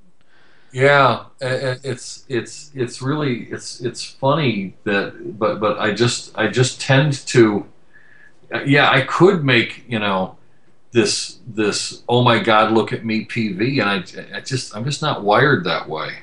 Yeah. And by the way, if I made one, I'd sell it, yeah,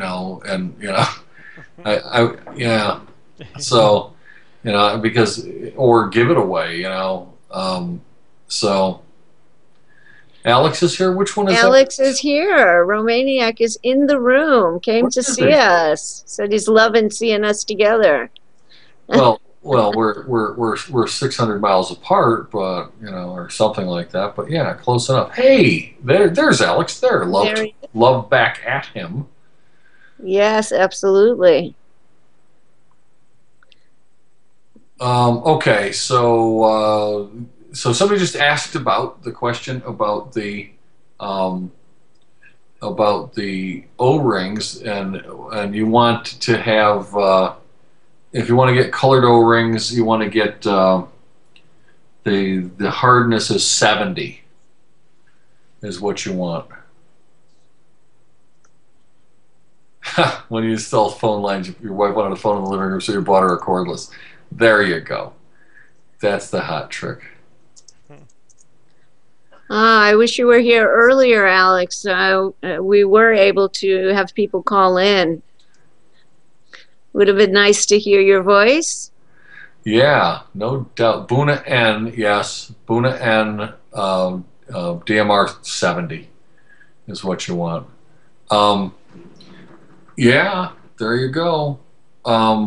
Something I saw something that I was going to respond to, but I can't remember what it is. Well, you haven't seen me drink in hours. How do you keep hydrated with all the talking and vaping? Wow. Thanks for reminding me.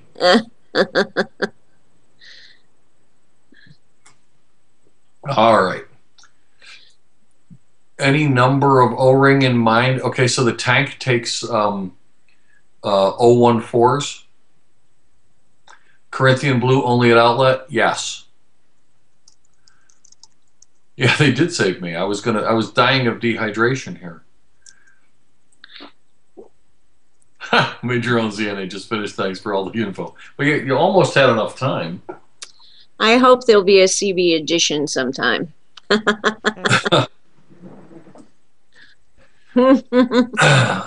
With boobs, of course. Yeah, the power buttons will be actual nipples.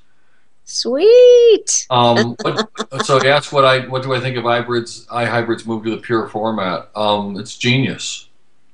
The only question would you twist those the buttons, or would you push them?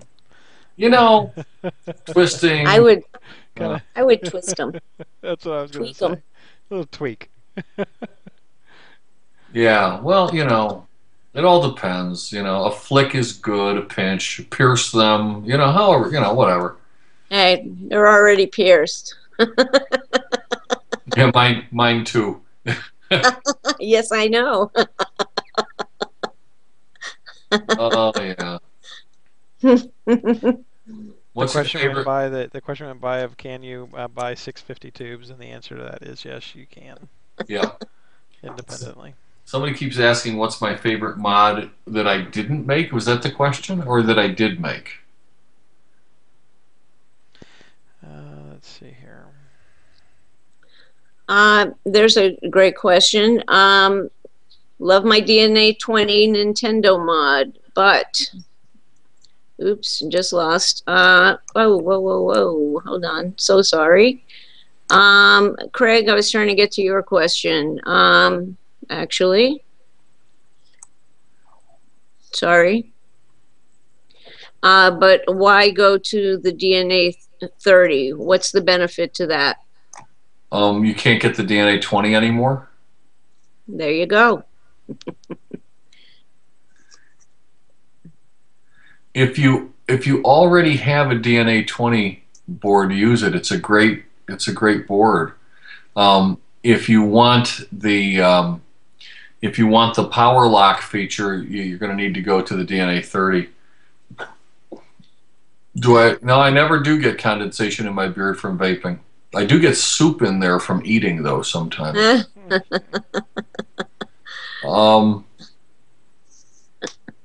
Yeah, well, there are changes that I insisted on and we got, and most of those changes become available to everybody who gets a DNA 30 board, which is why I was very pleased, with being able to participate in the development of that board too. DNA 12 for the win. Man, you know what? The DNA 12 is an awesome board. It's excellent, and I'm actually working on getting a hold of some to play with.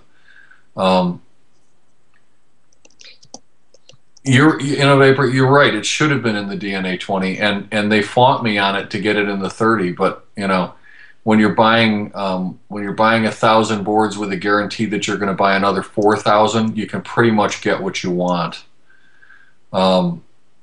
It just really is. Zach, you like the higher watts for larger microcoils. That's true.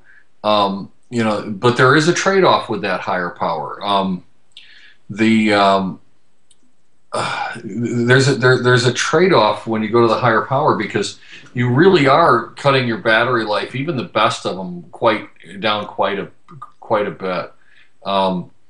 So if if you can find a way to get a great vape with less power, it's worth doing.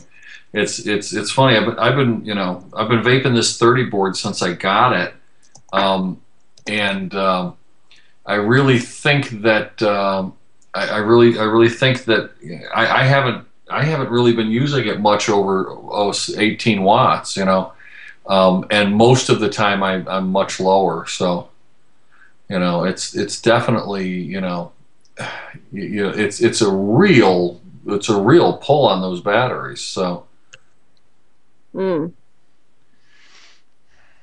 Yeah, with higher power comes faster. It's an absolute trade-off. The good news on this is, that you don't have to use it way up there. You can use it way up there, and that's the difference. There's an interesting analogy, if you're into performance cars, and if you want to buy a car and you're never going to drive over 55 miles an hour, it does. Well, I'll answer that re-ask that burned question in a minute. If you're buying a car and you're never going to drive over 55 miles an hour, every car on the market will do. But if one day a week or one day a year you want to drive 160 miles an hour, you've narrowed down your choices in what cars you can buy. It's nice to be able to for that one day a year have that power that you want, and that's really, do you want to have limits or no limits? And the good news here is that that DNA 30 board costs the same as the DNA 20 board. There is a trade-off if you use the higher power, but you don't have to use the higher power. So 30 watts, how long a pull can you get before the safety kicks in? I know my VAMO auto stops after 10 seconds. Yeah, but that's not because of the power. That's because it's got an auto stop after 10 seconds. This does have an auto stop. I haven't run it that far to see it.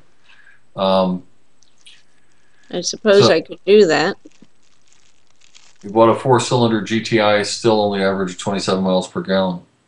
Yeah, like you won't get 30 miles per gallon at 120 miles an hour. Exactly.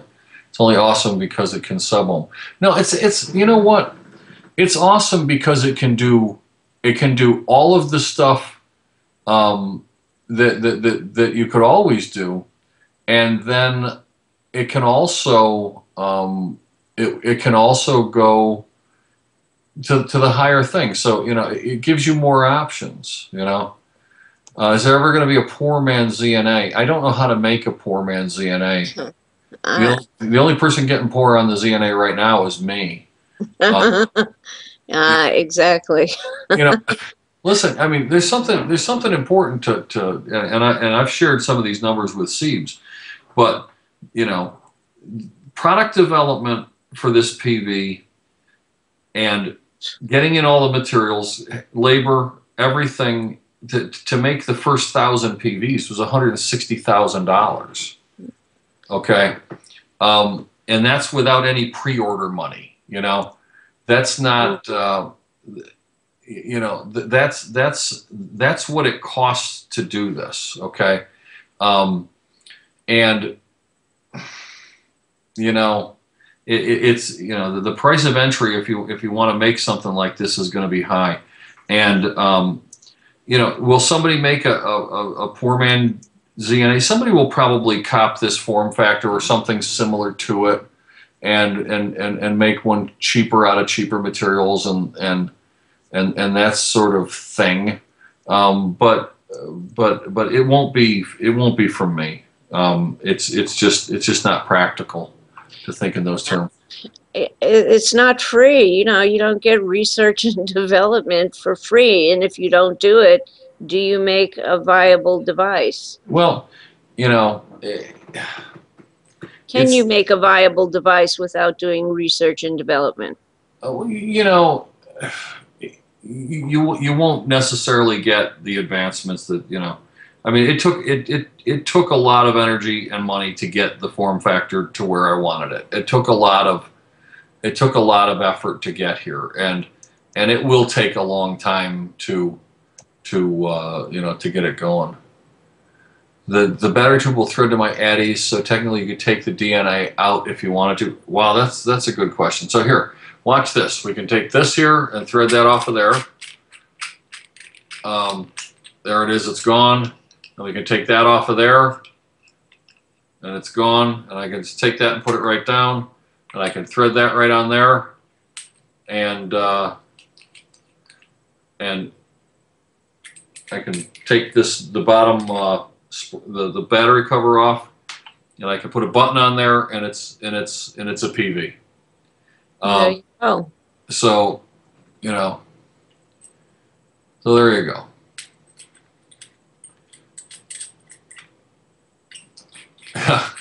There you go. So that was epic. Okay, now I see the sarcasm. At the same wattage, DNA 30 doesn't burn off batteries any faster than a DNA 20. That's true, it doesn't. So at 12 watts, it burns batteries the same on a 20 or a 30. It's only when you go above 20, you know, that you go. Do I get to disqualify wise asses from the contest? Absolutely, you can. You tell me, and I will remove them. What colors will be coming out? So what's coming out is all stainless is the standard version, and then there's a picture over there in the corner of the screen of the limited, and then there's a number of different body tubes that you can get for it in different colors if you want.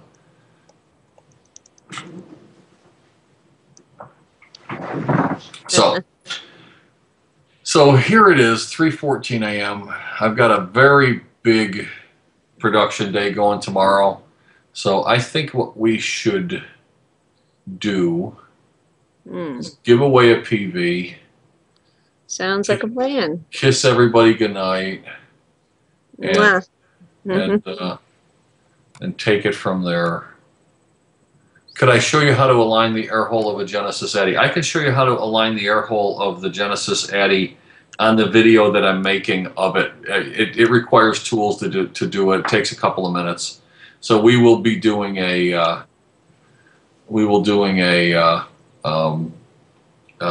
video on how to align it. So there you go. What is all these ones? What does this mean?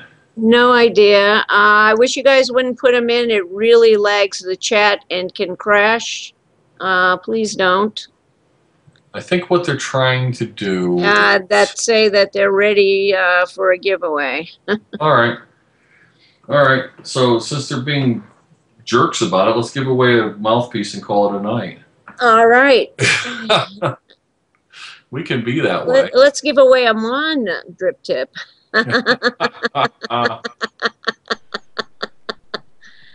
Nobody said you were, DeClint. We can always just ship them, ship out an empty box. I got one. I could do that. A pink drip tip for all you guys. How about that? Give away a DNA. Yeah, give it. You know what? Give away a DNA 12. I have an Opus E over here. Oh my God! Wow, that's an oldie. I love that. That's a great PV. It's one I was unable to get, actually. They just, no matter how much I waited and I got advance notice, they were gone. You know how quick stuff goes when it's really in demand. So yeah, they're excellent. It's a great PV. I really like them. You got 2 Opus E's? Nice. You can feel free to send me one, Don. Red Opus, nice. You have a red Opus D? Oh, okay. I was talking about E. We need Opus E. I have 2 blues and a black Opus D. I've got a couple of Opus E's though, but I can't get rid of them. Do I have, what is pre-stained wood?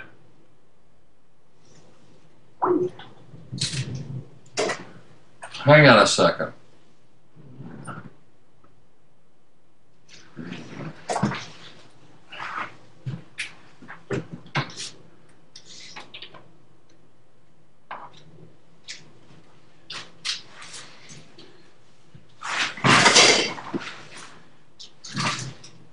Uh-oh. I think we lost CB.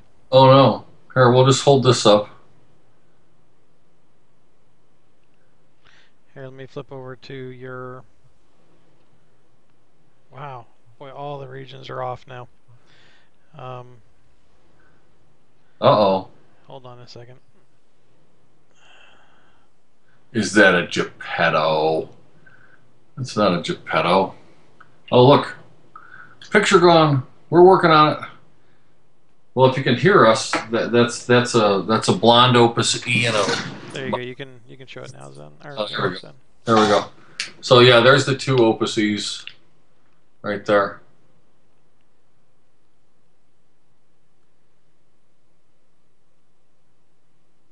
So there it is.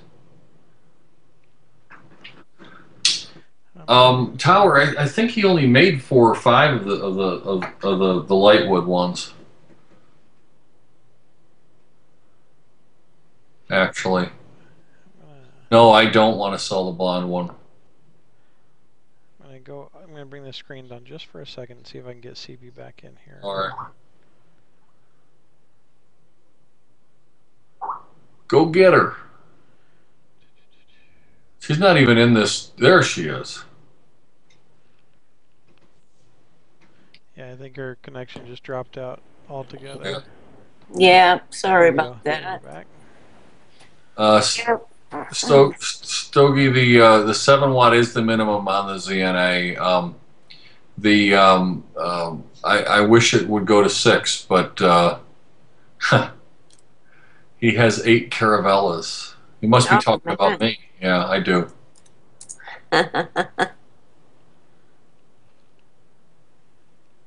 Yeah, I do have 8 Caravellas. I'm sorry. I got them when they were easy to get and cheap. Much cheaper. Mm. Yeah.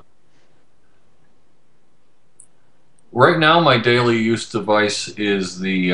Somebody just asked what my daily use device is. Right now, it's the ZNA because I'm just really enjoying it. Yeah, I know you'll take the blonde Opus.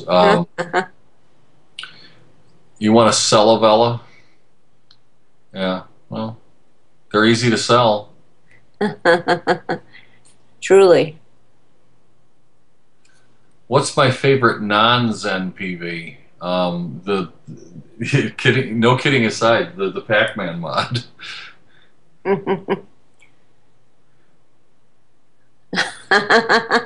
A Portuguese battery tube. Oh yeah. Yeah. It is being taped, so it can be replayed on YouTube after on Nova's page.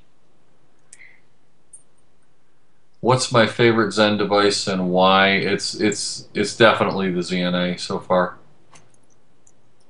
Do I ever vape the Pac-Man? Sometimes, yeah. Does the Pac-Man mod vape? Yeah, it does. Red Rocket.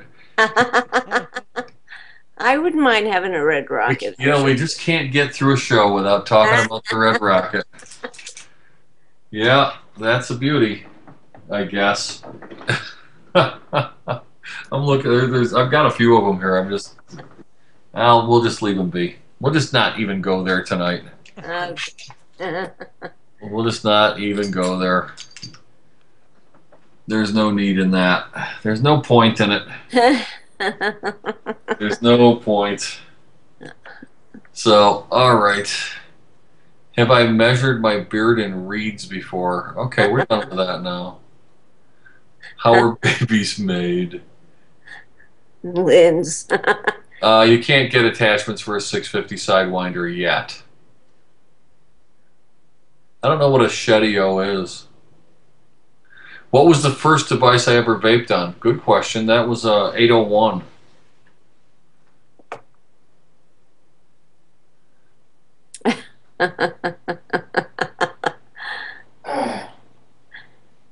All right. All right, guys. Well, Zach Fireman, nothing is better than watching midget porn. I have yet to see it, although somebody was gracious enough to send me some pictures. Yeah? Of Bridget.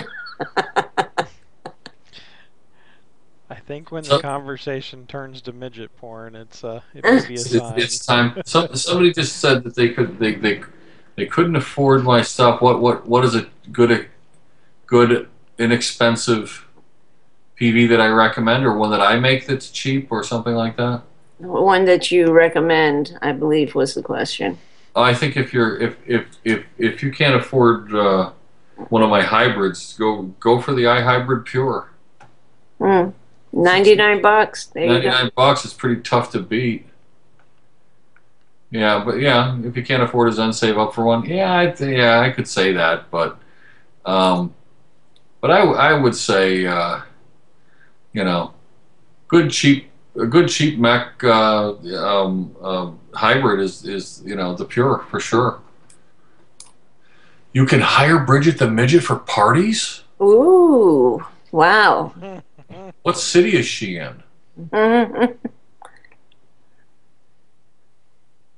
I definitely want to have a Zen party at one of the hotels for a vape meet with Bridget the Midget. We're going to dress her up as Spiky. Ah, because she looks kind of like that. We'll make her mini me, Spiky. There you go. Oh yeah. Oh come on. Moving on, guys. All right. Okay, so let's go for the. Somebody just peed a little over midget Spiky. Oh, listen, I was just in Vegas, and my girlfriend is fascinated with little people, for a variety of reasons, largely because we kiddingly call her the world's tallest midget because she's about the height of Siebes,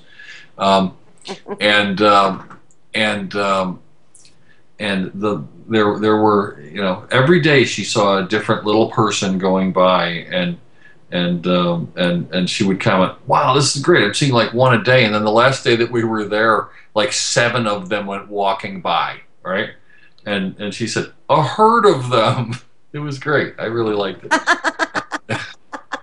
So I don't think I've heard him called that before, but okay.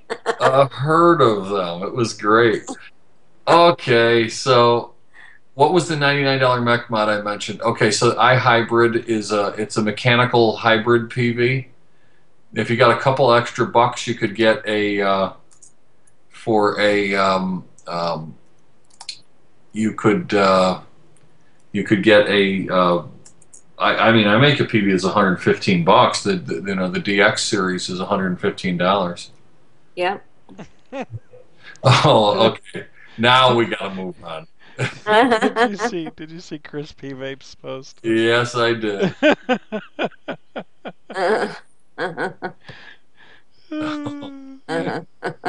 Give a shout out for those who've been peeing in a bottle while watching the broadcast, because they don't want to miss a moment.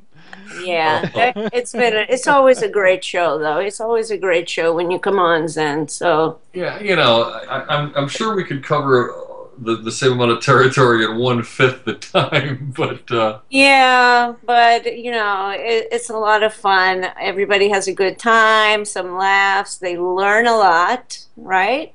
And you get to see the new gear. And I enjoy it. Somebody just asked if there will be a green Zen coat, and the answer to the green Zen coat is I'm working on it. We can't get it green yet. We can't get it green yet. Okay, so So let's wrap this thing up. Let me. All righty. We can't do a wrap without a tease. Airball. She says one word. Depends. For watching Zen shows. All right. So let's just very quickly. I'm going to throw a teaser out at you, so you know what's coming next. All right. We all know this is coming. All right. That's why we're here. Yes. So now we're going to talk about, and I'm not going to answer any questions about it, but it's something that's coming, and I'll just give a couple of quick details on it. You can look at it, and it'll be out by Vape Bash, and this is a mech that I've got coming out. It's a derivative of my Z2 that's already out, and it's called Z2.2, and very much what a lot of people have been asking for. So I'm going to show it to you in antique bronze Zen coat with Carpathian blue. Gorgeous. One thing that we're going to point out: this is the Z2.2. There is a battery in this. Okay, you ready? No rattle. All right, that's number one. Okay, number two is the switch. Oh, beautifully recessed. It's a recessed switch. No need for lock because it's recessed. It's a all Z2 compatible. So you want to take your 510 connector off there and thread on your Addy, and now you're a hybrid. You know, off we go. So amazing. So that is coming. It is target price for this PV is $110. Incredible, incredible. So that is what's coming. It is all stainless steel. It will come in stainless steel finish, and there will be Zen coat options available for tubes and all that kind of stuff. So this is the Z2.2. Switches will not be available separately. It is fully modular, and this switch button is retrofittable to your existing PVs. So incredible. So if you have an existing PV and you want to switch to this switch, you will be able to get that switch button and a conversion kit, and you get it. So that's coming. Z2.2. It's still Z2 threading. Somebody asked how much for a 650 tube. You can buy it as a 650, a 350, or a 490, and that is this is what's going to be out by Vape Bash in this configuration. Amazing color, amazing color. Well, it will be in stainless at $110. In Zen coats, it will be you'll have to buy Zen coat tubes and parts and that kind of stuff to get to that. So that's just a quick tease of what's coming next in the mech world of my stuff. So amazing. Very happy with the way it's turning out. It works really, really good. And it's going to put a hurt on a lot of the $200 pieces out there. Oh man, it so is, and that is absolutely gorgeous. And the price, ridiculous. Yeah. Very affordable, people. Okay, very affordable, incredible. So, and voltage drop. Once we have full production version, we'll be able to measure voltage drop. We're just in prototype right now. The prototypes always do better than production, so because we can tweak them. Right. Yeah, we're going to bring a bunch of them to Bash. 18500 flat top will work. Yeah. Z2 to 510 adapter in existence. Yeah. Yeah, I mean, there is all the Z2 to 510 adapter has been out for about a year. Yeah. Yeah.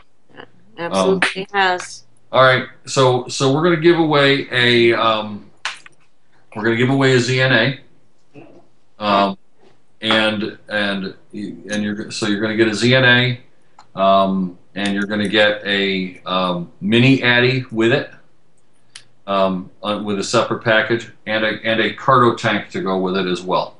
Nice, very nice. So full setup. So that so let's see how much money is that worth. We like knowing how much money we're gonna Oof. let's see now. Let's see, 279 plus 109 plus 139 equals, so that's $527 worth of stuff, and that will be what's that? 109, 139, 270, 527. Yep. So that is a very serious vaping package, and it will be shipped, I want to say, end of next week.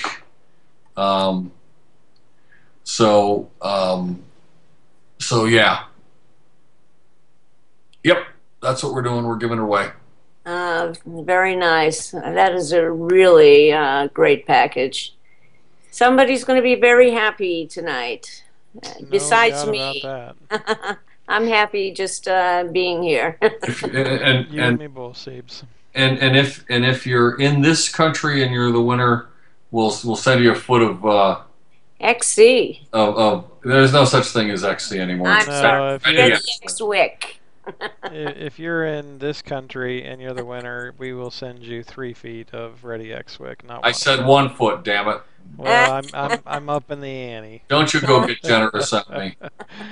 Yeah, well, we gotta make sure they've got enough to be happy. Absolutely. It's somebody asked if it's Zen coated clear or is it raw stainless. It's actually media blasted raw stainless. Yeah. So yeah, listen, if these people stuck around this long, we really should give away a lovely parting gift. Absolutely. Autograph the mod or the I don't autograph mods, but if you want the box autographed, I'll do it. I don't know why you would want that, but sure. All right, give it away. All right, let's do this. Alrighty, let me set this up. I'm not using random, so... No, I'm going to use I just pulled a name list. I'll use the reliable. The old reliable. Yes, please. Good luck to you all. Okay. There we go. All right. You have to be logged in to win also. So that means registered on Vaughn. But good luck, everybody. All right. You know what? And it's been a few minutes since I pulled this, so I'm just gonna clear it out and pull a fresh one, just so people can see that we're getting the most current. You know how? Yeah. Want to make sure you're all in here. Yep. Well, yeah.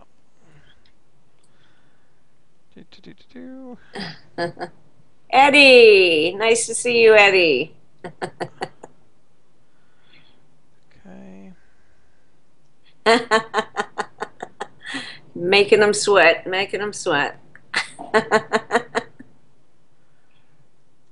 Okay. I do believe we are ready. And I am going to remove myself from this just because I don't feel that would be right. Also. You can take me out too, please. Yep. Thank you. I took you and I both out. You take me out too. Absolutely. That would be comical. Zen, you are the proud winner of... Hey, look at it this way. You'd pick up 3 feet of Ready X-Wig, Zen. Yay! All right, we are good to go with a fresh list, and awesome. We can pull it whenever you would like, and I'll do it in whatever kind of configuration you would like. That sounds great. It's your call. What do you want to do? The third. Let's hit the button. Lucky 3 7? times. 3 times would be great. Okay. A third viewer to come up is who gets it. All right, and I'm going to torture the first 2 people just because I'm evil that way. So the first winner is not Endazarus. The second winner is not Huffer. Oh, Huffer. Anodizers are us. You did not win. The third winner is Rich 1970. You are the lucky son of a bitch that won. Rich 1970, we definitely need to see that you are in the room. You need to throw us up a 22 or a Zen. I tell you what, throw us up a Zen Rocks. I want to see that you are here. Yep. I see Rich 1970. Rich 1970. Just saw. Just passed by. Fantastic. He just typed 1. He couldn't follow. He did just type 1. He didn't follow the instructions. I know. What's up with that, dude? We should. I could re-roll. Yeah. Oh, could you imagine if we re-rolled that? How angry everybody. Well, let me rephrase that. One person would be really angry. 372 would be ecstatic. Yeah, everybody's typing re-roll. Yeah. What did we peak at for viewers tonight? We had I saw almost 500. I was gonna say when I looked at one point it was like 540 or 530 something. Yeah. Yeah, I know it was. That's just when I looked, but I know it went over. So. Yay. Yeah, it's been epic. Another epic show. Oh, that was fun. Yeah. All right, so we need to tell Rich how he's going to get a hold of this prize. Okay, Rich, you are going to fill out the form for Naked in the Woods. And Rich, what I want you to do too, because I need to make sure I know you're you on this kind of level of a prize. I am me right now. If you don't know how to do that, then say that you don't know how. But I am me right now, and tell me what your zip code is, because I want to make damn sure it goes to the right person. Exactly. Why so do people do that? Unfortunately, you have no idea how many people do that. So, Rich, I am waiting for your IM, and then once I get that, then we will tell you what to do to claim your prize. And we need your zip code. I need your zip code and an instant message to me. I just can't believe people go fill out forms and say that they won something that they didn't win. Sadly, we do have people do that. They do it to the vendors, send them messages saying I won blah blah on CV show or whoever show, and then try to harass them into sending something, and if it happens to be that they're not able to reach whoever the host is, they might send it out. So, sometimes they do get away with it, but we try to avoid that by having them put in their zip code. Give more stuff away and I'll learn. I give a lot of stuff away. Oh my God, you have no idea how much stuff. Okay. I've got Rich's zip code CB, so All you right. can tell him what he needs to do. Rich, you're going to fill out the form for the Naked in the Woods show. There's a drop-down menu right here on Nova Broadcasting. Thank you, Silver Zero, Country Pammy. And fill it out, and you are going to put that in the comments section. You're going to put that you won the Zen package. Okay, and I have your zip code, so I'll know it's you, and I'll also know it's not if anybody else tries to claim it. And I want to thank you guys for sticking with us. It's been a great show, and I know you guys have been waiting all night.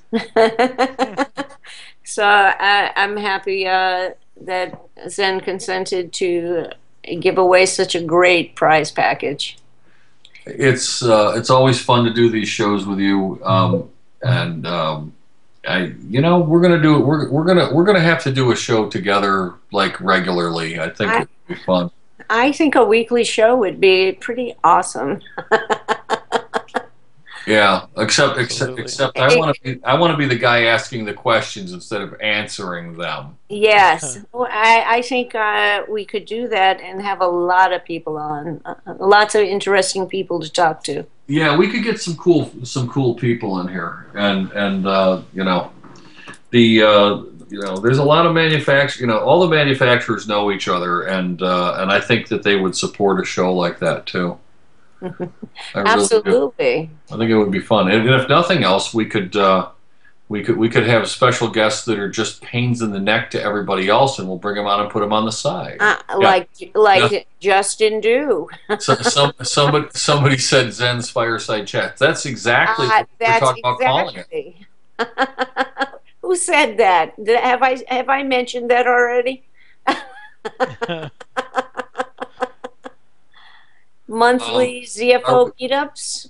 Jen just asked, are we still going to try to plot monthly ZFO meetups? Yeah, yes, we are. We are going to start having a monthly meet at the Zen Factory outlet. Not sure what it's going to be, like the same weekend every month, so it'll be the first weekend or the second or whatever it's going to be. Haven't quite worked that out yet. I got to try to build it around the crazy travel schedule that I have this year. But it's you know, definitely a cool. Red Vapette said she. Is that a she? I don't know, actually. A new viewer for us. Any woman that loves my beard is okay with me. Come to a meet and say hello. We'll get naughty. Or not, one of the two. Yeah. So let's go away now. Let's do that. Let's do that. As awesome, you've been a great guest, and it was fun. I'm always happy to see you. As you know, you guys, we do this for you. Without you, I would not be doing shows. So thank you all for coming in. Yes. And sticking around for a long and epic show.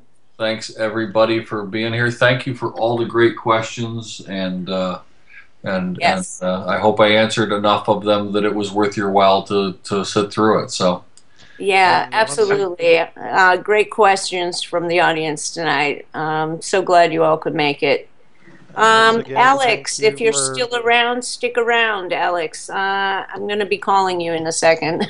And once again, thank you for allowing me to broadcast for you guys. It's always an absolute pleasure being a part of this. Thank you so much, Lucidius. Couldn't do it without you, for sure. You are the man. You are. Yeah. All right. Well, with that, I'm gonna take us off air. Thank you, everybody, for coming out. And again, Zen, thank you for all your time. Hey, Boopy. Nice to see you. Thanks, guys, for coming out. Have a great pleasure. Bye.